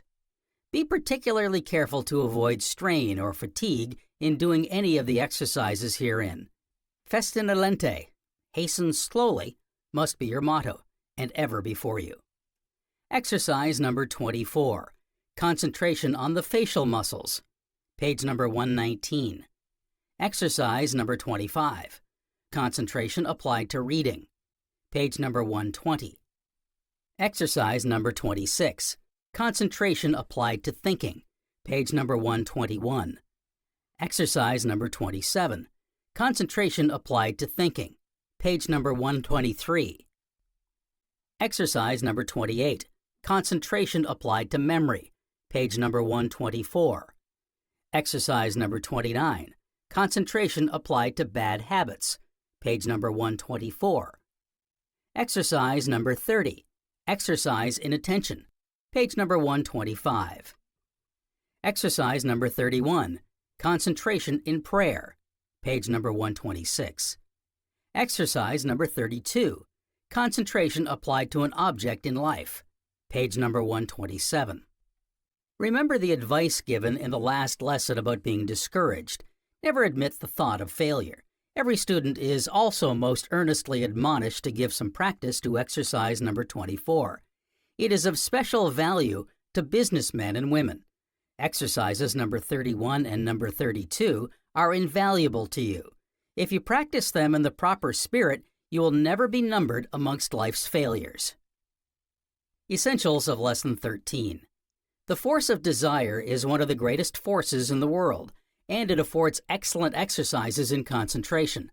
The desire to tell is, perhaps, one of its strongest manifestations. I commend the following exercises to you, which, if you duly observe, will greatly strengthen your powers of concentration, and also your power of self-control. It is not the author's purpose here to go into the moral benefits which will result from their practice. First, if you know or learn anything against the character of any person, never tell it to another person. That is, speaking generally, of course, special cases may demand it. This desire, in the vast majority of people, is enormous if you can control it. The benefits are in proportion. Second, if you hear an important piece of news, restrain the desire to tell it to the first person you meet. By doing so, you are concentrating. You concentrate all your powers of resistance not to tell. When you feel you have command over yourself, that is, when you feel the force of the desire to tell diminish, You can then tell your news without any loss of control. It is the impatience of the desire to tell that you are to guard against. Third, if a person tells you an important piece of news, which formerly would have caused you to start, jump up, or to utter some exclamation of surprise, receive the news quietly. Don't let your friend make you lose control. You will find he will be taken aback, and perhaps he will consider if his news was really as important as he thought it was. You will find that if you practice this, that it will be of enormous benefit to you, especially if you are in business. People will respect you, and you will gain a name for coolness, nerve, and imperturbability. You will gain the name of a strong man. Note, do not receive the news in a wooden manner. Use tact in accordance with the circumstances. You may perhaps think that, strictly speaking, the above exercises are not concentrative, but a little reflection will show you that they are highly so. The desire to tell says, "You must do as I tell you." Concentration replies, "No, by giving way to desire, I am losing control over a part of myself. I shall not do this. I shall concentrate all my powers of resistance against this desire, and so preserve my self-control." Welcome occurrences to practice these exercises, and you will reap great benefit. Exercise number 24. Concentrating on the facial muscles. First position. Sit upright in front of your looking glass and gaze at the root of your nose. That is, just where the nose juts out from the brow. Breathe naturally. Concentrate your attention on the facial muscles and try to avoid the slightest movement. Keep all thoughts at bay. Think only of keeping the facial muscles perfectly still. Second position. Stand upright in front of your looking glass and fix your gaze as above. Follow the same instructions as in the first position. Third position. Stand upright in front of a high mirror with your hands down by your side. Stand perfectly motionless. Do not practice any of these positions at first for longer than 5 minutes. Gradually increase up to 15 minutes. Watch your breathing carefully in each position. The ability to control the facial muscles will stand you in good stead on many occasions. Its value cannot be estimated, for these muscles are always trying to betray your thoughts to others. Bad news, good news, surprise, fear, joy, all employ the facial muscles to express themselves. Therefore, be on your guard and exact complete obedience from your facial muscles. Remember, people judge you by these muscles as much as by what you say. Therefore, gain complete control over them. Exercise number 25. Concentration applied to reading. Read carefully a short story, and then write a précis of it. Or take a speech reported in the newspaper and condense it into half a dozen lines or so. Remember, you are to read both the story and the speech once only, noting as you go along the essentials of each. You will find that this exercise will make great demands on your concentrative powers, for it demands keen attention, and memory to a great extent, and with these, the power of abstraction so that essentials may be clearly marked out as you proceed. Remember, you cannot say that you really know a thing unless you can tell it or write it out. If you fail in the telling or in the writing, it shows weakness of concentration and the retentive powers of your memory. Therefore, your time has been wasted. If you are a student and wish to advance rapidly, tell what you know to a congenial mind. In this way, you will discover defects in your knowledge. You will find that in many points you lack clearness and definiteness. Even if you haven't anyone to whom you feel you can talk about what you have read or are interested in, do not be discouraged. Go into your room and imagine a friend sitting opposite you, and try to tell him what you have read or are studying. This plan will reveal many a weak point in your knowledge and speech. Especially will it try your powers of continuity, that is, the power to finish as well as you begin, to round up, as it were, your subject. You will find this imaginary conversation or exposition a magnificent concentration exercise. In the same way, if you imagine an audience in front of you, you will soon develop into a good speaker. If you wish to become a ready speaker, adopt the following plan. Write out on several slips of paper the name of subjects to speak upon. Your newspaper will supply you with plenty of topics. You should have some familiarity with the subjects chosen. Put your slips to one side and take one at random each day. Have your watch in front of you, and as soon as the seconds pointer is at 60, commence to speak upon the subject noted on your paper. You are to speak for 1 minute only. As soon as the time is up, you must stop. You must not make excuses as to inability or unfamiliarity with the topic. You must strike into your subject right away. Aim at speaking without breaks. Force yourself to say something. In time, you will learn to think quickly, which is the chief requisite in readiness of speech. Exercise number 26. Concentration applied to thinking. No man can be a thinker unless he can concentrate his thoughts on the subject matter before him. The ability to think clearly should be the endeavor of every man and every woman. A good way to develop this power is to take a verse out of the Bible, or a verse of a poem, or of a proverb, and try to exhaust or at least get a rough idea of its meaning. To give an example, suppose we take the verse, "To him that hath shall be given, and from him that hath not shall be taken away even that which he hath." At first sight, this appears ridiculous. How can anything be taken away from a person who has nothing? Now, on reflection, you are met with a counter-argument. It is impossible for a man to possess nothing, for nothing does not exist.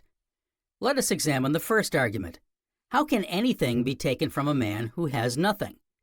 Every man, by faith and belief in health, possesses a measure of health, sometimes indeed so little that we may say he has no health at all. Yet if this person loses faith in the little he has, it means that even that little will be taken away from him. The principle underlying this verse is a psychological one. It means that unless a man, by having faith and belief, follows the laws that make for health, wealth, or any other desirable thing, eventually his power to obey the law will be taken away from him. Take success, for instance. Every man of whom we speak as a failure possesses potentially the powers that would lead him to success. But if he does not, or will not exert those powers by true faith, then in time they are taken away from him. Try this exercise on a different verse or proverb every day, and you will find your thinking powers develop to a wonderful extent. You will gradually acquire the valuable power of thinking for yourself, a power which very few people seem to possess. In concentrating on thinking exercises as above, remember to sit perfectly still, to breathe naturally, and to avoid all strain. If thoughts do not seem to come to you, do not worry. Leave the exercise till another day. Do not sit at this exercise, at first, for longer than 10 or 20 minutes. Gradually extend as your power of thinking grows.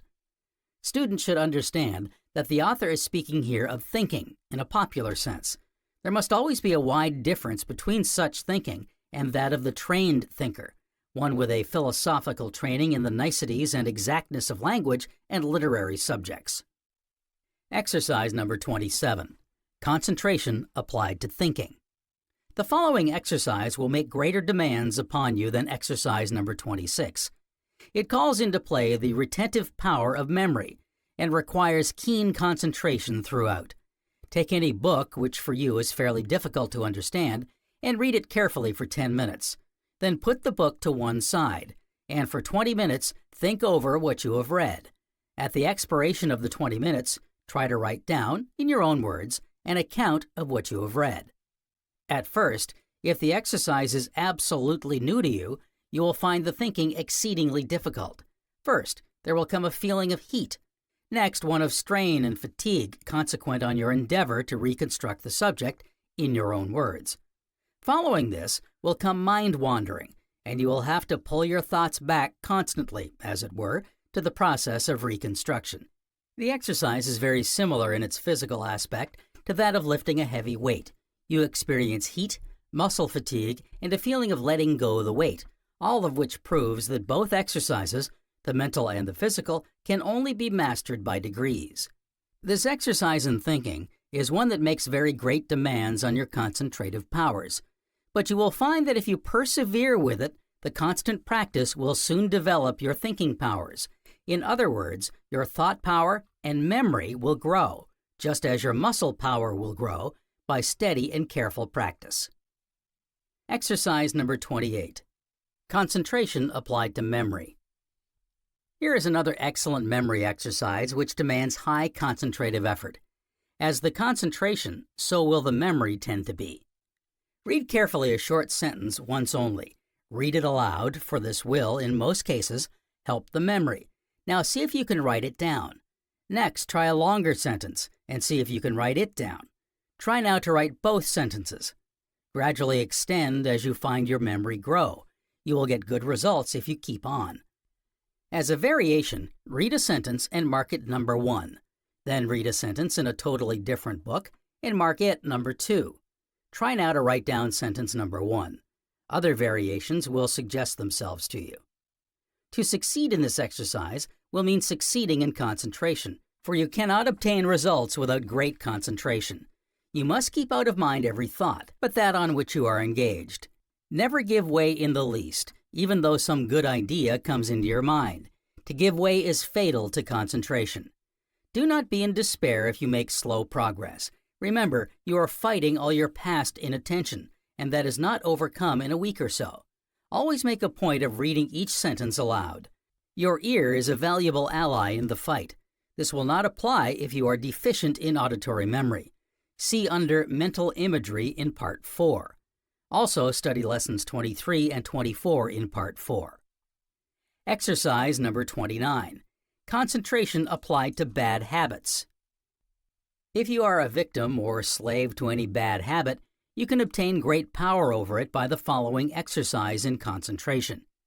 Lie down on your bed or couch and shut your eyes, and imagine yourself standing in front of you. Suppose, for example, you are a slave to drink. Imagine that you are talking to your imaginary self about the horridness of drunkenness. Then imagine you are giving advice as to how to control this awful habit. Picture to him, that is, yourself, the delights of sobriety, contrasted with the degradation of drunkenness. Imagine you are trying to instill into him your own hatred and horror of drunkenness. Feel this horror, this hatred, until your whole mind and body thrills with the feeling. Then, at length, dismiss him by telling him that the habit will have no power over him anymore, that you will help him to overcome it, and he will overcome it. If the concentration in this exercise is perfect, you will find growing up in you a hatred against the habit which enslaves you. Cases are on record where men addicted to drink have so talked to and admonished themselves in this manner that whiskey made them ill whenever they took it, and they were forced to give it up. Exercise number 30. Exercise in attention. Hang your watch up on a nail on a level with your eye, in a sitting posture. Now sit away from the watch a distance of from 3 to 4 feet, according as your eyesight is good. Now fix your gaze on the second hand and let your eye follow it in its travels round the minute center. Gaze for 5 minutes and think of only the second hand and its journey.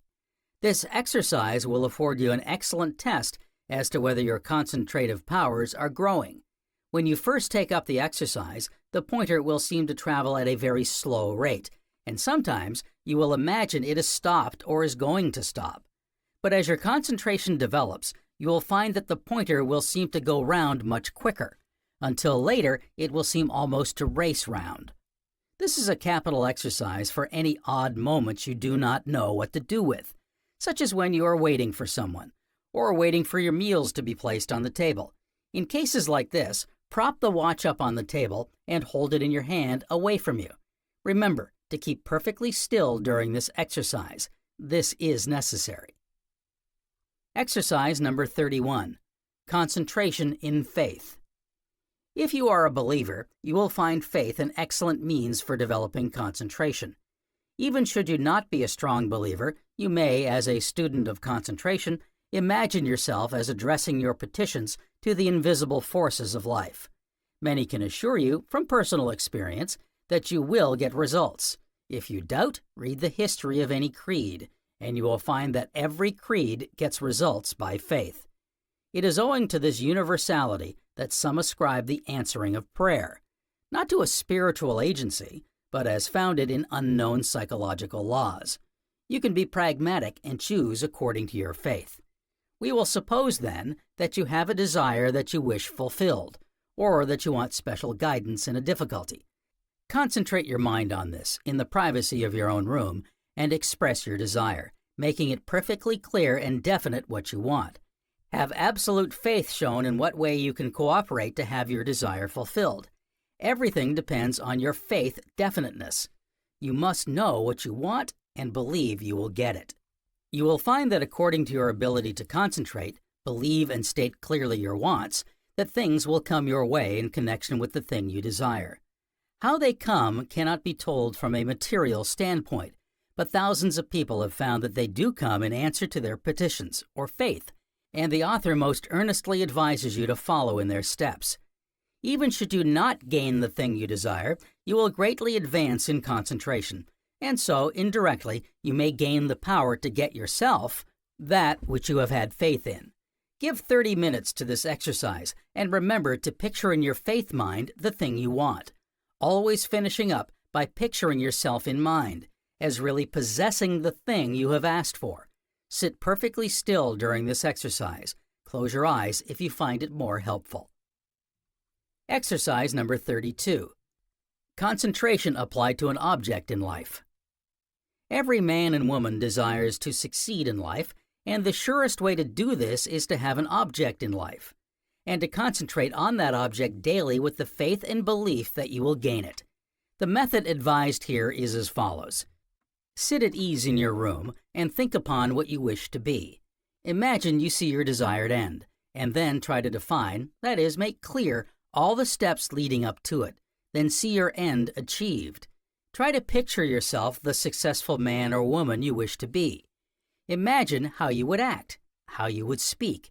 Now go over the steps again and use auto-suggestion on yourself by repeating the following. Say, I can be this kind of man. I will be this man. I am this man. Nothing shall stop me from being a success. I know the steps I must take to reach my end, and I shall let nothing hinder my taking these steps. I believe I shall eventually reach my end in view. I shall. Say this aloud. After you have concentrated in this manner, try to follow and live out the character in your daily life. Make every effort, and you will find that if you do not actually reach what you are aiming for, you will certainly reach a much higher point or position than you would otherwise do. By following the above plan, you will be doing consciously what many successful people have done unconsciously. These people have always had an end in view. They have concentrated upon it with faith day and night, and they have said to themselves when faced with difficulties, I shall succeed. I believe I shall win. I shall let nothing keep me back. I shall attain my desired end. Read biography and you will see that this is true of all really successful people. You will find, too, that science in the new developments in psychology is in agreement with the principles here laid down. You will find this a grand exercise in concentration. Give 1/2 hour to it at each sitting. A word of warning, do not let the exercise degenerate into mere daydreaming. Be in dead earnest all the time. Chapter 16. Lesson 14. Scientific Concentration. Attention and Mental Discipline. Summary of Lesson 14. This is a very difficult lesson, so difficult that no student can hope to master all of it without sincere study. But the attempt to master will have valuable results, and as you begin to make a little headway, it will have an important bearing on your future career. Exercise number 33. Concentration applied to reading. Exercise number 34. Concentration applied to muscle control. Exercise number 35. Exercise in attention. Exercise number 36. Exercise in attention. Exercise number 37. Concentration applied to defining. Exercise number 38. Exercise in attention. Exercise number 39. Concentration applied to speech.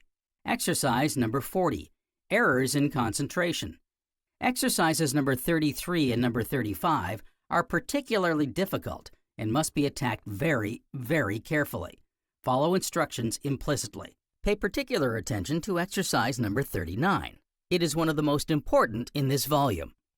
Exercise number 40 is very important and will repay you splendidly if always acted on.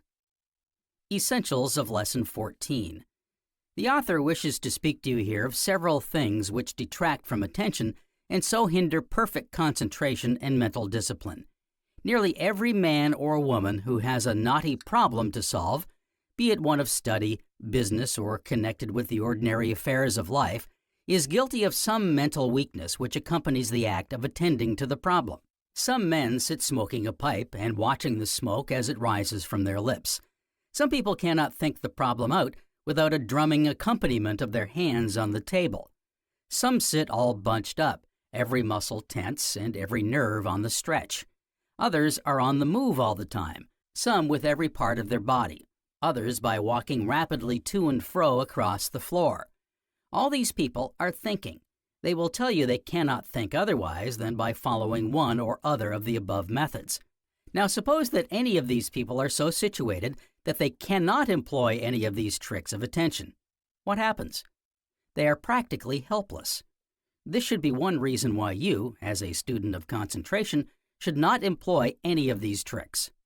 Again, if you analyze any of these methods, you will find that none of these people attain anything approaching perfect attention. The attention of the smoker wanders to the wreaths of smoke and to their manifestations of form. The people who drum on the table find their thoughts wandering to the table or the drumming, and so on with the other cases. Now, there is only one way in which perfect attention, relatively, can be gained, and that is by being perfectly still. No matter what the problem may be you have to solve, sit down to it quietly. Sit upright in your chair and never move a muscle. Do not move foot, hand, finger, head, or in fact any part of your body unless absolutely obliged to do so. Be quiet. At first, you may not succeed so well as formerly, as your whole body will rebel, but you will find as you keep on that you will think better and quicker than formerly.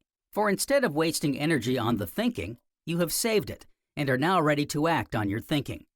If your thinking has to be long and keen, sit perfectly still with your eyes closed, if circumstances will permit, and see that your muscles are in their normal state. Remember in all your thinking to observe the following rule. Sit or stand, if the conditions must be such, perfectly still, every part of your body at rest, every muscle relaxed. By doing so, you will think without strain, and the quality of your thinking will be higher, and the time spent much shorter. Exercise number 33. Concentration applied to reading. Go into a room where a conversation is going on. Take up a book and try to read, making up your mind that you will not listen to a single word of the conversation. Say to yourself before commencing, I will, i.e. determine, that I shall not hear a single word of this conversation. Read for 5 minutes and then try to see how much of the conversation you can write down. Never mind if it seems disjointed. Write down what you can remember, even though it should be just a few words. Note, this is not a memory exercise, therefore the more words you are able to write down, the worse for your concentration, for it proves that the conversation has affected you and hindered you concentrating on what you have been reading. This is an extremely difficult exercise. Not the writing down, but the ability to keep the mind closed, as it were, to the conversation that is going on around you. Especially will you find it difficult if the passage you have selected requires close attention, or where the subject is not particularly interesting. This exercise makes great demands on your concentrative powers, and is, therefore, very important. It is extremely valuable to students or to business people who have often to attend to intricate problems or complicated detail while the hum of conversation is going on around them. To some people, this type of concentration is natural, as is instanced by some authors who can write while surrounded by conversation and other distractions. Always remember to preface the exercise by affirming that you will not hear a single word of the conversation around you. This will help you. Seek occasions to practice this exercise. You will find them in your home, in a railway train, in a restaurant, while sitting in the park, etc. Do not be discouraged if you make slow progress. Like all true progress, it is a gradual process. Some of the other exercises in this section will help you to attain this type of concentration. Exercise number 34. Concentration applied to muscle control. In some of the other exercises, there has been directions given to control the muscles. The following exercise is to develop still further control of the muscles, but it is one that needs, at first, the cooperation of another person. Whenever the ordinary man or woman contracts a muscle, sympathetic attraction is set up in various other muscles. This can be prevented by concentrating the mind solely on the muscles you wish contracted. Suppose you clench your fist with the arm fully extended, and then draw your arm up to your shoulder. And suppose someone is holding your other arm. The instant you clench your fist and draw up arm number 1, your friend will feel arm number 2 contract sympathetically. Now, the way to overcome this is for your friend to keep lifting arm number 2 and letting it fall while you are contracting the other arm. By doing so, the muscles become, in time, relaxed, and you can concentrate perfectly on one set of muscles in arm number 1 without, comparatively, any sympathetic attraction being set up in arm number 2. Practice next with the legs, first with one and then with the other, until you have the same control over them as you have obtained over the arms. After a time, you can dispense with the aid of a second party. You will find these exercises very difficult for a time, but as they are not impossible, you can look forward to conquering them. You can easily avoid telling your friend what you are after. Tell him you have read about sympathetic attraction and are desirous of experimenting. Practice when convenient for your friend to attend. Exercise number 35. Exercise in attention. Lie down on your bed. Stretch your feet down as far as they will go, then stretch your arms out to their full extent across the bed. Now, relax. See exercise number 1. After you have rested a minute or two, try to make your mind a blank. As each thought comes into your mind, by an effort of will, try to reject it. That is, do not follow it up and so allow a train of thought to be established. Resolutely put each thought to one side and try to think of nothing. Make the mind a complete blank. The first trial of this exercise will make you declare it impossible. It is not impossible, for many students of advanced concentration, especially in India, have accomplished it. Of course, it cannot be sustained for a long time, although some Indian students declare it can. But whether long or short, it is a valuable exercise in concentration because it develops great willpower and thought control. As has been said, the first feeling is one of despair, but after a few weeks' trial, you will not be so discouraged. You have much the same feeling when first you commence to learn a musical instrument. You think it is impossible to make headway, but gradually the power comes and you cease to wonder. You must be exceedingly careful in your first attempts at this exercise. Do not practice it for longer than a minute at a time, and only once per day for the first week or so. Extend very gradually.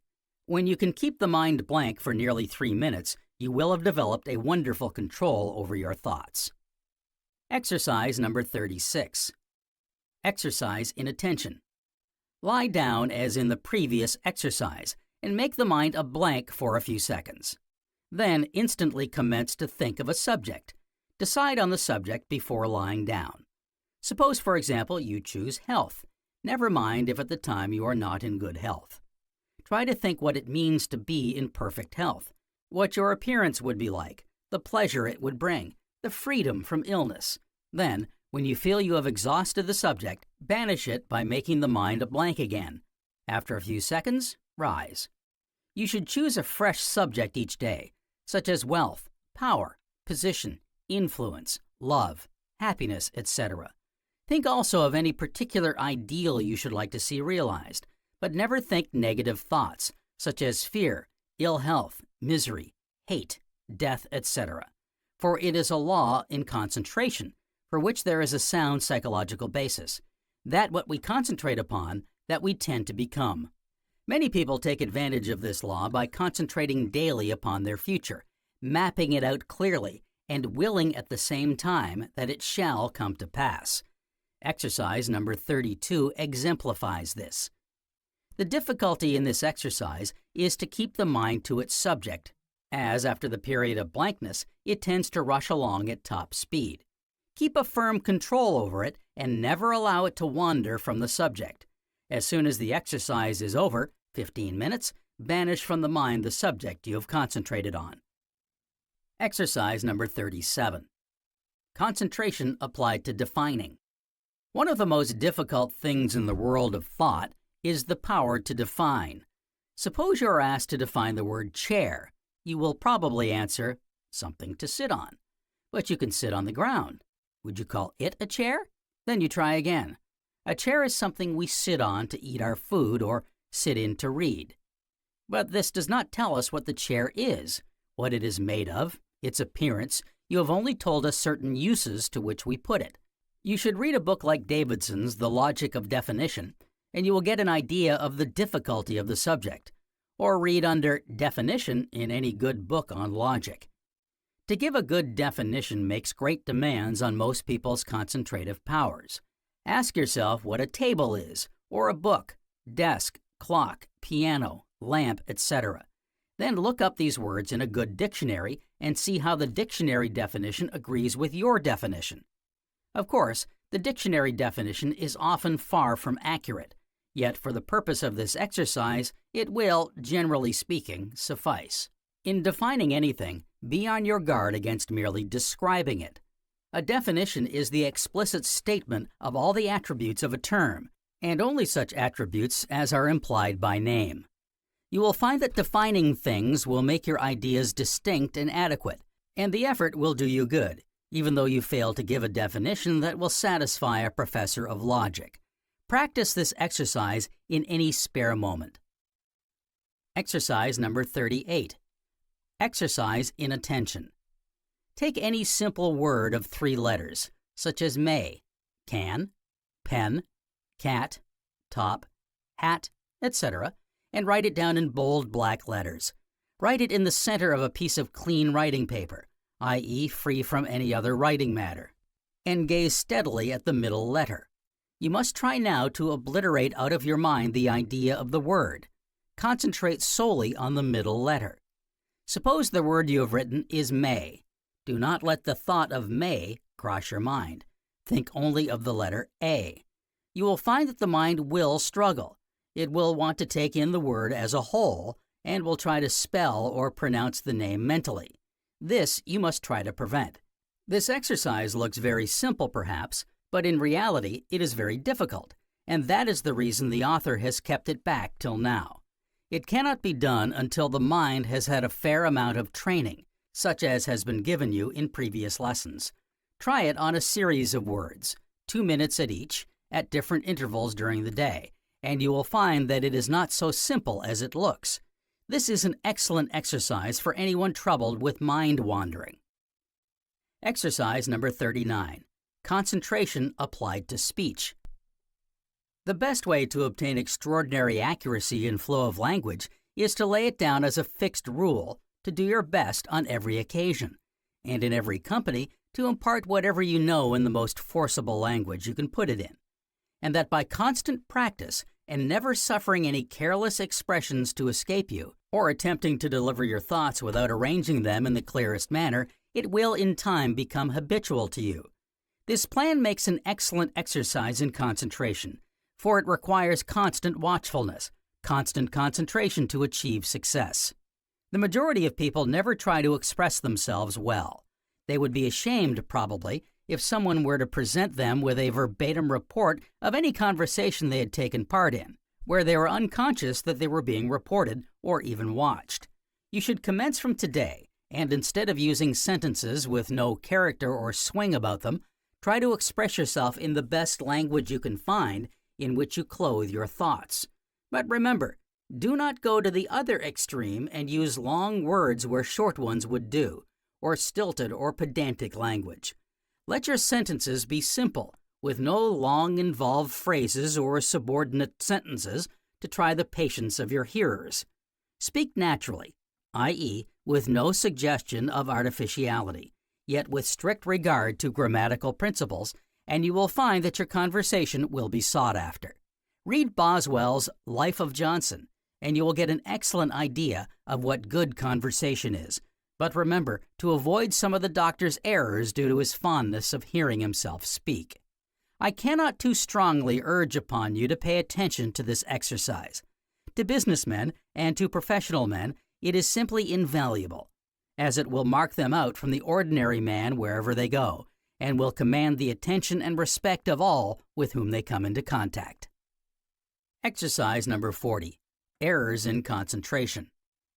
The author in this exercise wishes to draw your attention to some kinds of concentration that are wrong, so that in future you may guard against them. Emerson has a saying, "If you are interested in a book, put it away." Do you know what he meant? He meant to guard you against concentrating wrongly.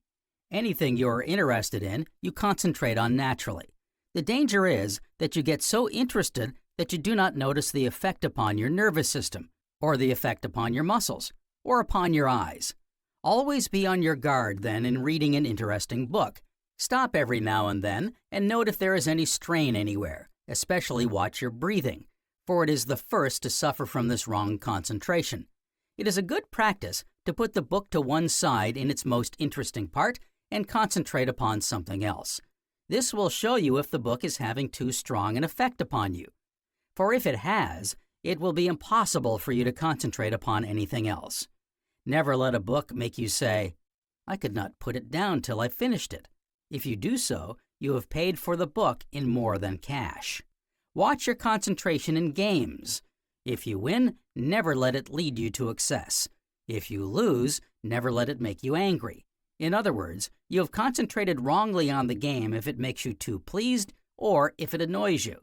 The havoc worked by wrong concentration in games, especially on the nerves, is strongly shown in chess contests. The strain on the players is something terrible, and many chess players have had to give up the game altogether, simply on account of the strain. A training in concentration would have avoided all this and given them an enormous advantage over their opponent. Note carefully your concentration when you are at the theater watching a play. Prepare yourself beforehand by determining that you will take special care to control your emotions. Take your mind off the play now and again and examine yourself critically. If you are all strung up, you have concentrated wrongly. Instead of concentrating on the play, you have simply let yourself be hypnotized, and the actors have done what they liked with your emotions. Follow the same method or plan when listening to a speaker or to a musical performance. Watch your concentration in an argument. If it makes you lose your temper, you have concentrated wrongly.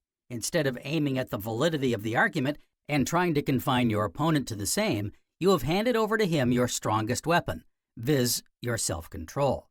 You should concentrate upon the determination of the argument, and your desire should be that right or truth will prevail. Whichever way the argument goes then, that is, whether you win or lose, will not matter to you. You have done what you set out to do. You have concentrated rightly. If you follow out the principles given in this work, that is, here, make exercises of them, you will benefit in health. You will gain a reputation for calmness and coolness. You will develop your powers of concentration and mental discipline to an extent unknown to the vast majority of mankind. Health and mental force. Whatever contributes to the health, vitality, goodness of heart, and soundness of mental force contributes to success in life, health and vitality being the leading requisites. The health habits of the student should be good, his will strong, while patience, endurance, perseverance, and sympathies should be marked features in his character. He should have a good, full, clear eye. His gaze should be honest, steady, and penetrating. Health is largely a question of constitution. It is inbred, comes by nature. Its maintenance is requisite, but the how of its preservation and maintenance need not be entered upon here. Every student's life should be governed by temperance in all things. He should abstain from gross foods, impure drinks and associations, cultivate the good and true within himself. I might say that early and regular habits, morning bath, simple diet, adequate physical exercise, calmness, and evenness of mind will largely contribute to successful results. As for the rest, the student must study and practice. Vitality. To add and store up vitality and to make your physique appear attractive, think and practice the following. 1. At mealtimes, make it a point to masticate every morsel as thoroughly as possible, and think and picture within yourself that you are extracting a good deal of strength from the food. 2. When practicing the breathing, implant the idea in your mind that you are absorbing within you nature's life forces in abundance. 3. While taking a bath, concentrate and believe that you are drawing health and strength from the water you bathe in to vivify your system and to make your physique strong. The will. Next to health comes self-government. The development of will and the power to concentrate your energies. Will can be cultivated by the exercises given in Part 4. But the initial power of will depend upon your concentration and mental discipline. A person deficient in firmness, self-esteem, conscientiousness, and continuity is not likely to have a strong will. But if, in addition to the foregoing, they have those faculties which tend to timidity, lack of concentration, want of courage, as far as will is concerned, they would not develop concentration. If you grasp the elementary principles of concentration and mental discipline, you will be the master of the laws through which the human mind is molded and swayed, and of that intangible and subtle power which controls wherever daggers fail. How poor are they that have not patience? What wound did ever heal but by degrees? Shakespeare. Patience and perseverance is the price of success. It matters not how unimportant these instructions may seem to you, or how simple they may appear. Make up your mind to follow them in every detail. Do not pass judgment upon a thing until you have given it a fair trial. Remember, the greatest things in life are often the simplest things. It may seem to you that the exercises are too simple to produce the astounding results which the writer claims. But if you will only give the lessons a thorough trial, you will be more than enthusiastic in your praises of them. When you finish Part 2, you will feel astounded at your success and the degree of your advancement. The salient and all-important advice is, learn each lesson before taking up the next. Unless you succeed in the first, and until you succeed in that, you should not take up the next lesson. If you proceed contrary to directions, the author is not responsible for your success. Remember, the instructions now laid before you are the foundation over which you will have to build the structure of success. They are the master key, and without it, the doors of concentration will not be open to you. Master it well, and your complete success is certain. Self-control is that quality in man which attracts interest, confidence, friendship, and love of mankind. This is the secret of success. In character, in manners, in style, in all things the supreme excellence is simplicity. Longfellow. In conversation, observe the following rules. Never interrupt a person while speaking. Appear to pay attention and to be interested in the conversation, but do not let his thoughts produce any real impression upon you. Avoid arguments on any and all subjects, for everyone has got his own opinions. Do not attract attention by either your loud talk or laughter, or show your egotism by trying to absorb in conversation. Avoid whispering or conversing in a language that all the parties may not be acquainted with. If you are gifted with wit, do not make a display of it. Do not use slang words and never indulge in idle or ill-natured gossip. Do not boast of your achievements. Never make fun of the peculiarities or idiosyncrasies of people with whom you come in contact. Costly thy habit as thy purse can buy, but not expressed in fancy, rich, not gaudy, for the apparel oft proclaims the man. Shakespeare. Always be simple, neat, and clean. Keep your body clean and void of any bad odor, and let your clothes be brushed and neat. Be always polite, for politeness is the oil that lubricates society. Avoid arrogance and sycophancy. Be plain and unassuming. Study the characteristics of each and every man whom you wish to influence. Never get excited in conversation. Always be obliging and ready to assist others out of misfortunes and dilemmas. Be as agreeable to your social inferiors as to your equals and superiors. If you are quick-tempered and apt to give way to a fear of misfortune or worry, you should pay particular attention to the lessons given in Part 4 under Will Culture. Cultivate a frank and open manner. Always be earnest when you talk. It not only holds the attention of the people to whom you are talking, but it is also a valuable aid to you. Cultivate an agreeable tone of voice, avoiding a mumbling utterance on the one hand and a loud boisterous tone on the other. An excellent rule is to pitch the voice to the tone of the party with whom you are conversing, providing always that you do not shout in order to keep pace with the other person. If the other man shouts, keep your own voice even and subdued, and he will soon drop to your pitch. The I is the all-potent factor in influencing people. It not only seems to hold the attention of the person to whom you are talking, but it is also a power in impressing your will upon another. The eye of the man who has mastered the laws of mental control is a powerful weapon. Notice to students. After you have finished this lesson, you are advised to read over again the hints on practicing given in Lesson 11, and follow the advice there given as to future practice. Students whose time is limited are advised to give special practice to the essentials of concentration in each lesson. Try to carry these out in your daily life, i.e., live the exercises. Busy students should give prominence to the following exercises.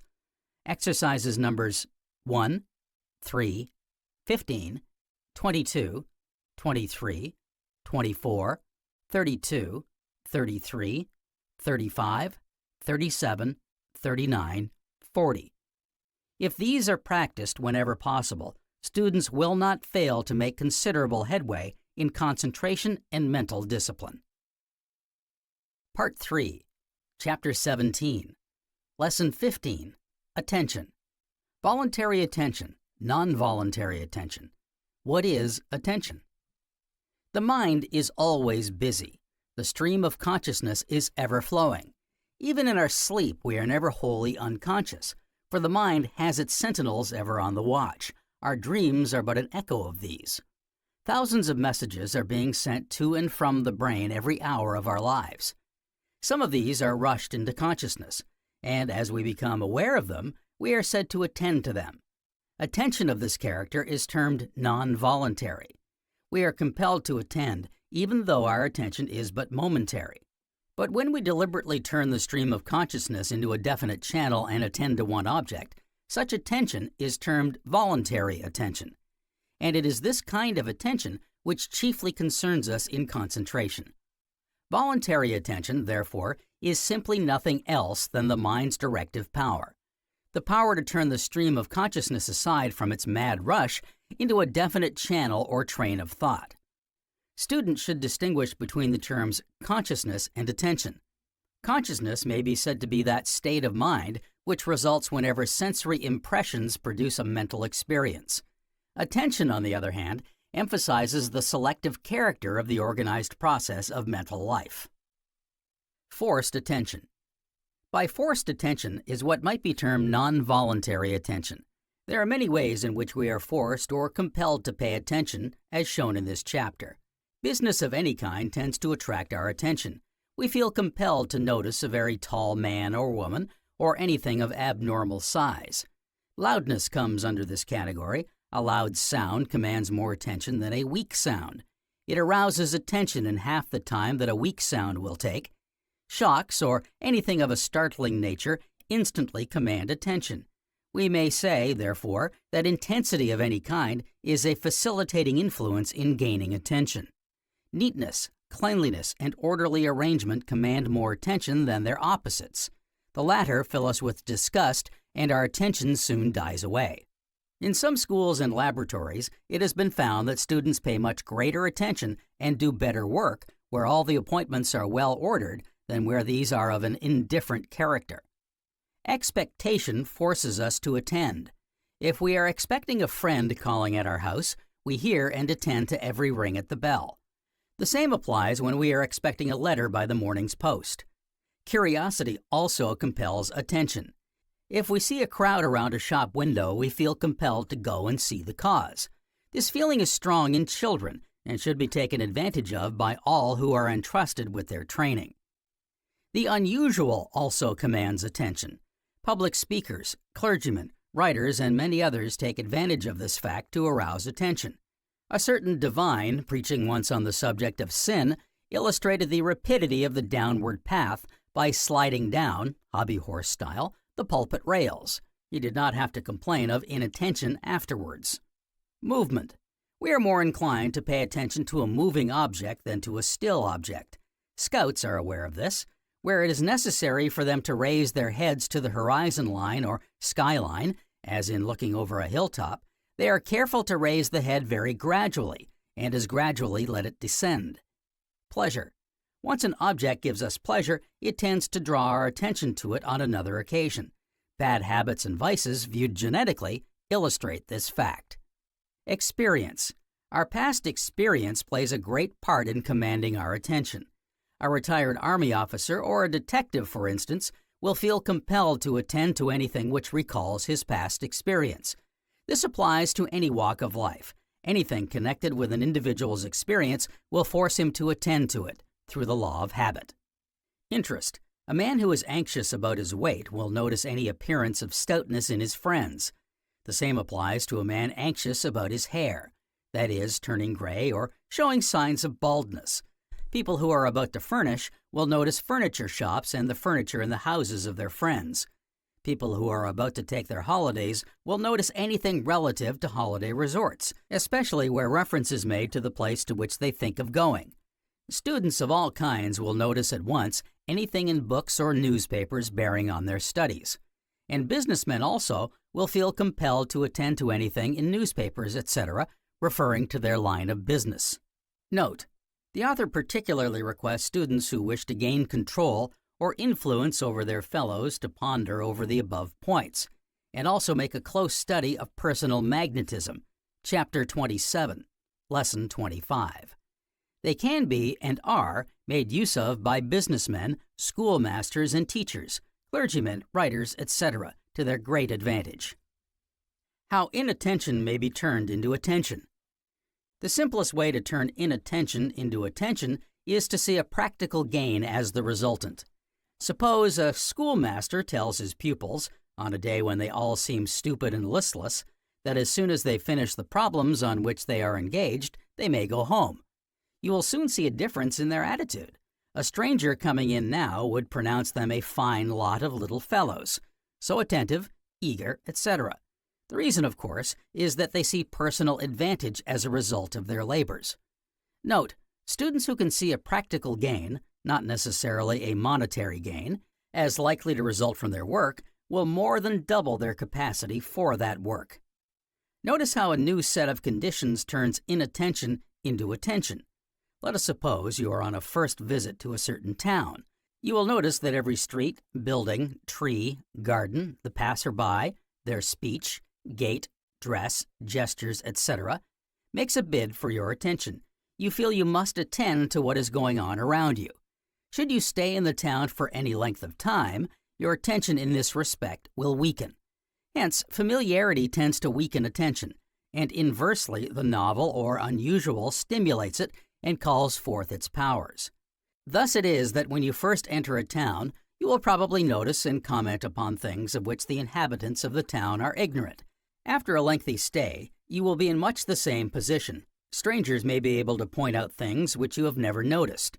Test the above by observation in your own city. Look at buildings of any kind and see if there is anything about them which you have never noticed before. Look at your friends and apply the same test. Repetition tends to turn inattention into attention. For instance, have you ever noticed how a drumming on the table by someone when you are reading is at first almost unheard, and then it seems to steal further into consciousness, until finally it creates intense irritation? This phenomenon is termed the summation of stimuli, i.e., the power of a weak stimulus to gain attention by repetition. Advertisers make use of this fact. They know that repetition tends to turn inattention into attention, and so they keep their advertisements constantly before the public. Many students know the power of repetition. A textbook, which at first seemed powerless to gain their attention, by constant going over it, gradually develops more and more attention until finally interest is created. The following also illustrates the power of repetition. Get a puzzle picture and examine it carefully. Note how the hidden face, for instance, gradually unfolds itself, as it were, until finally it dominates the picture. You cannot think now that it is possible for anyone to glance even casually at the picture without discovering the face. Continued or repeated repetition therefore clarifies the vision. The camera illustrates how inattention is turned into attention. If you examine a photograph of a landscape, you can tell at a glance what portions of the scene the photographer wished to make prominent. For that portion will stand out distinct. The other portions of the scene will be indistinct. Similarly, if you were to look at the actual landscape which the photograph illustrates, you will see clearly only those portions on which you focus your attention. The portions outside the focus will be indistinct or not seen at all. If you find it difficult to pay attention to anything, you can facilitate the process by preparing the sensory and motor centers. For instance, if a friend tells you he is going to strike a note on the piano, your ears will be prepared to hear the note, and you will hear it quicker than without this preparation. Now apply this to study. Before commencing your studies, prepare the brain by a rough idea or review of what you are about to study. Say to yourself, I am going to study blank textbook. Name the book. I shall pay strict attention to it. I shall not waste time. I shall read quickly and try to apprehend as quickly as possible what I read. I am going to give all my attention to my work. I shall shut out everything irrelevant. Preparation of this kind acts as a stimulus. The thinking centers, if I may so term them, and the memory centers are ready for action, and you will work with much greater rapidity and exactness. If you find it difficult to keep your mind on what you are reading, you can make the process easier by silently articulating each word. Many people adopt the same plan in listening to a speech, a sermon, or a lecture when they find it difficult to keep the mind in the track of the thought. Attention to different objects. There is a difference of opinion among psychologists as to the number of objects we can attend to in the same attention process. But the majority seem to lean to the view that under such conditions we cannot attend to more than one or two objects. The power, however, varies in different individuals, depending on the natural powers of perception, and also on the amount of practice they have had. For practice greatly quickens our perceptive powers. When objects are grouped in threes or fours, where the objects are related somewhat, we can attend to a greater number of objects. Where the objects are unrelated, the number is not so large. Familiarity with the objects likewise helps us as to the number to which we can attend. Anything which we have seen only a few times takes us longer to grasp than that with which we have long been familiar. The student should remember that the mind takes in each group as a unit. The number of individuals comprising each group is the resultant of practice. Strain in attention. Strain in attention is chiefly due to, first, wrong posture, second, faulty respiration, third, worry. The latter is the chief offender. It is the person who worries who finds the greatest strain in attention. Students who puzzle their brains over a problem know the harmful effect of this kind of attention. Businessmen, too, know how worry saps their energy when it enters into the attention processes of business. The attitude to adopt in such conditions is to attend quietly and calmly, and if no result can be obtained, as in trying to solve a problem, it is well to leave the matter over if possible, and come back to it again later on. Students often waste precious time trying to grasp the meaning of a statement, for which they are not prepared in a textbook. They refuse to leave the page, and they will worry an hour or more in a vain attempt to master the statement. The best method is to mark such passages and read on. Often a few pages further on in the book, one will come across something which illuminates the difficult passage, and you realize its meaning in a flash. Similarly, a businessman who adopts this method will refuse to worry over business difficulties relating to details which he cannot fit into their place. Later on in the day or week, he will often find the solution in something else which seems totally unrelated. Wrong posture and faulty respiration have a great deal to do with the feeling of strain in attention. Notice people listening to a speaker, or watching an enthralling play, or reading an interesting book. Notice the tensity of the muscles, the shallow breathing, the huddled-up position of the body. Is it any wonder that such people find attention a strain? Students of this work should guard against wrong posture and faulty respiration in attention.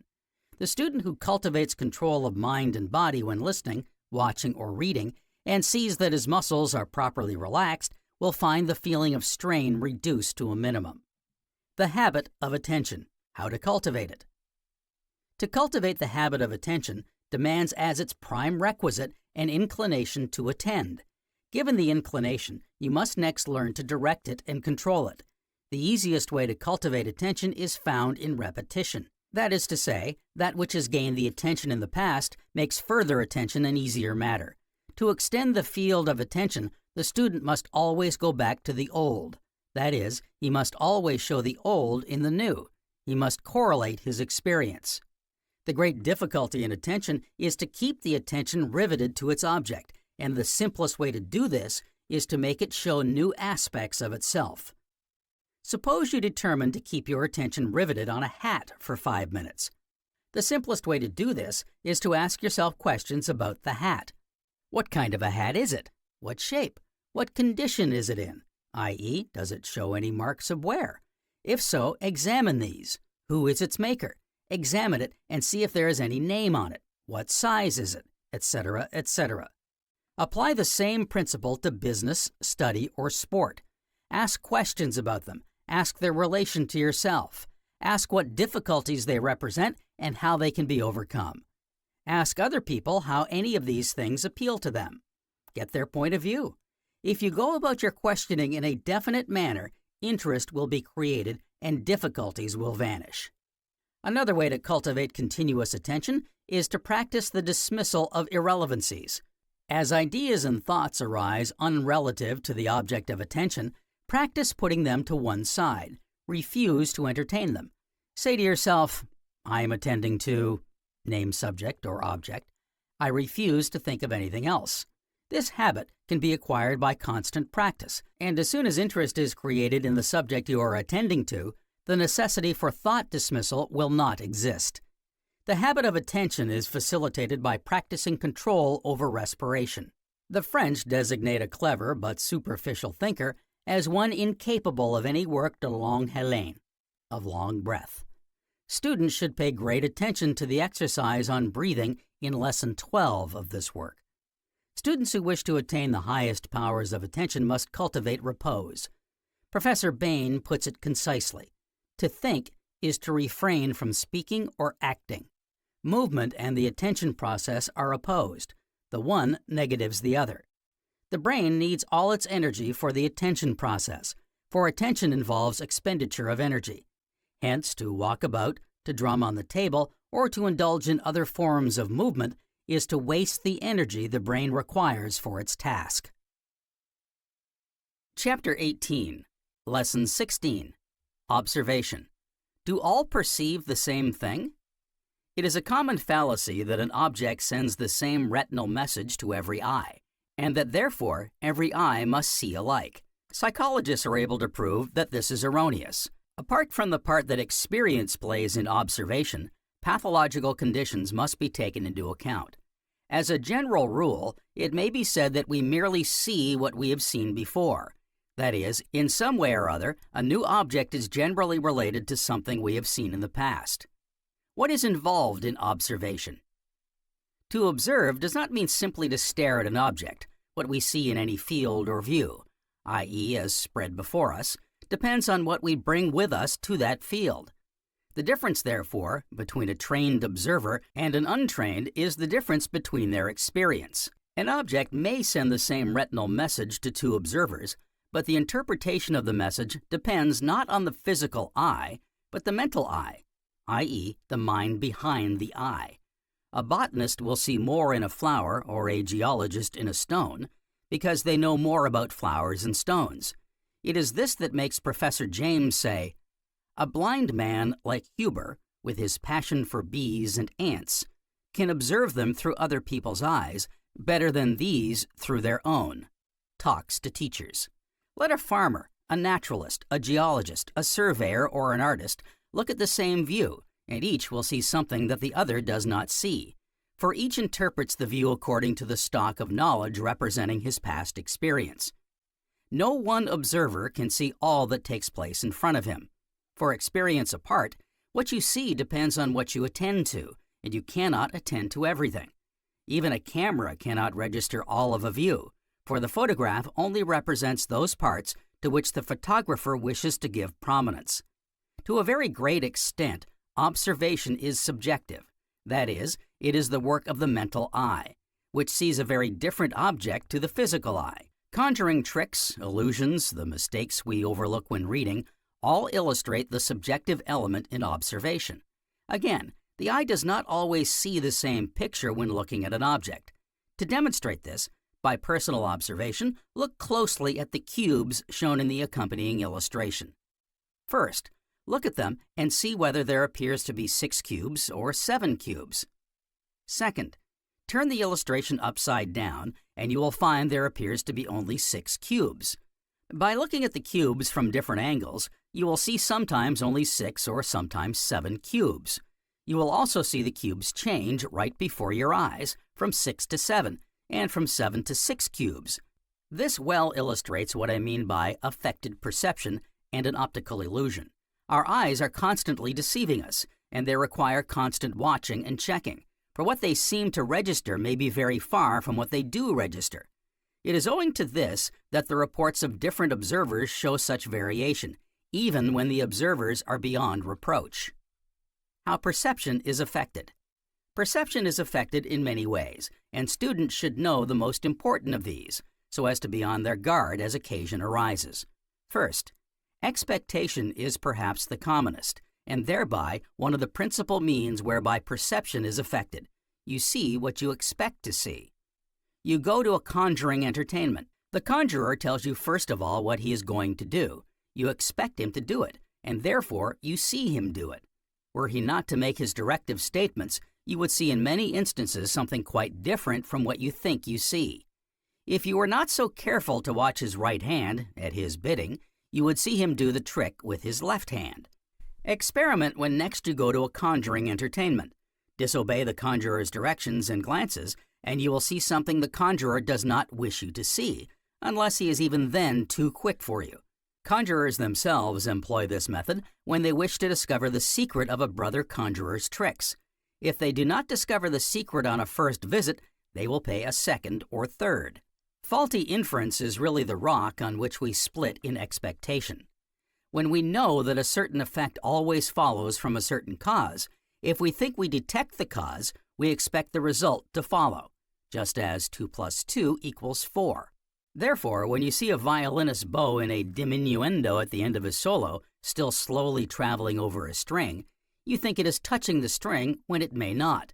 You have always associated the traveling bow as in contact with a string, hence when the violinist tricks you with the moving bow, you think the sound is still dying away beyond reach of your ears. It is therefore an easy matter to deceive a person. If you lead him to believe you are making certain movements which he has always associated with certain acts, if he thinks he sees the cause, he is certain he sees the effect. Note, too, how a ventriloquist works on your expectation. He tells you that the voice you hear proceeds from a man on the roof. Without this direction from him, you could just as easily imagine the voice as that of a man in the cellar. You hear what you expect to hear. Second, interest affects perception.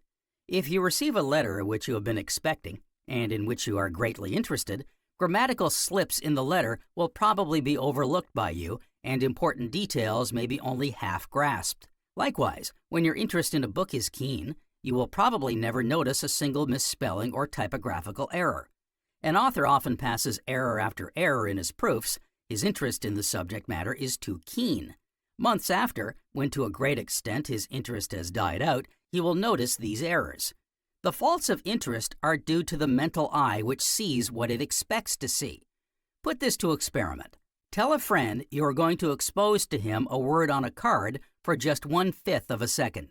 Tell him the word represents something he wears on his head and show him on a card, hat. Write it fairly large and distinct. He will expect to see some such word as hat, and he will therefore read it as hat. If you wish to guard against the mental eye in reading, you must train yourself to see the individual letters of a word, for as a rule, we only see words as wholes, hence the mistakes we make in passing misspellings, transposed letters, etc. Interest can inhibit a retinal message entirely. A student examining an object through his microscope rarely sees anything with the disengaged eye. His interest and intentness act as an arresting influence on the stimuli sent to the eye that is disengaged. Third, the customary or familiar greatly affects perception. We are so accustomed to see our friends day after day that we do not notice signs of ill health in them, unless very pronounced.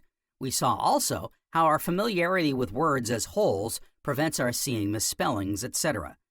But often, familiarity plays us another trick in reading. We fail to note the omission of words like the, and, but, in, with, etc. Our mental eye supplies these. This fault is often responsible for serious mistakes in business. A businessman often thinks he has read in a letter or order what he has not read. It is only when his correspondent asks him to reread the letter that he sees the error. Some businessmen actually trade on this weakness in their advertisements or on their tickets. Words which totally alter the meaning of their statements are put in small print, or in a place not likely to be noticed. As hand-sewn in a boot or shoe advertisement will illustrate this. Note, the ear too is deceived by the subjective element. An old conundrum will illustrate this. A farmer had 26 sheep. 5 of them died. How many had he left? If you ask a person to solve this, taking care to speak the conundrum quickly and naturally, you will find that hardly anyone will notice the word sick. Their ears will interpret it as 6, and they will answer 21, 26 minus 5, or they will reply 21 alive and 5 dead, and so on. It is only a student of phonetics, or one familiar with such conundrums, who will be likely to detect where the key to the conundrum lies. Students should concentrate their attention on a person's conversation and see if they can detect any omitted words, or words wrongly or carelessly pronounced. Quick speakers supply the best tests.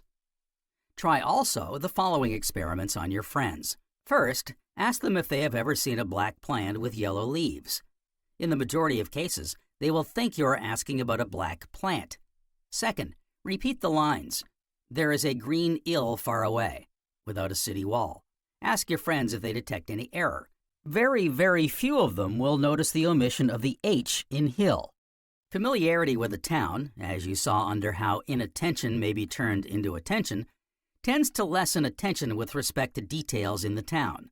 Similarly, a shopkeeper will notice the disorderliness of his shop, or the service given by his assistants, through long familiarity with the same, while a stranger will notice these at once.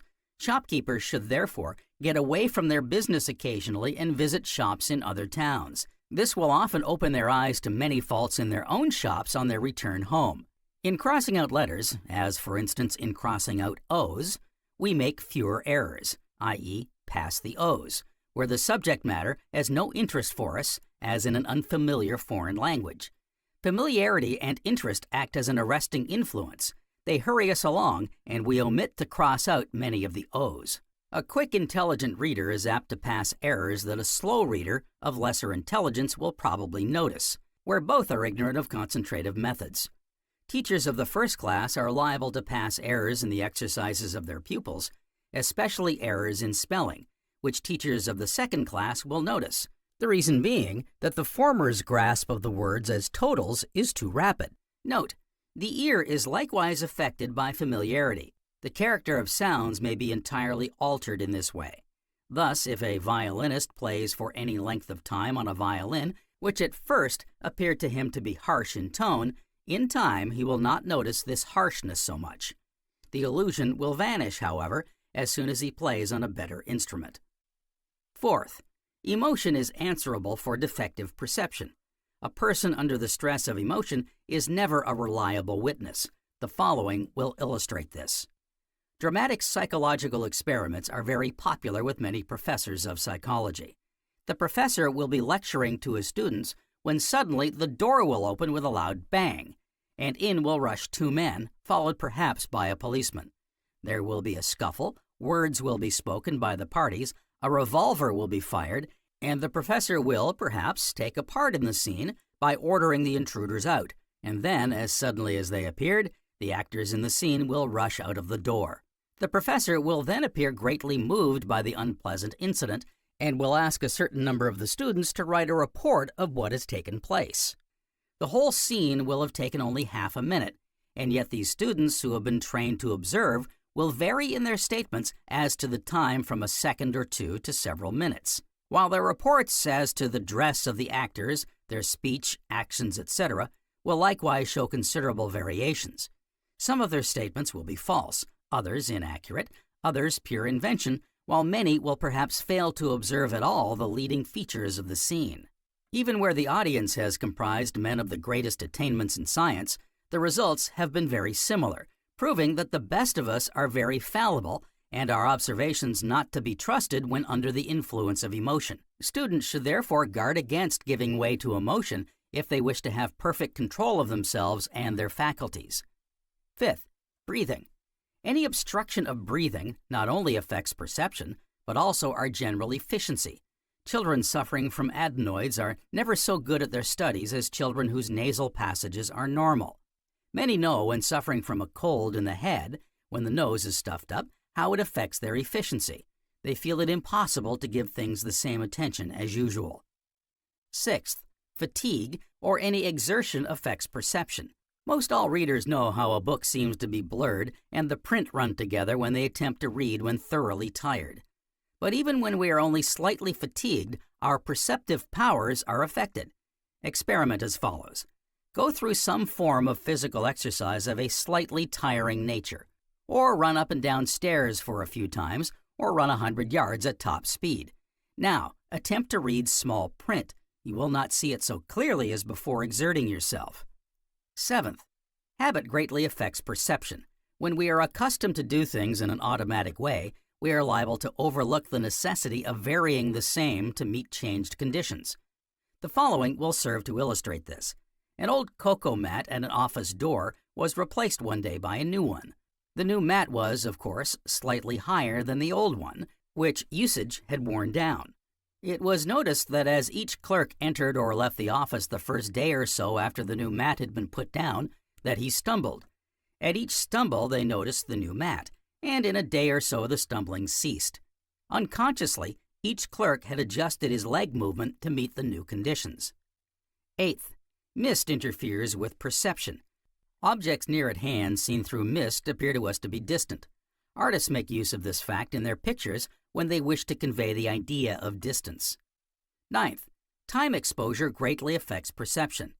Laboratory experiments have shown that where the time exposure, as in showing words, letters, or figures on a board, is reduced from 1 second to 1/10 of a second, the number of words, letters, or figures seen is reduced considerably. The results are more marked in the case of children than in adults. How practice quickens perception. The stock illustration of how practice quickens perception is that of Houdini, the conjurer, and his son. They began with 1 or 2 dominoes, merely glancing at them and then giving the sum of their points. Through long practice, they attained such skill as to be able to give at a glance the sum of the points on 12 dominoes. Next, they extended their glancing to shop windows, to the contents of rooms as they passed through, until they attained such proficiency as to appear miraculous to anyone unacquainted with their methods and the long training they had undergone.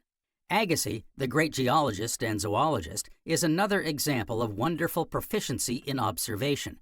A student who passed through his hands has related the teaching methods of Agassiz. This student, on his arrival in the class, was handed by Agassiz a specimen of a fish and told to examine it carefully, so as to be able to give a full report of all he had seen. He was told not to cut the fish, nor to measure it with any instrument. He was simply to give the results of his observation.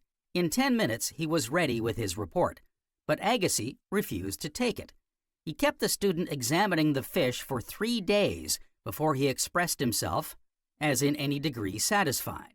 The student never forgot this lesson in observation, which he regarded as laying the foundation of his future attainments in zoology. Practice simply means repetition, and laboratory experiments prove that repetition quickens perception. This must not be confounded with the work of memory, as due to residual traces. The eye gradually acquires the power of seeing a greater number of objects, also details which escape us at a first glance, although these details may have been in the focus of vision. Experiment as follows. Look at some cheese dust with the naked eye. Look at it closely for a minute. You can detect no movement. It appears dead. Now look at it through a strong magnifying glass, and it is a world of moving objects. Note this does not apply to all cheese dust. Next, put the glass down and look closely again at the dust. After a time, you will see a slight movement here and there. Your perception has been quickened. Try similar experiments with various things, such as a leaf, a flower, a piece of paper or cloth, you will find you will be able to detect things which at first you were unable to see. Next, take any little object in your home and write a full description of it. Go over the description next day and see if you can add to it. Continue for a week. Now, get a friend to examine the object and ask him to write or give you a description of it. Point out little things he has omitted and see if he can bring to your notice anything you have omitted. The effect of repeated practice as above is to make that which is like come to the front. Thereby the fatigue of attention is lessened and we are able to attend to the unlike, i.e., new aspects of the object of our attention. You will notice this in reading a new author. You will gradually find the peculiarities of his style, that is, that which he is fond of repeating, forced into notice. Pet phrases, unusual words, the set of his sentences will grow familiar, and your attention is then set free to notice other details. Experiment with Macaulay or Carlyle. When attention is turned on the unfamiliar, it gradually becomes familiar. When first you hear a foreign language, it sounds a jingle or babble of sounds, but when your ear gets accustomed, through increased attention, to the sounds you are able to distinguish detached words in a sentence, and finally, all the sentence. Who are the best boxers, the best fencers, the best athletes? Those whose movements are the quickest. Their quickness of movement liberates their attention, and they are, especially in the case of boxers and fencers, freer to attend to the tactics of their opponents. Note, the ear shows the same results in efficiency from practice. Experiment as follows.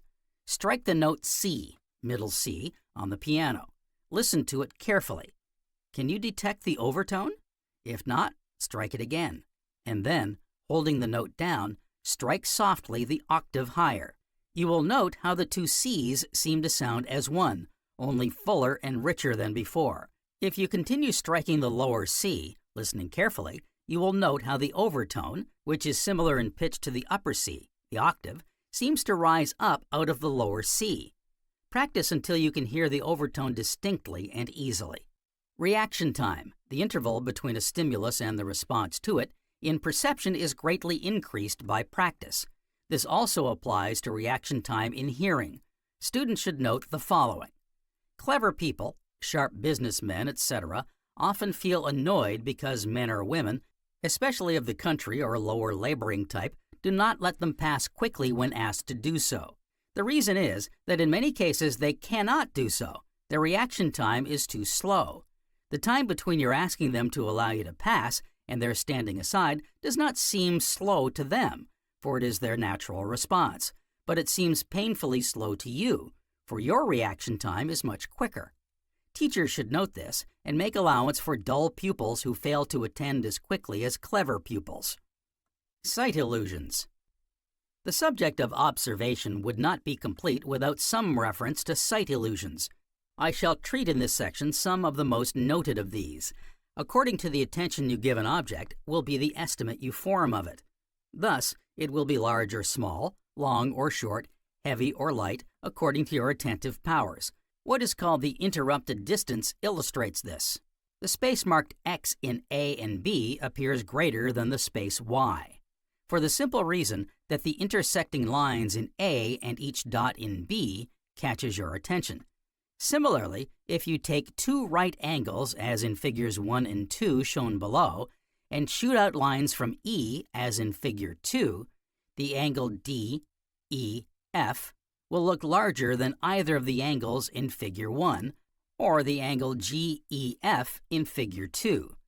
Note also, in the figures 3, 4, and 5, shown on the next page, how the perpendicular line in each figure appears dissimilar. The line in figure 5 appears longer, owing to the offshoots, than the line in figures 3 and 4. Vertical distance is easier to grasp than horizontal distance. Look at the lines in figure 6. Which appears the longer? Do not measure. You will say the vertical. Now turn the page so that the horizontal line is vertical. Which appears longer now? Draw a vertical line upon a horizontal line without measuring, so that both appear to be of the same length. You will find you have made the vertical line too short. This is best seen where the two lines are 2 or 3 inches long. Examine carefully the lower and upper halves of the figures and letters below. Now, turn them upside down, and you will see how marked is the difference between the upper and lower halves. Write down these figures and letters, and you will see how the eye persists in the illusion. This is particularly noticeable in the 8s and the S's. You think you are making the two halves equal. Your judgment of the size of an object is determined by your acquaintance with it in everyday life. Thus, when you see a clock on a public building, you judge its size by the clocks with which you are familiar. Similarly, the figures of men and women which you see high up on public buildings or on churches are interpreted as being of similar size to the men and women you meet every day. Shadows are responsible for many sight illusions. You know that a tall person casts a longer shadow than a short person, and you judge all shadows accordingly. Now, when the sun is nearly or exactly overhead, it casts quite a different shadow to what it does in the early morning or in the evening. At these times, the shadows will be much greater than during the day. Hence, if you were to estimate the height of a building in the early morning or in the evening, your estimate would be probably much greater than if made during the day. There are many more illusions of sight, but I think the above will be sufficient for the student's purposes. Students should keep a note of any illusion which they notice themselves. How to cultivate observation. The preceding sections will have supplied the student with means as to the cultivation of observation. I shall repeat one or two of these and add others for additional practice. The first requisite in cultivating observation is to go about with your eyes open. Most people certainly do not do so. Begin from today to look at your fellow men and the world around you with seeing eyes. Look at things with the definite aim of seeing them. Start in your own home and look with the eyes of a stranger at the objects which are so familiar to you. Begin simply. Do not try to be a Sherlock Holmes right away. After you have practiced looking at home objects, extend to objects outside. Look at public buildings, vehicles on the street or road, and any names or number on them, railway trains, engines, cars, trucks, ships, animals, etc. Make a special study of men and women you meet in the street, and also when traveling. Note their general appearance, features, dress, gait, gestures. Try to form an estimate as to their occupation or station in life, their habits, moods, etc. Try Houdini's methods. Glance at shop windows in passing and see how many articles you can remember. Glance at men and women and see what details you can take in at a glance. Check results by comparing with the person if still in sight. Glance at boardings where a number of advertisements are displayed. Describe to yourself what you have seen and then look back and verify results. Glance at anything in passing and describe what you have seen.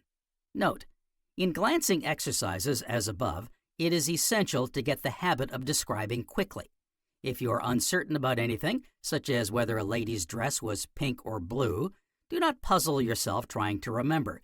Leave it and hurry on. To stop is fatal. If you delay even a second or so, you will have forgotten most of what you have seen. The golden rule in glancing is to describe first the things you remember with ease and then recall the things of which you are uncertain. It is also a good plan before commencing glancing exercises to look at objects and describe them while looking at them. This gives what may be termed preliminary definiteness. When you have made a habit of this, you teach the eyes to function quickly. Hence, glancing exercises are facilitated.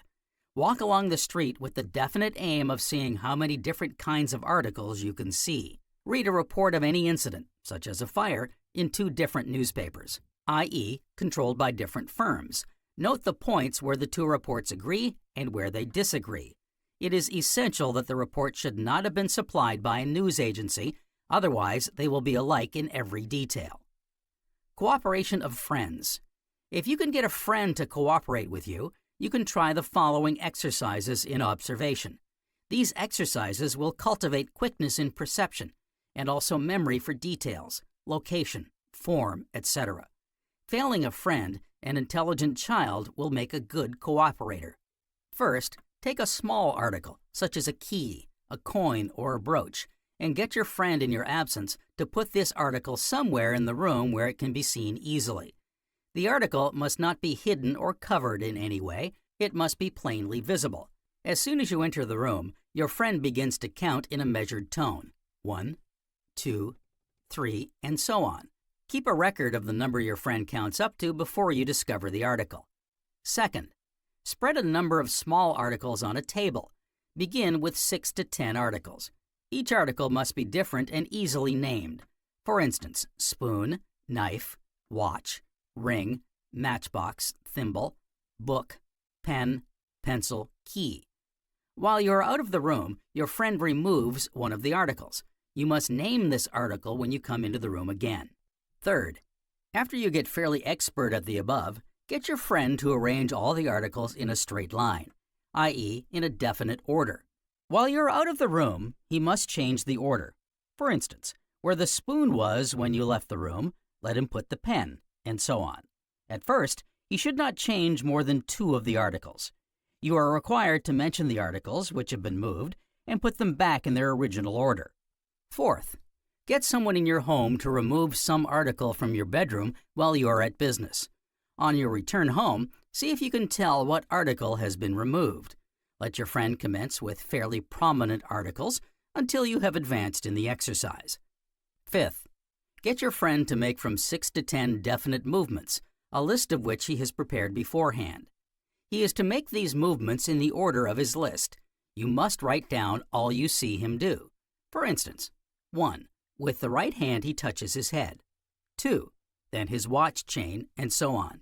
Tell him he must try to deceive you by making 2 movements at once, such as touching his ear with one hand and a button on his coat with the other.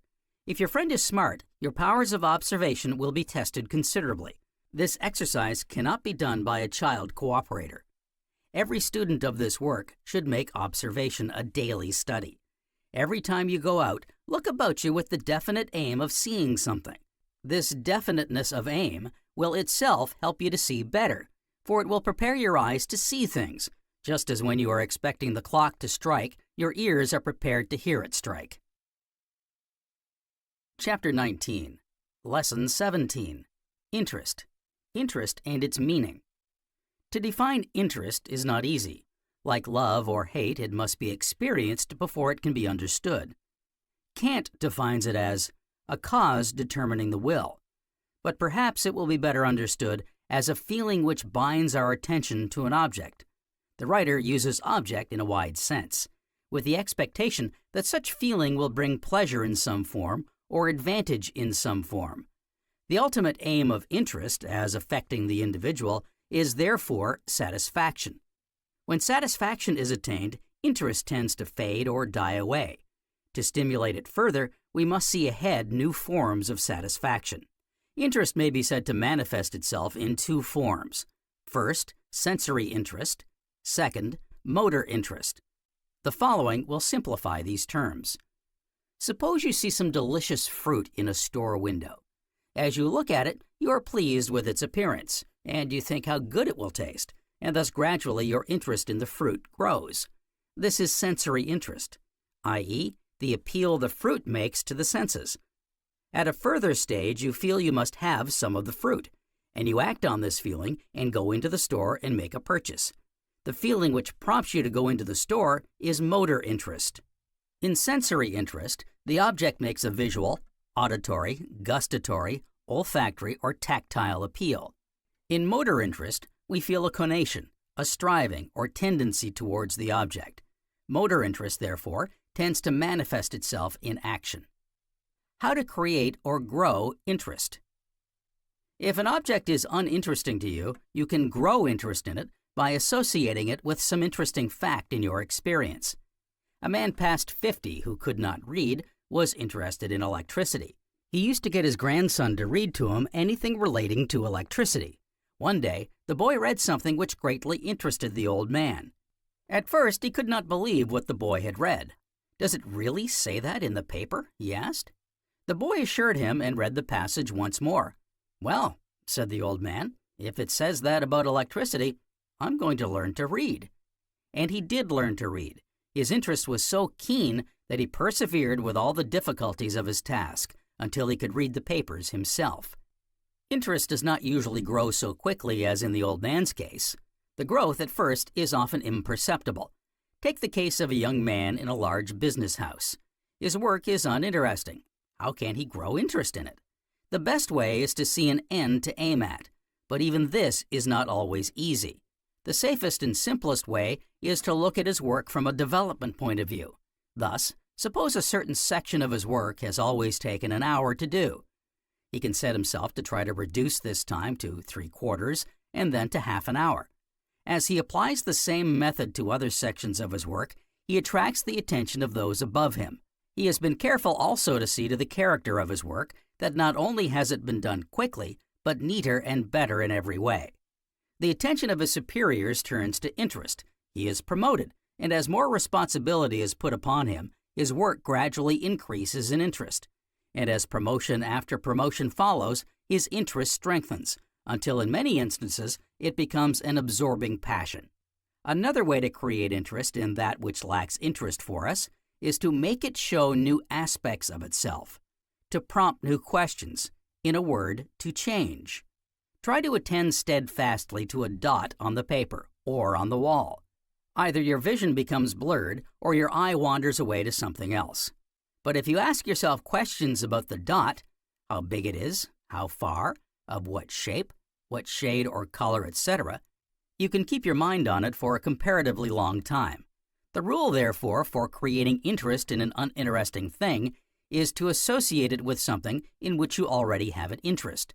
Students who wish to create interest in any special study, as in a science, for instance, should be on the lookout in books, magazines, and newspapers for anything referring to this science. Students who adopt this plan will find their interest grow steadily. New points of view will gradually widen the field of knowledge. Possibilities will be seen hitherto undreamt of. That which seemed a useless study will show utility in many forms.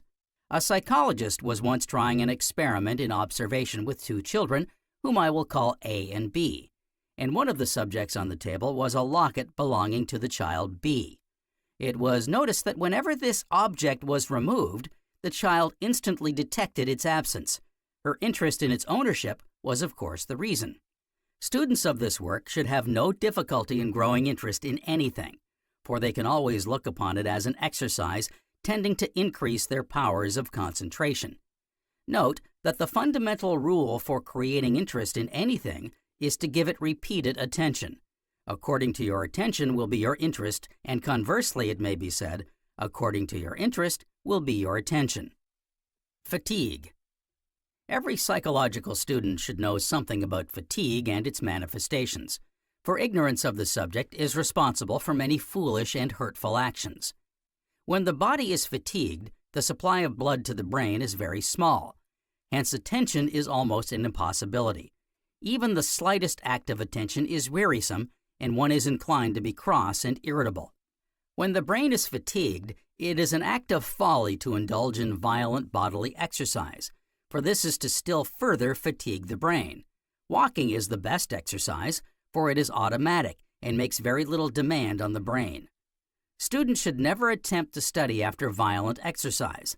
Slight exercise before studying is often beneficial, but violent exercise is harmful. The student is cautioned as to how he regards the theory that the body has reserves of energy. It has been proved experimentally that when the normal energy of a muscle is exhausted, it is injurious to stimulate it to further action. And not only does the further stimulus prove injurious, but the character of the extra work resulting from the stimulus is of little account. Again, when a muscle is fatigued, the effect of the extra stimulation is much more severe than if the muscle were engaged on a heavier task when in its normal state. It pays, therefore, to rest the muscle and take up the task again later.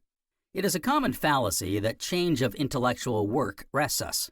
This is true only when our health is good and where there is felt a sense of relief and pleasure in the change. If the brain as a whole is fatigued, total rest is essential. Fatigue is lessened in any sphere by the working of the law of habit. That which at first was felt as a strain is lessened as systematic exercise is brought to bear upon it. Students on the eve of an examination often fatigue themselves by thinking too much of the ordeal they have to undergo. Psychologists term this excitability in a motor sphere. One sees it also in anyone who has to speak, sing, or play on an instrument before an audience. Such poor-functioning or feeling should be dismissed at once, and the mind turned into other channels. The student, speaker, or singer who cultivates the "I know I shall do well" attitude will find his task much easier to accomplish. The best schoolmasters and teachers are those who know how to regulate and lessen fatigue of their pupils by turning their attention into new and less exhausting channels. Public speakers are adept at this lessening of fatigue. As soon as they see the attention of their audience difficult to hold, they introduce a humorous story or a personal touch, which relieves the strained attention of their hearers. Students should experiment and take note of the best intervals of repose between their studies and stick to these intervals. The intervals of effective rest vary with different individuals, but as a general rule, the interval between each subject studied should be greater when one is tired, for then it takes longer to recuperate our energy. In normal situations, long intervals of repose are fatal to good and effective work. The brain seems to take longer to function after prolonged rests. Fatigue and fasting make the senses more accurate and the nervous system more excitable. Sometimes people who fast hail this acuteness as a sign of well-being, but in reality, it is a warning that the organism is, for the time being, not in proper order for the prolongation of existence. Students should note the effect of fatigue on the memory. Sometimes the effect is so great that we cannot remember even the most familiar things which belong to our daily activities. Schoolmasters and teachers will have noticed that when children are tired, they make the most absurd mistakes in composition and in reading. It seems clear, then, that study of any kind should be put aside as soon as we feel tired or exhausted. If we persist, it will be found that our time has been practically wasted. Author's note: students will find a further section on the effect of fatigue on thought control in Chapter 20, Lesson 18. Chapter 20, Lesson 18, Thought Control. What thought control can do for you. Control your thoughts and you control your world. Mr. Dixon has just finished his breakfast, which he has thoroughly enjoyed. He takes up his newspaper for a quiet 15 minutes perusal. Suddenly, he notes that a client has gone smash. In consequence, the satisfaction brought by his good breakfast vanishes, and he goes to business in an unhappy frame of mind. Robinson has not enjoyed his breakfast. It has not been cooked to his satisfaction. He opens his newspaper morosely, and suddenly notes that wheat has gone up 2 points. In consequence, he forgets his badly prepared breakfast and goes to business in a happy frame of mind. A tourist on a long walking tour is delighted with the fine weather he is having. The far farmers in the districts through which he is touring are in despair because of the long drought and its effects upon their crops. What can we learn from the above cases? We can learn this: the world for each of us is what we think it. There is a correspondence between the things we see, hear, touch, taste, and smell, but we look at them from different standpoints. From our standpoint, the world for each of us is our world. It is what we think it is. Every day, millions of men, women, and children look out each morning on their world. To some, it is a glad world, a beautiful world, a happy world. To others, it is a sorrowful world, an ugly world, a miserable world. It is such a world because they think it so. Now, can you alter the character of your world? Or must you always accept and interpret it in the same way? You need not. You ought not, unless it is the right way. For just as your thought makes the world a miserable world to you, so can your thought transform it into a happy world for you. How is this to be done, you ask? The reply is by learning to control your thoughts. The fear thought need not always make you afraid. The anger thought need not always make you angry. Control your thoughts and you control your world. It is the object of this work to teach you the secret of thought control and mental discipline. Thought can turn a brave man into a timid man, a strong man into a weak man, a cheerful man into a sad man, a proud, domineering man into a humble, abject, cringing man. Thought can change the character of respiration, can impede or assist digestion, can alter the quantity of the secretions of the body, can induce many diseases and banish many diseases. It can induce nausea and even death itself.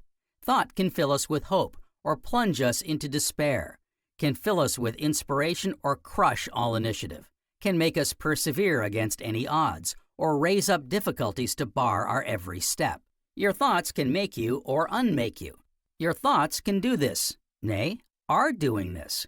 Will you not have a say in the matter? Will you not see to it that only good thoughts, brave thoughts, inspiring thoughts, hopeful thoughts, cheerful thoughts shall form your world? You can do this. Begin from today to encourage such thoughts to dwell with you. Cast out of your world every thought that tends to rob you of your peace of mind and your hope of success. You can do this, for it's mainly a matter of trying. Your thought atmosphere. You would not consider a consumptive a wise man if he went to live where it was always damp and cold. You would feel constrained to tell him to seek a climate where it was always warm and sunny. You must take the same medicine. If you are to make any advancement in life, you must live in a congenial atmosphere. It must be in an atmosphere of thought, faith, and belief that will help you to develop by stimulating all your energies, all your faculties. It may be that you are in a business or a line of work for which you feel unsuited. Is this a congenial atmosphere, you ask? It is not if you feel it, think it unsuited for you.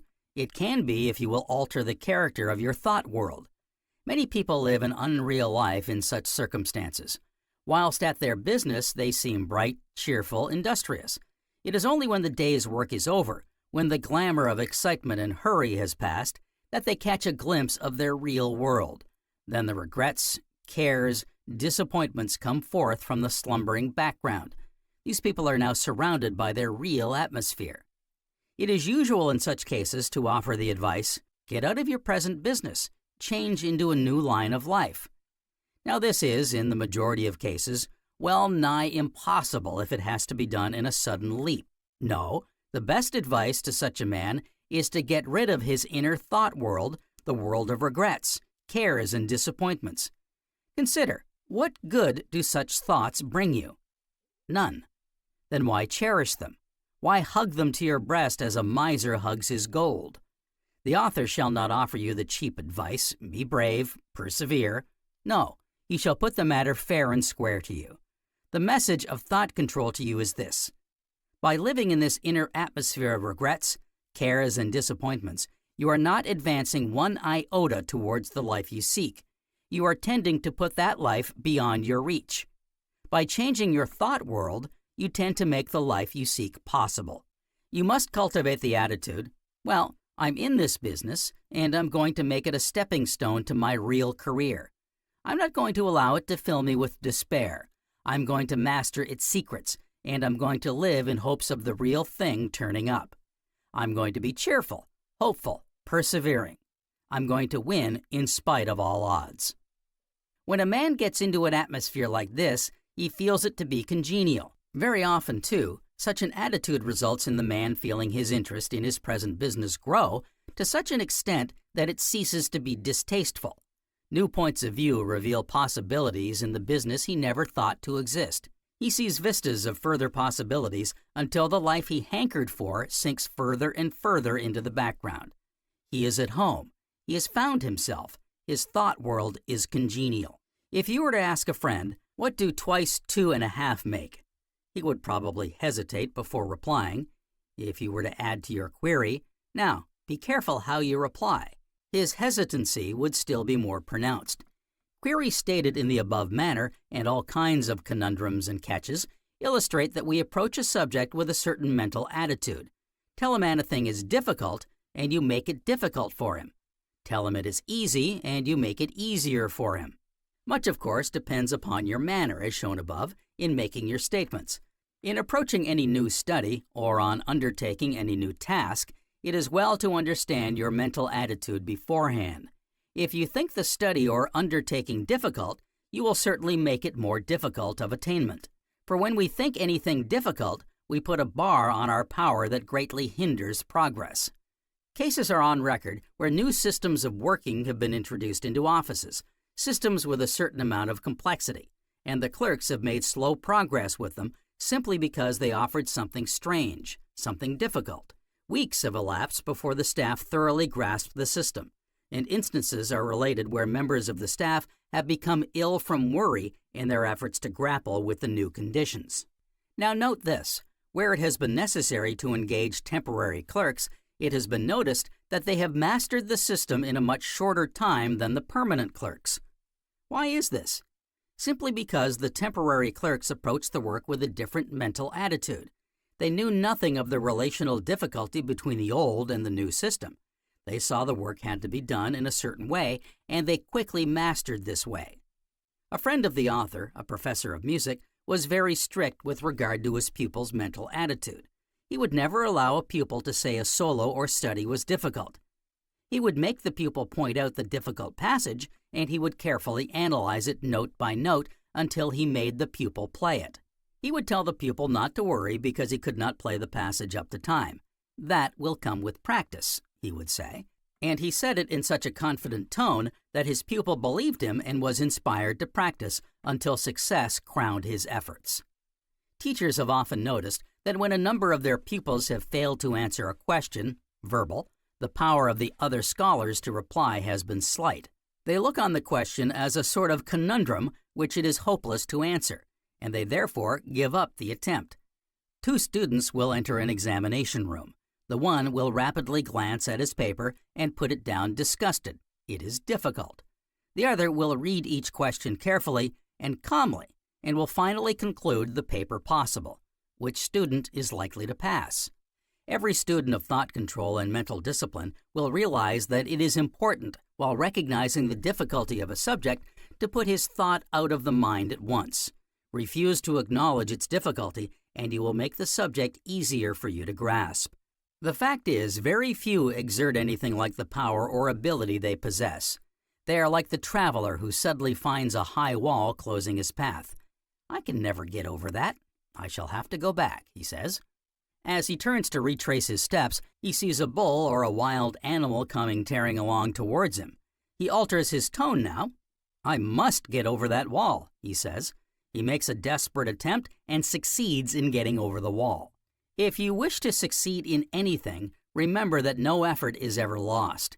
Every act, every attempt is registered in the neural paths of the brain, and each successive act or attempt will deepen and broaden these paths, giving greater facility each time. You may not be able to see this for a time, any more than a musician can tell the finer gradations of tone which no human ear can detect. But if you persevere, you will find that facility will come. The part played by imagination. A butcher, while hanging up a heavy piece of meat, slipped, and the hook pierced his arm.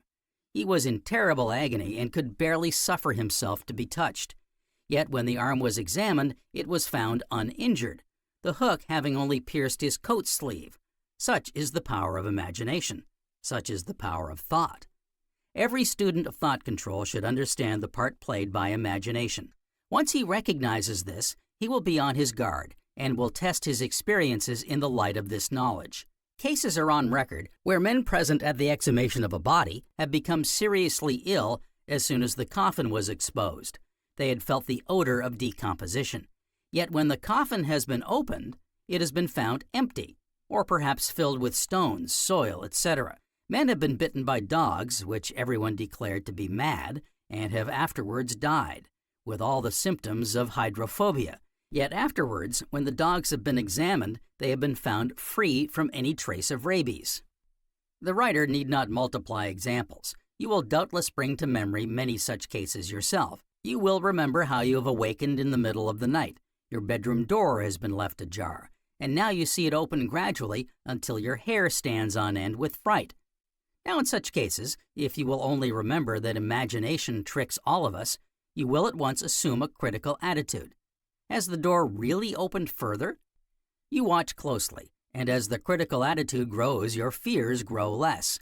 And finally, you get up and examine the door to find it has not altered its position 1 inch. The following illustrates the critical attitude. One night, a young lady was awakened by a mysterious tapping at her bedroom window. She looked in the dim light towards the window and distinctly saw outlined a ladder placed against the stonework at the top of the window. Instantly, she thought of burglars. She could hear them with their instruments attempting to raise the window. A minute or two elapsed, no burglar appeared, and then she adopted the critical attitude. The result was this. The ladder was the tapes of the Venetian blind which had been left partly open. The tapping was a creeper growing on the outside of the house, which the wind every now and again dashed against the window. Now, if you will remember in all such cases to adopt a critical attitude, you will find that your fears will grow less, and then you will control your thoughts instead of being controlled by them. Confusion of thought. A young man bought 2 eggs with the intention of giving them to his landlady to boil for his supper. Arrived at his lodgings, he threw the bag containing the eggs on the table, with disastrous results to the eggs. You have here an illustration of thought confusion through 2 thoughts being uppermost in consciousness. The young man intended to take the eggs out of the bag and then throw the bag away.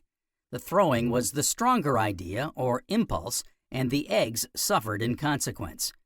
Common illustrations of the same confusion of thought are, first, that of looking at your watch and yet not being able to give the time. Second, the man who puts his watch in the pan and holds the egg in his hand.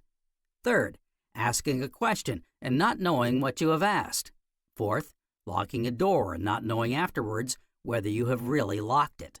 Studious people, business people, anyone who thinks deeply is liable to make mistakes like the above. This tendency can be cured to a great extent by cultivating awareness when doing anything. To this end, you must pay attention to all your acts. You must have a definite aim and carry it out quickly and quietly. You must have orderly habits and, as far as possible, set times for doing things. Nothing is so beneficial, however, for avoiding confusion of thought of the above type as learning to do all your actions quickly and quietly. Dress quickly, walk quickly, read quickly, think quickly, get through your business quickly.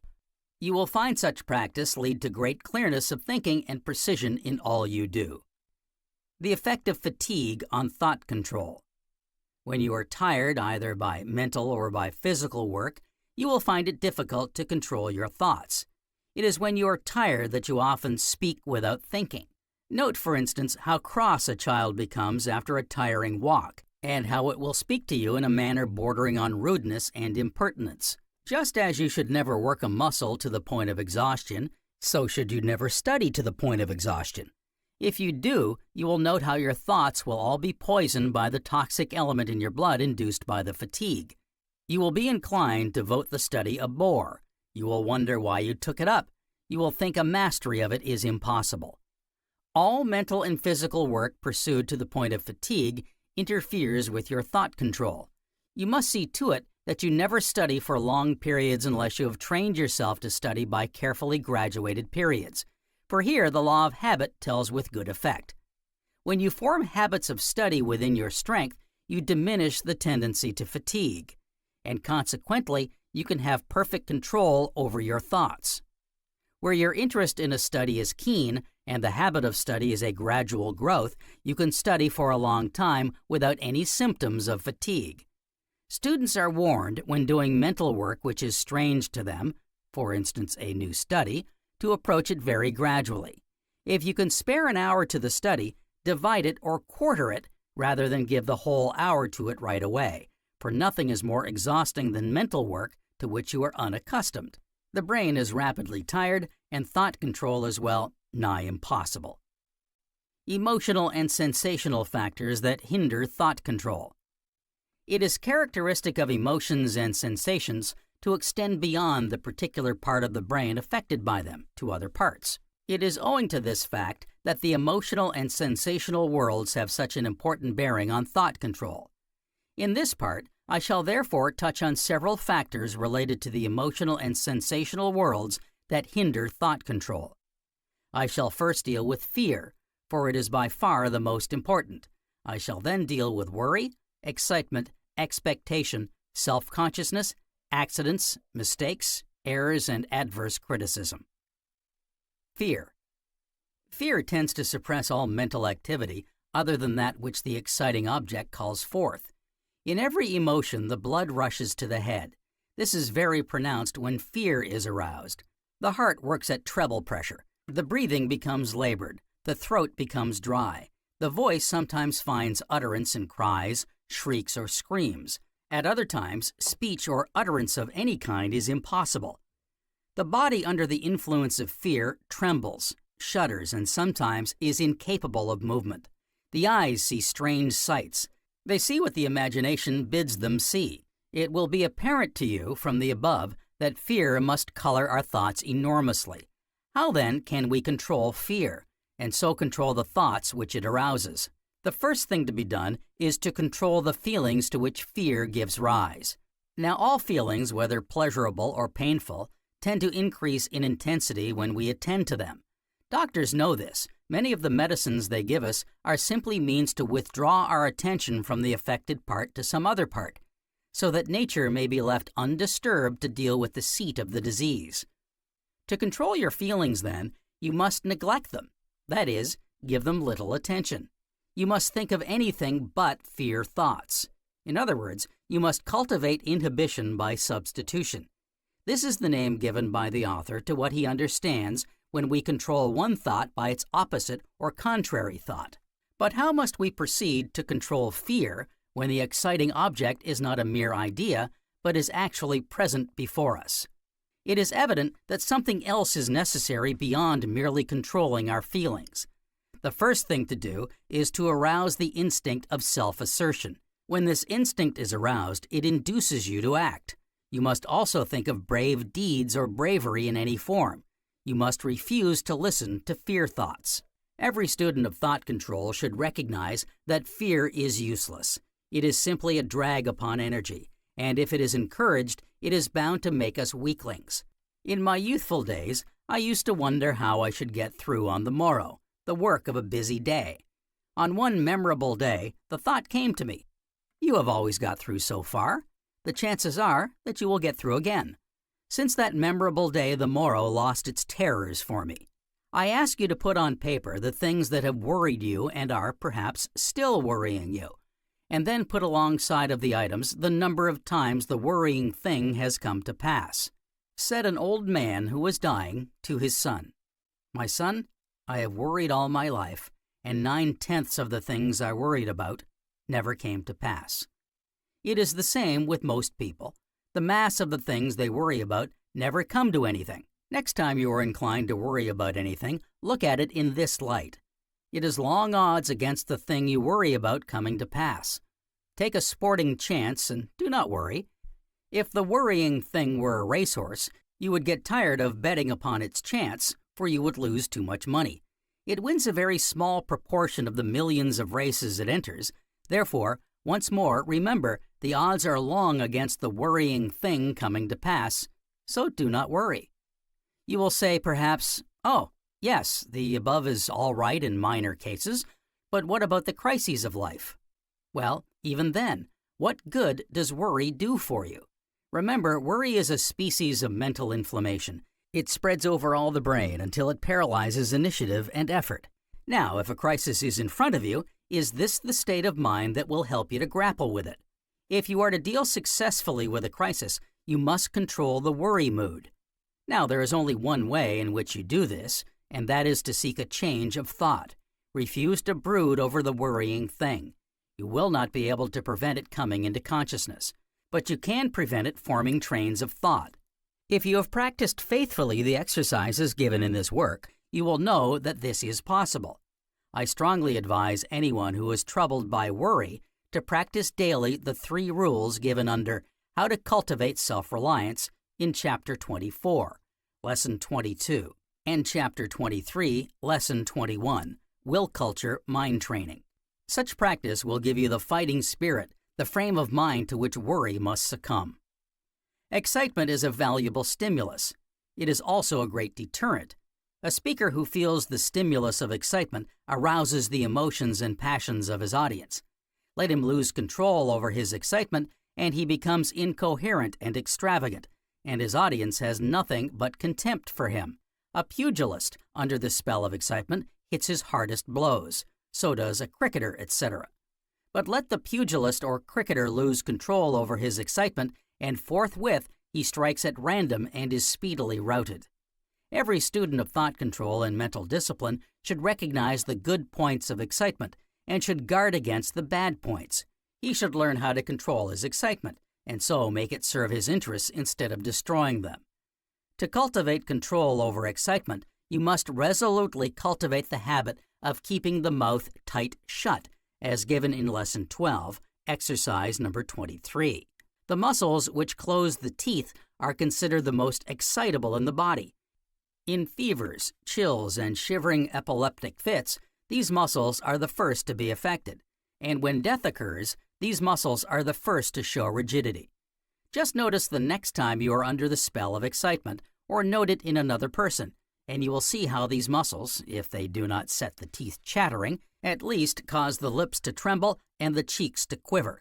This is very marked where the excitement turns to or is mixed with fear. Note, too, how your speech is affected in strong excitement. You stammer and stumble along, your sentences are broken, and there is no continuity of thought. Cultivate the habit of shutting your mouth tight, and you will find it will help you control your excitement. And as you control your excitement, so are you enabled to control your thoughts. A further aid to control over excitement is attention to your breathing. When you are excited, your breathing is rapid and consequently short. This affects thought. Therefore, when you feel excited, practice taking deep breaths until you feel the excitement under control. You can, of course, practice the tight shut mouth at the same time, thus making the cure more rapid. Expectation. You are expecting someone to call in 10 minutes' time. It is an important call, and you take up a book or a newspaper to put in the time until your visitor appears. But you cannot read. You feel strung up. You are not yourself. This will show you the important bearing expectation has on thought control. If you can control your thoughts, you greatly lessen the strain which always attends on expectation. The reason you feel strain in expectation is because the expectation of something coming, something happening, sets the muscles in a certain direction. In psychological language, they prepared for the stimulus. It is owing to this fact that expectation of pain always increases the pain. Every medical man knows that the patient who gives him most trouble after an operation is the one who prepares himself for the operation by casting his muscles in a rigid mold. The reaction is in proportion to the rigidity, the bearing up. Likewise, when we expect to fall and prepare for it, if time permits, by contracting our muscles, we make our injuries and the shock to the system more severe. A drunken man taking the same fall will not hurt himself nearly so much, since his muscles are relaxed. Now remember, expectation is the thought of something about to happen or something coming. To control your thoughts is to control the strain of expectation. And to control your thoughts, you must turn them aside from the thought of what is coming or about to happen. You will find you can get wonderful results by a little practice. Next time you are waiting for a friend, practice turning your mind off the thought. Exercise number 1 will greatly help you to control expectation. Self-consciousness. A young man had to perform a violin solo at an important local concert. The thought of the audience he had to face made him terribly nervous, and as he went on the platform, he felt like a criminal about to be hung. While the accompanist was playing the introduction to his solo, the young man, who held a position of trust in a business house, suddenly remembered an important letter to which he should have attended before leaving business. As he thought in a flash of the consequences of his neglect, all his nervousness vanished, and he played with a reckless abandon which brought down the house. This incident illustrates the marvelous power of a change of thought. It shows one that the ability to turn one's thought into another channel must be a valuable acquirement. It is preeminently the acquirement to aim at for everyone who is self-conscious. It is simply a matter of training and practice in putting resolutely to one side thoughts we do not wish to dwell upon. Exercise number 1 shows you how to proceed, but with this variation, you must put thought after thought to one side until you come to one on which you can build a pleasant and interesting train of thought. If you are self-conscious in the presence of strangers, or in fact anyone, adopt the following plan. Immediately the person is before you, greet him in a frank, genial manner as far as the nature of the occasion permits. While he is talking, take note of his language, that is, how he expresses himself, the nature of his vocabulary, his intonation, pronunciation, etc. Note, too, his gestures, mannerisms, dress, etc. All this will tend to take your mind off yourself. Next, as you find you are succeeding in gaining command over your feelings, determine that you will influence him. Control your facial muscles. See that your body is in perfect poise. Listen carefully to all he says and let him see that you are attentive.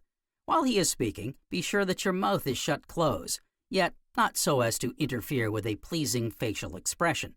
When you have to speak, look him steadily in the face, fixing your gaze upon an imaginary dot on his nose, in a direct line with his eyes.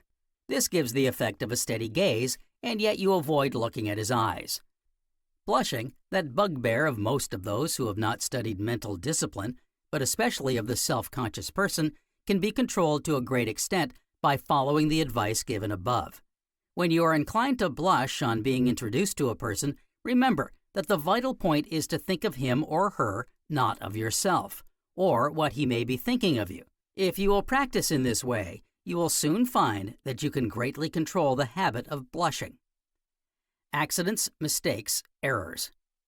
You are invited to a dinner, and during the meal you have the misfortune to upset a glass of wine or water over a spotless cloth. Instantly, you are overwhelmed with confusion or shame, and in spite of your host's cheery, "It does not matter," the unpleasant incident troubles you for many a day. A businessman, in sending out his accounts, sends in error a sharp letter to one of his best customers. No matter how he manages to smooth over the mistake, it rankles in his mind for weeks and weeks whenever he thinks of or meets this customer. A clerk in a business house makes an error in a contract which costs his firm hundreds of dollars. The firm, knowing him to be a capable man, treats him with great leniency. In spite of this, the memory of his error causes him annoyance for years afterwards.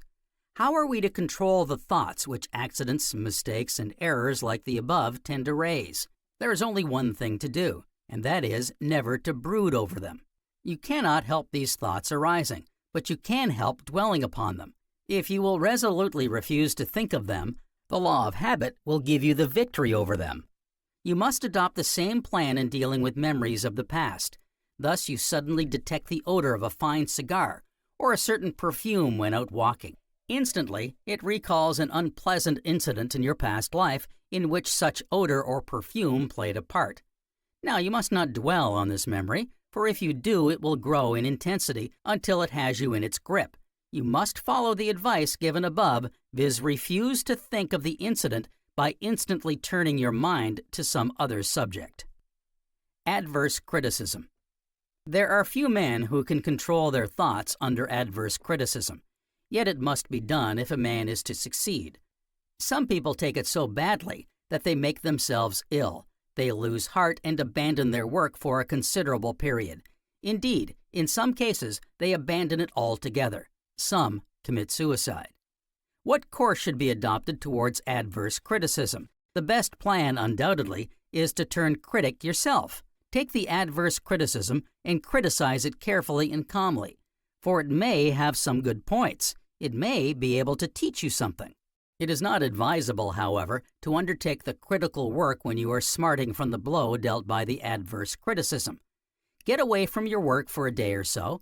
Forget it by reading an interesting book, or watching a fine play, or going off for a trip somewhere. When you feel the pain lessened after this interval, which you are almost bound to do, go carefully over the criticism and note where it is just and where it is unjust. AudioBook, the great violinist in his early career, saw a severe criticism of his playing. After careful consideration, he went to the publisher of the paper and asked who had written the criticism. "If you want the responsible person," said the publisher, "I am he." "No," replied AudioBook, "I have not come to call the writer to account, but to thank him. He has shown me my faults, and he must now show me how to rid myself of them." Here we have the spirit of the true artist, the spirit that should animate all under the fire of criticism. If the criticism is just, we are foolish to ignore its lesson. If it be unjust, we are foolish to let it disturb us. Chapter 21, Lesson 19, Thought Control. Thought Control in Public. We shall look at thought control in public from two aspects. First, from the point of view of the audience. Second, from the performer's point of view. Under the first, we shall deal with thought control when a member of a crowd in this sense means a collective body of men or women engaged in something in common.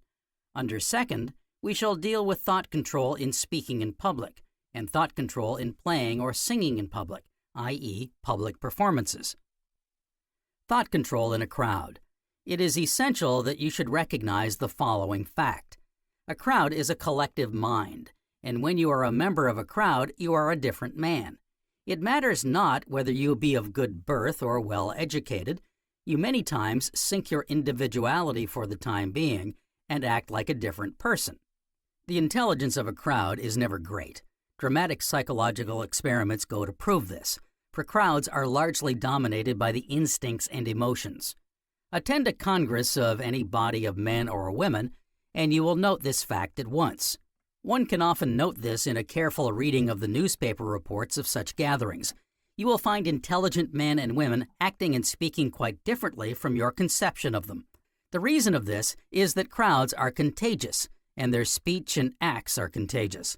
For the time being, every man and woman is a different individual. To guard against the influence of a crowd, it is only necessary to be aware of its influence. Never lose sight of the fact of this influence. Remind yourself of it during the meeting and determine that the meeting shall not influence you.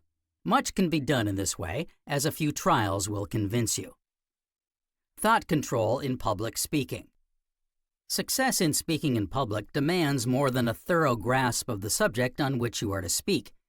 You must understand the art of controlling an audience, and this involves an understanding of the nature of fatigue, both in its application to yourself and to your audience. The first thing you should note is this. An audience, generally speaking, is sympathetic towards you.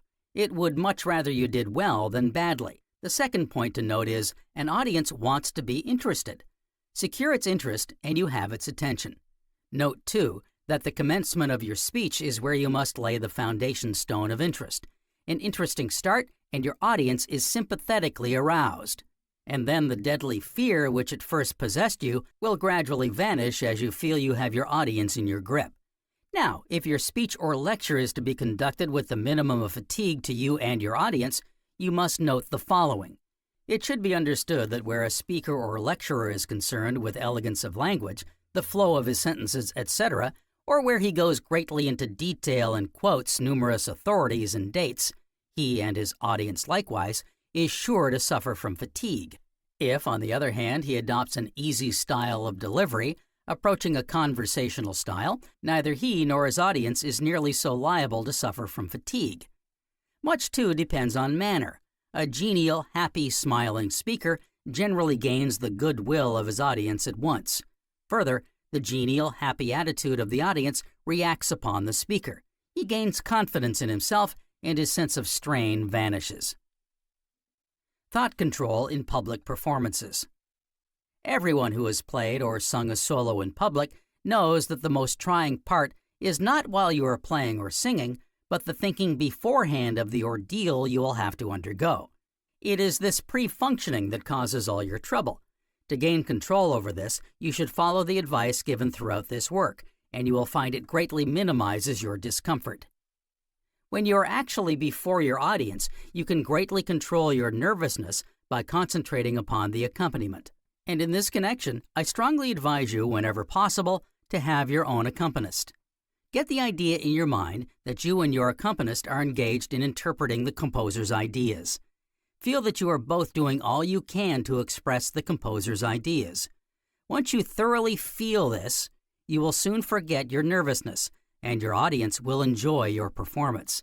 When you have no accompanist, feel that you are responsible to your audience for the view they shall take away with them of the composer's intention. To this end, you must not be hampered by technical difficulties. You must be able to give your whole mind to expressing what the composer felt when he wrote the piece you are playing. As you gain, by practice, the power to concentrate upon your playing, you will soon find your nervousness disappear. Thought control in study. When you feel confused and distressed in grappling with a problem, you should leave it for a few minutes and take your mind off it entirely. Sit still or lie down and concentrate upon the words rest and peace. Say to yourself, I am at rest and filled with a sense of peace. I have left the world of problems behind in the sure hope that when I am thoroughly rested, I shall have no trouble with them. Cultivate daily this spirit of confidence that rest will restore your powers and enable you to deal successfully with any difficulty you may meet with in your studies. This confidence will grow if you practice it consistently. In this country, people do not sufficiently recognize the value of intervals of rest. They go on until they are thoroughly tired and perhaps disgusted with what they have done as regards their studies. Among intelligent Hindus, great stress is laid on the value of rest. They know that it restores the excitability of nerve and muscle which fatigue has diminished. They devote a part of every day to gaining control over the breath, relaxing their muscles, and quiet meditation. They claim that such practice gives them physical repose, a calm facial expression, and imperturbability of manner. The great point to guard against in study is to refuse to let it induce the worry mood. Look at it calmly and quietly and cultivate the attitude, I know I shall master this problem or this difficulty. Remember that emotional states, of which intellectual worry is a type, spread beyond their own area. Hence, if you can prevent this spreading by controlling the mental distress, you limit the disturbing elements which are interfering with your progress towards a solution of your difficulties. Remember also that worry in intellectual matters inhibits the ideas of which you are in search. You will have noted this when worrying over a name which you are unable to recall. A few hours afterwards, when you are sitting quietly or perhaps out for a quiet walk, the name will suddenly flash into consciousness. Your brain has rested in the interval, and the nerve paths which worry had inhibited have now free play, and they send up the name you wanted into consciousness. Thought control in business. There are 2 points in relation to thought control to which the writer wishes to direct the attention of businessmen and women. First, annoyance from correspondence. Second, annoyance from employees. No businessman or woman, especially one at the head of a large business, can afford to suffer daily vexation from these 2 sources. You must obtain control over them if you are to have that calm, cool outlook which modern business conditions demand. When a businessman receives a letter which annoys him greatly, he usually gets into a rage and perhaps vents it upon his employees. He reads and rereads the letter until he loses all control over himself, and very often he sends a stinging or sharp reply to the letter, a reply which maturer and later judgment will see to be injudicious and prejudicial to his interests. What is the best and wisest course in dealing with such a letter? It is certainly this. Put it to one side instantly as soon as you have read it. It is the mental shock which such a letter gives that one has to control, and this is best controlled by attending to other matters. Get away from the letter and come back to it later according to the time you are limited in which to send a reply.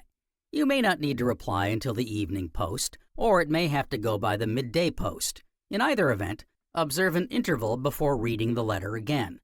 If you will follow the above plan, you will find that the letter will not affect you nearly so much on a second and later reading. It is probable, too, that you will see quite a different meaning in the letter on a second reading than you did in the first reading. Remember, you cannot deal critically with any matter requiring thought and cool judgment when laboring under the stress of emotion. You must adopt the same attitude when dealing with annoyances caused by your employees. Some employers are foolish enough to storm at their employees right away. Such treatment is often most unjust. It is always foolish, for it robs you of a great part of your employee's working power for the remainder of that day, and possibly for days afterwards. With regard to annoyances of this kind, you must not attempt to deal with them right away unless you are sure of yourself. It is better to leave the matter for a time until your anger has subsided. You can then deal with the annoyance calmly and critically without loss of self-respect or loss of the respect of your employees. Businessmen and women are advised to read carefully the following section. Thought control in general, for many of the annoyances of business, can be greatly controlled by following the advice given therein. Thought control in general. You run to catch a train, only to find that when you reach the railway station, your train has gone. You set off for the theater, and on arrival find a notice up, "House full." You have overslept. You have to rush your breakfast and arrive at business 5 to 10 minutes late to receive a severe reprimand from your superiors. You arrange to meet a friend. He fails to keep the appointment. I need not extend the list. You can supply any number yourself, for these are the little annoyances of life to which all are subject. In all such cases, You suffer disappointment or are angry. You blame yourself or some other person for causing you annoyance. How shall you control your feelings in cases like the above? You should understand the matter thoroughly, and this will give you the key. In all such cases, your trouble is caused by continuing to think of the annoying thing. You turn it over and over in your mind until your mind is thoroughly inflamed. Now, look back on any of the occasions a week or so after. How do you feel with regard to them? Do they cause you the same pain? When you think of them, is their sting as sharp as at first? No. You feel you can look at them quietly, without practically any discomfort. This proves to you that in all the above cases, you have been in the grip of an emotion which you are unable to control. Now, an emotional state cannot be checked if it gets beyond a certain point. It must be dealt with the instant it makes its appearance, or it spreads with alarming rapidity until it embraces the whole of the brain area. Once this happens, you cannot check the emotion, for all emotional states, as I have said before, tend to persist long after their birth. Under all cases of annoyance, therefore, you must practice turning your mind instantly off the annoyance. The thing is done. You cannot recall it. If you recall cases that have annoyed you, you will probably say, "How foolish I was to let that annoy me." Very well then, recognize that folly now, and apply it to future cases of annoyance. Much, very much can be done in this way. Look upon annoyances as training ground in control, and you will find half of their power to annoy you gone. Practice will reveal to you that you can gain enormous control over emotional states. The author advises every student to be like a certain commercial traveler he knows. When he loses an order, he does not brood or worry over it. He will say to himself, "Worry is no good. I'm off after new business." You see the point? You have been disappointed. Forget it. Go forth to new activities. Thought control in ill health. Thought control in ill health is one of the most difficult forms of control. The reason for this is apparent. When you are ill, mental exertion is extremely difficult. A book which is easy to you when in good health is intolerable when you are ill. Your thinking lacks continuity. You cannot follow the line of argument. Your brain soon gets tired when you are ill. If you make demands upon it, you cause it to send stronger stimuli than you ordinarily need to send, in order to contract the muscles. The nervous system is then called upon to lend its aid, and to do this involves a greater intensity of nervous action. Further, when the brain is tired, as it always is when you are ill or your health below par, it feels everything to be a trouble. It can only think gloomy, sad, dispiriting thoughts. How then can any system of control deal with such thoughts? Now I know for a fact, and you know for a fact, that there are people who can do this. How do they do it? You will invariably find in all such cases that these people have practiced control over their thoughts when well. Their control in ill health, then, is simply the work of the law of habit. If you wish to have a measure of control over your thoughts when you are ill, you must lay the foundation by practicing control over your thoughts when you are well. Begin today. Encourage brave thinking, cheerful thinking, sunny thinking, and you will find the benefit of such practice when you are ill. You will find these thoughts breaking in like sunshine through a cloud when the gloom of ill health surrounds you. You will find them cheer you, inspire you, encourage you to bear with the ill health until they can rouse your powers to overcome it. The above is not mere talk, for it is given to you from the personal experience of many. I know the benefit such practice has been to me, and I can assure you that if you will follow my advice, you will know it to be true, should you ever be under the gloom of ill health. There is another point to which I would draw your attention under this section, and that is the subject of moods. This has an intimate connection with ill or indifferent health. You get up in the morning feeling out of sorts. You feel inclined to be angry or quarrel with everyone. If you allow such moods to go unchecked, they will cause you a great deal of annoyance. Control them as follows. As soon as you find yourself as above any morning, refuse to acknowledge the mood. Go downstairs resolved to be bright and cheerful. Greet your people with a cheery "good morning" and a smile. Carry this attitude with you to business. I can assure you that if you will adopt this plan, you will find it effectual in ridding you of your unpleasant moods. Summary of Lesson 19. Students will note that this lesson deals mainly with the character of thought and its influence on your lives. It is also devoted to emotional and sensational states and their effect upon one's thoughts. Again, it deals with thought control in specific situations. Your world. The world is your world. It is what you think it is. What thought can do for you. Your thoughts make or unmake you. You should cherish only such thoughts as will be of service to you. Thought atmosphere. Study this lesson carefully. Get rid of the inner thought world of regrets, etc. Such thoughts are useless. Change your thought world and you change your life. Mental attitude. Train yourself to approach everything with a certain mental attitude. It is difficult or easy as you think it so. Do not dwell on difficulty. Recognize it and then dismiss it. Recognize that no effort is lost. Facility will come according to the law of habit. Imagination. Understand thoroughly the part played by imagination in thought control. Adopt a critical attitude and your fears will vanish. Confusion of thought. This is caused by two ideas being present in consciousness at the same moment of time. Its victims are usually all who think deeply. Cultivate quickness and definiteness in all you do to control this. Fatigue. Mental or physical fatigue makes thought control difficult. Never work or study to the point of exhaustion. Note that training greatly reduces the tendency to fatigue. Be careful how you approach a new study. Emotions and sensations. Note that it is characteristic of emotions and sensations to extend beyond the immediate brain area affected by them. Fear. Fear tends to suppress all mental activity other than that which the exciting object calls forth. To control fear caused by the idea of something, we must ignore the feelings aroused. By concentrating on other feelings, i.e., their opposites, to control fear of an exciting object, arouse the instinct of self-assertion. Worry. The things you worry about rarely come to pass. Encourage this thought. It will make you think lightly of worry. Control worry by seeking first a change of thought. Second, practicing exercise number 1 and number 2. Remember that worry is always useless, for it paralyzes initiative and effort. Excitement. To control excitement, pay attention to your breathing.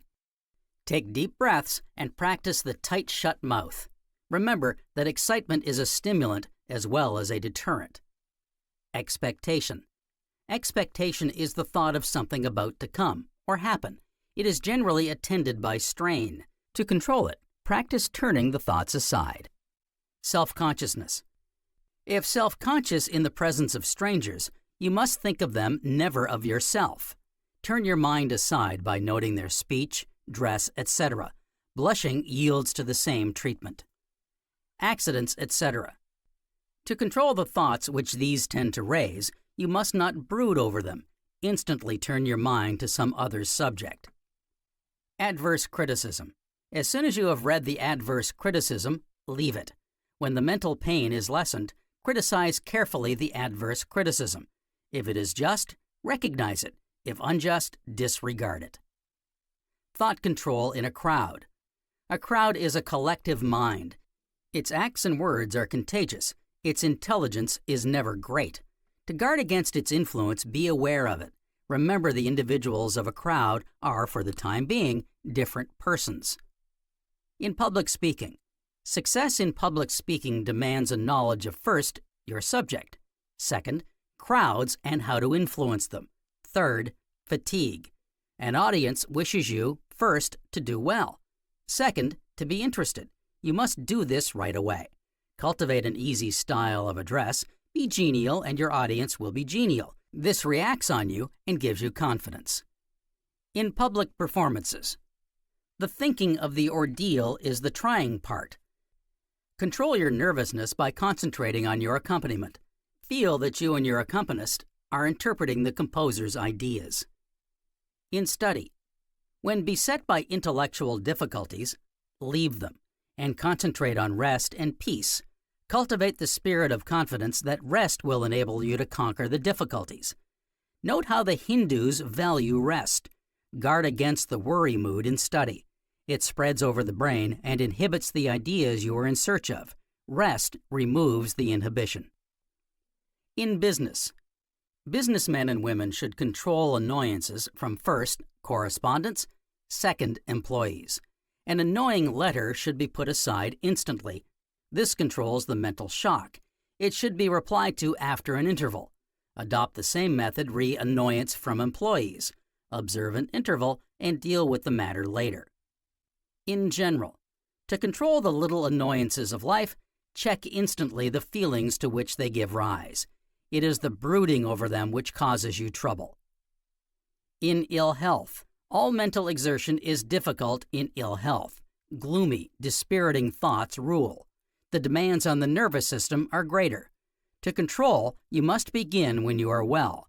The law of habit will tell. The cheerful, hopeful thoughts formed when you are well tend to rise when you are ill.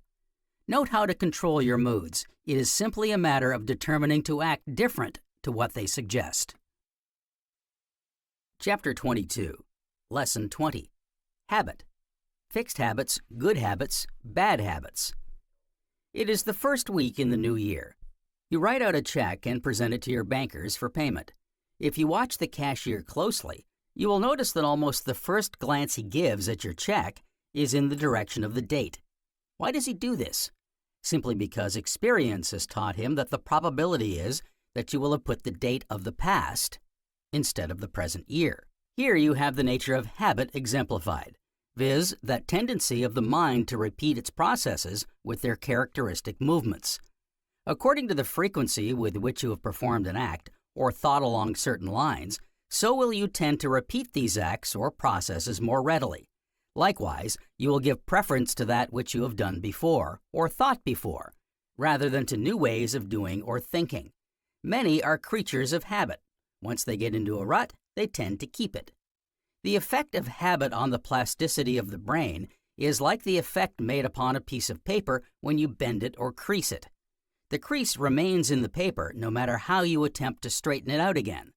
In like manner, every thought we think forms a pathway through the brain, and once made, we cannot destroy its traces, although we can modify its influence by other thoughts. Outstanding features of fixed habits. A fixed or set habit is marked by the following outstanding features: automatism and facility. If you analyze automatism, you find the following peculiarities. First, it always acts in the same way. Second, it is antagonistic to interference or adjustment. Third, it seems to be independent of attention. First, illustrates why you act in a routine way, why you tend to go to business always along the same streets, why you perform your work in a certain order or arrangement, why you prefer one restaurant or hotel than others. It is all a matter of custom with you. Second, illustrates why you hate innovation or new methods. Businessmen are very familiar with this attitude.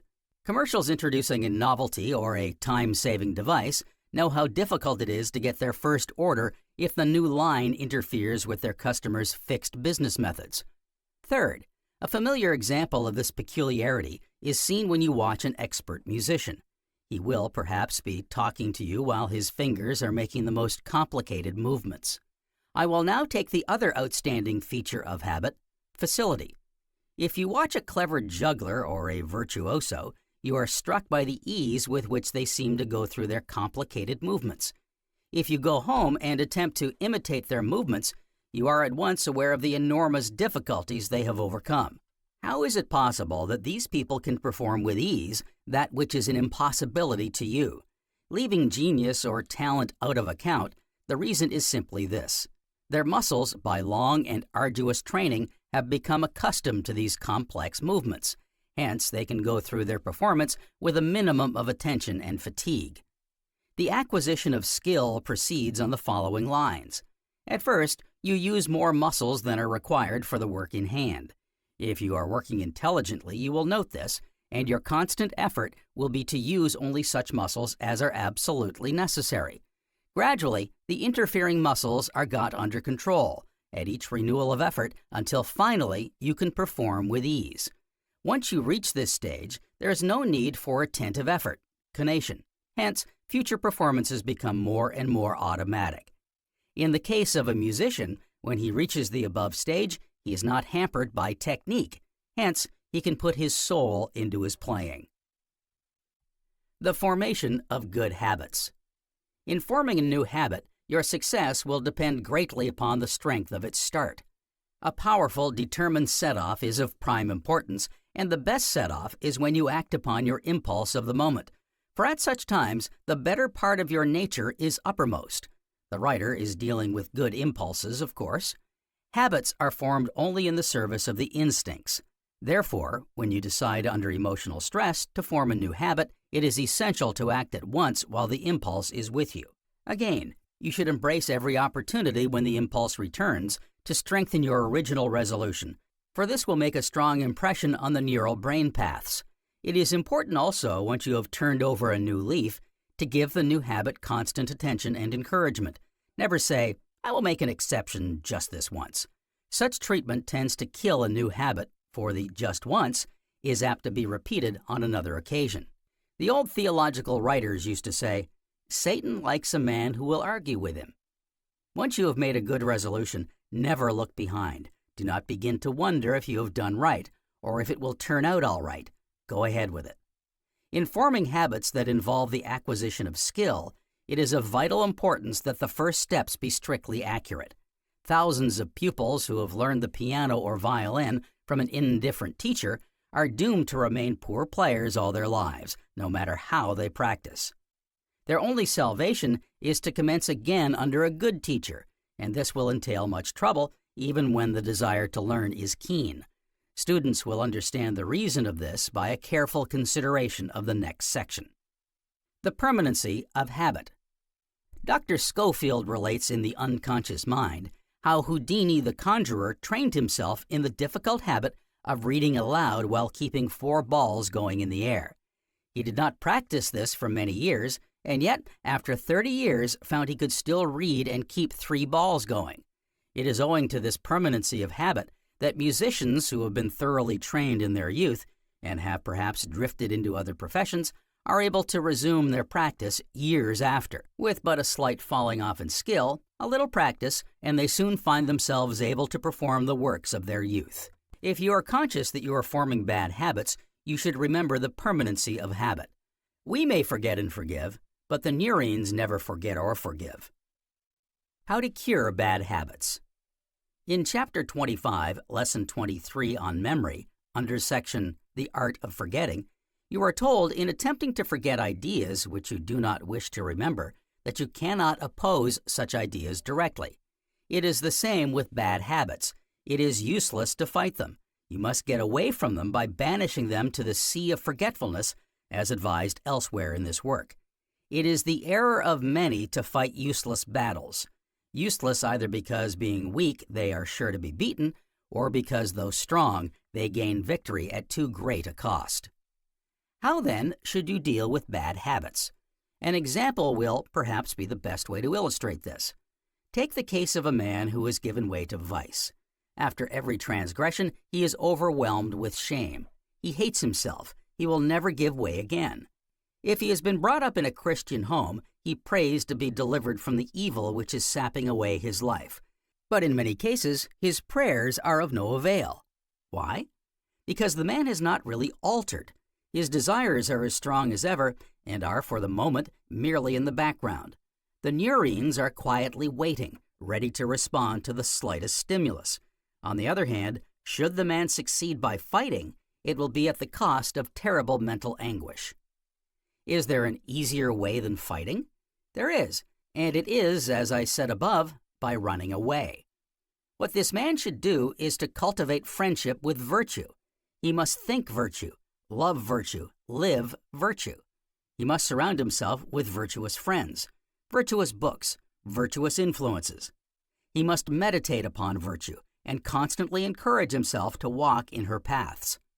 By following this plan, he will give vice nothing to feed on, and, like everything else that must have sustenance, vice will soon starve and die when food is withheld it. Further, our man must not dwell on his lapses. He must not call down the wrath of God to destroy him. He must forget his lapses and march steadily onward. The greatest stumbling block in the overcoming of bad habits is this tendency to dwell on your lapses. You must get away from these by using every influence to forget them. To conquer bad habits, forget them by concentrating upon their opposites. Minor bad habits such as biting the fingernails, indulging in gestures, and the loss of control, as told elsewhere in this work, are best overcome by becoming conscious of the habit. Nearly all these habits are purely automatic, and if you concentrate your attention upon them and fully determine to be rid of them, you can be sure of victory. I hope that you've enjoyed this presentation, and please remember to subscribe to receive notifications of upcoming recordings. This recording is a production of Master Key Society for the purpose of research, study, and discussion. The views and opinions expressed in this book belong to the author and may not always reflect those of Master Key Society or its affiliates. The video and audio is copyright 2024, Master Key Society.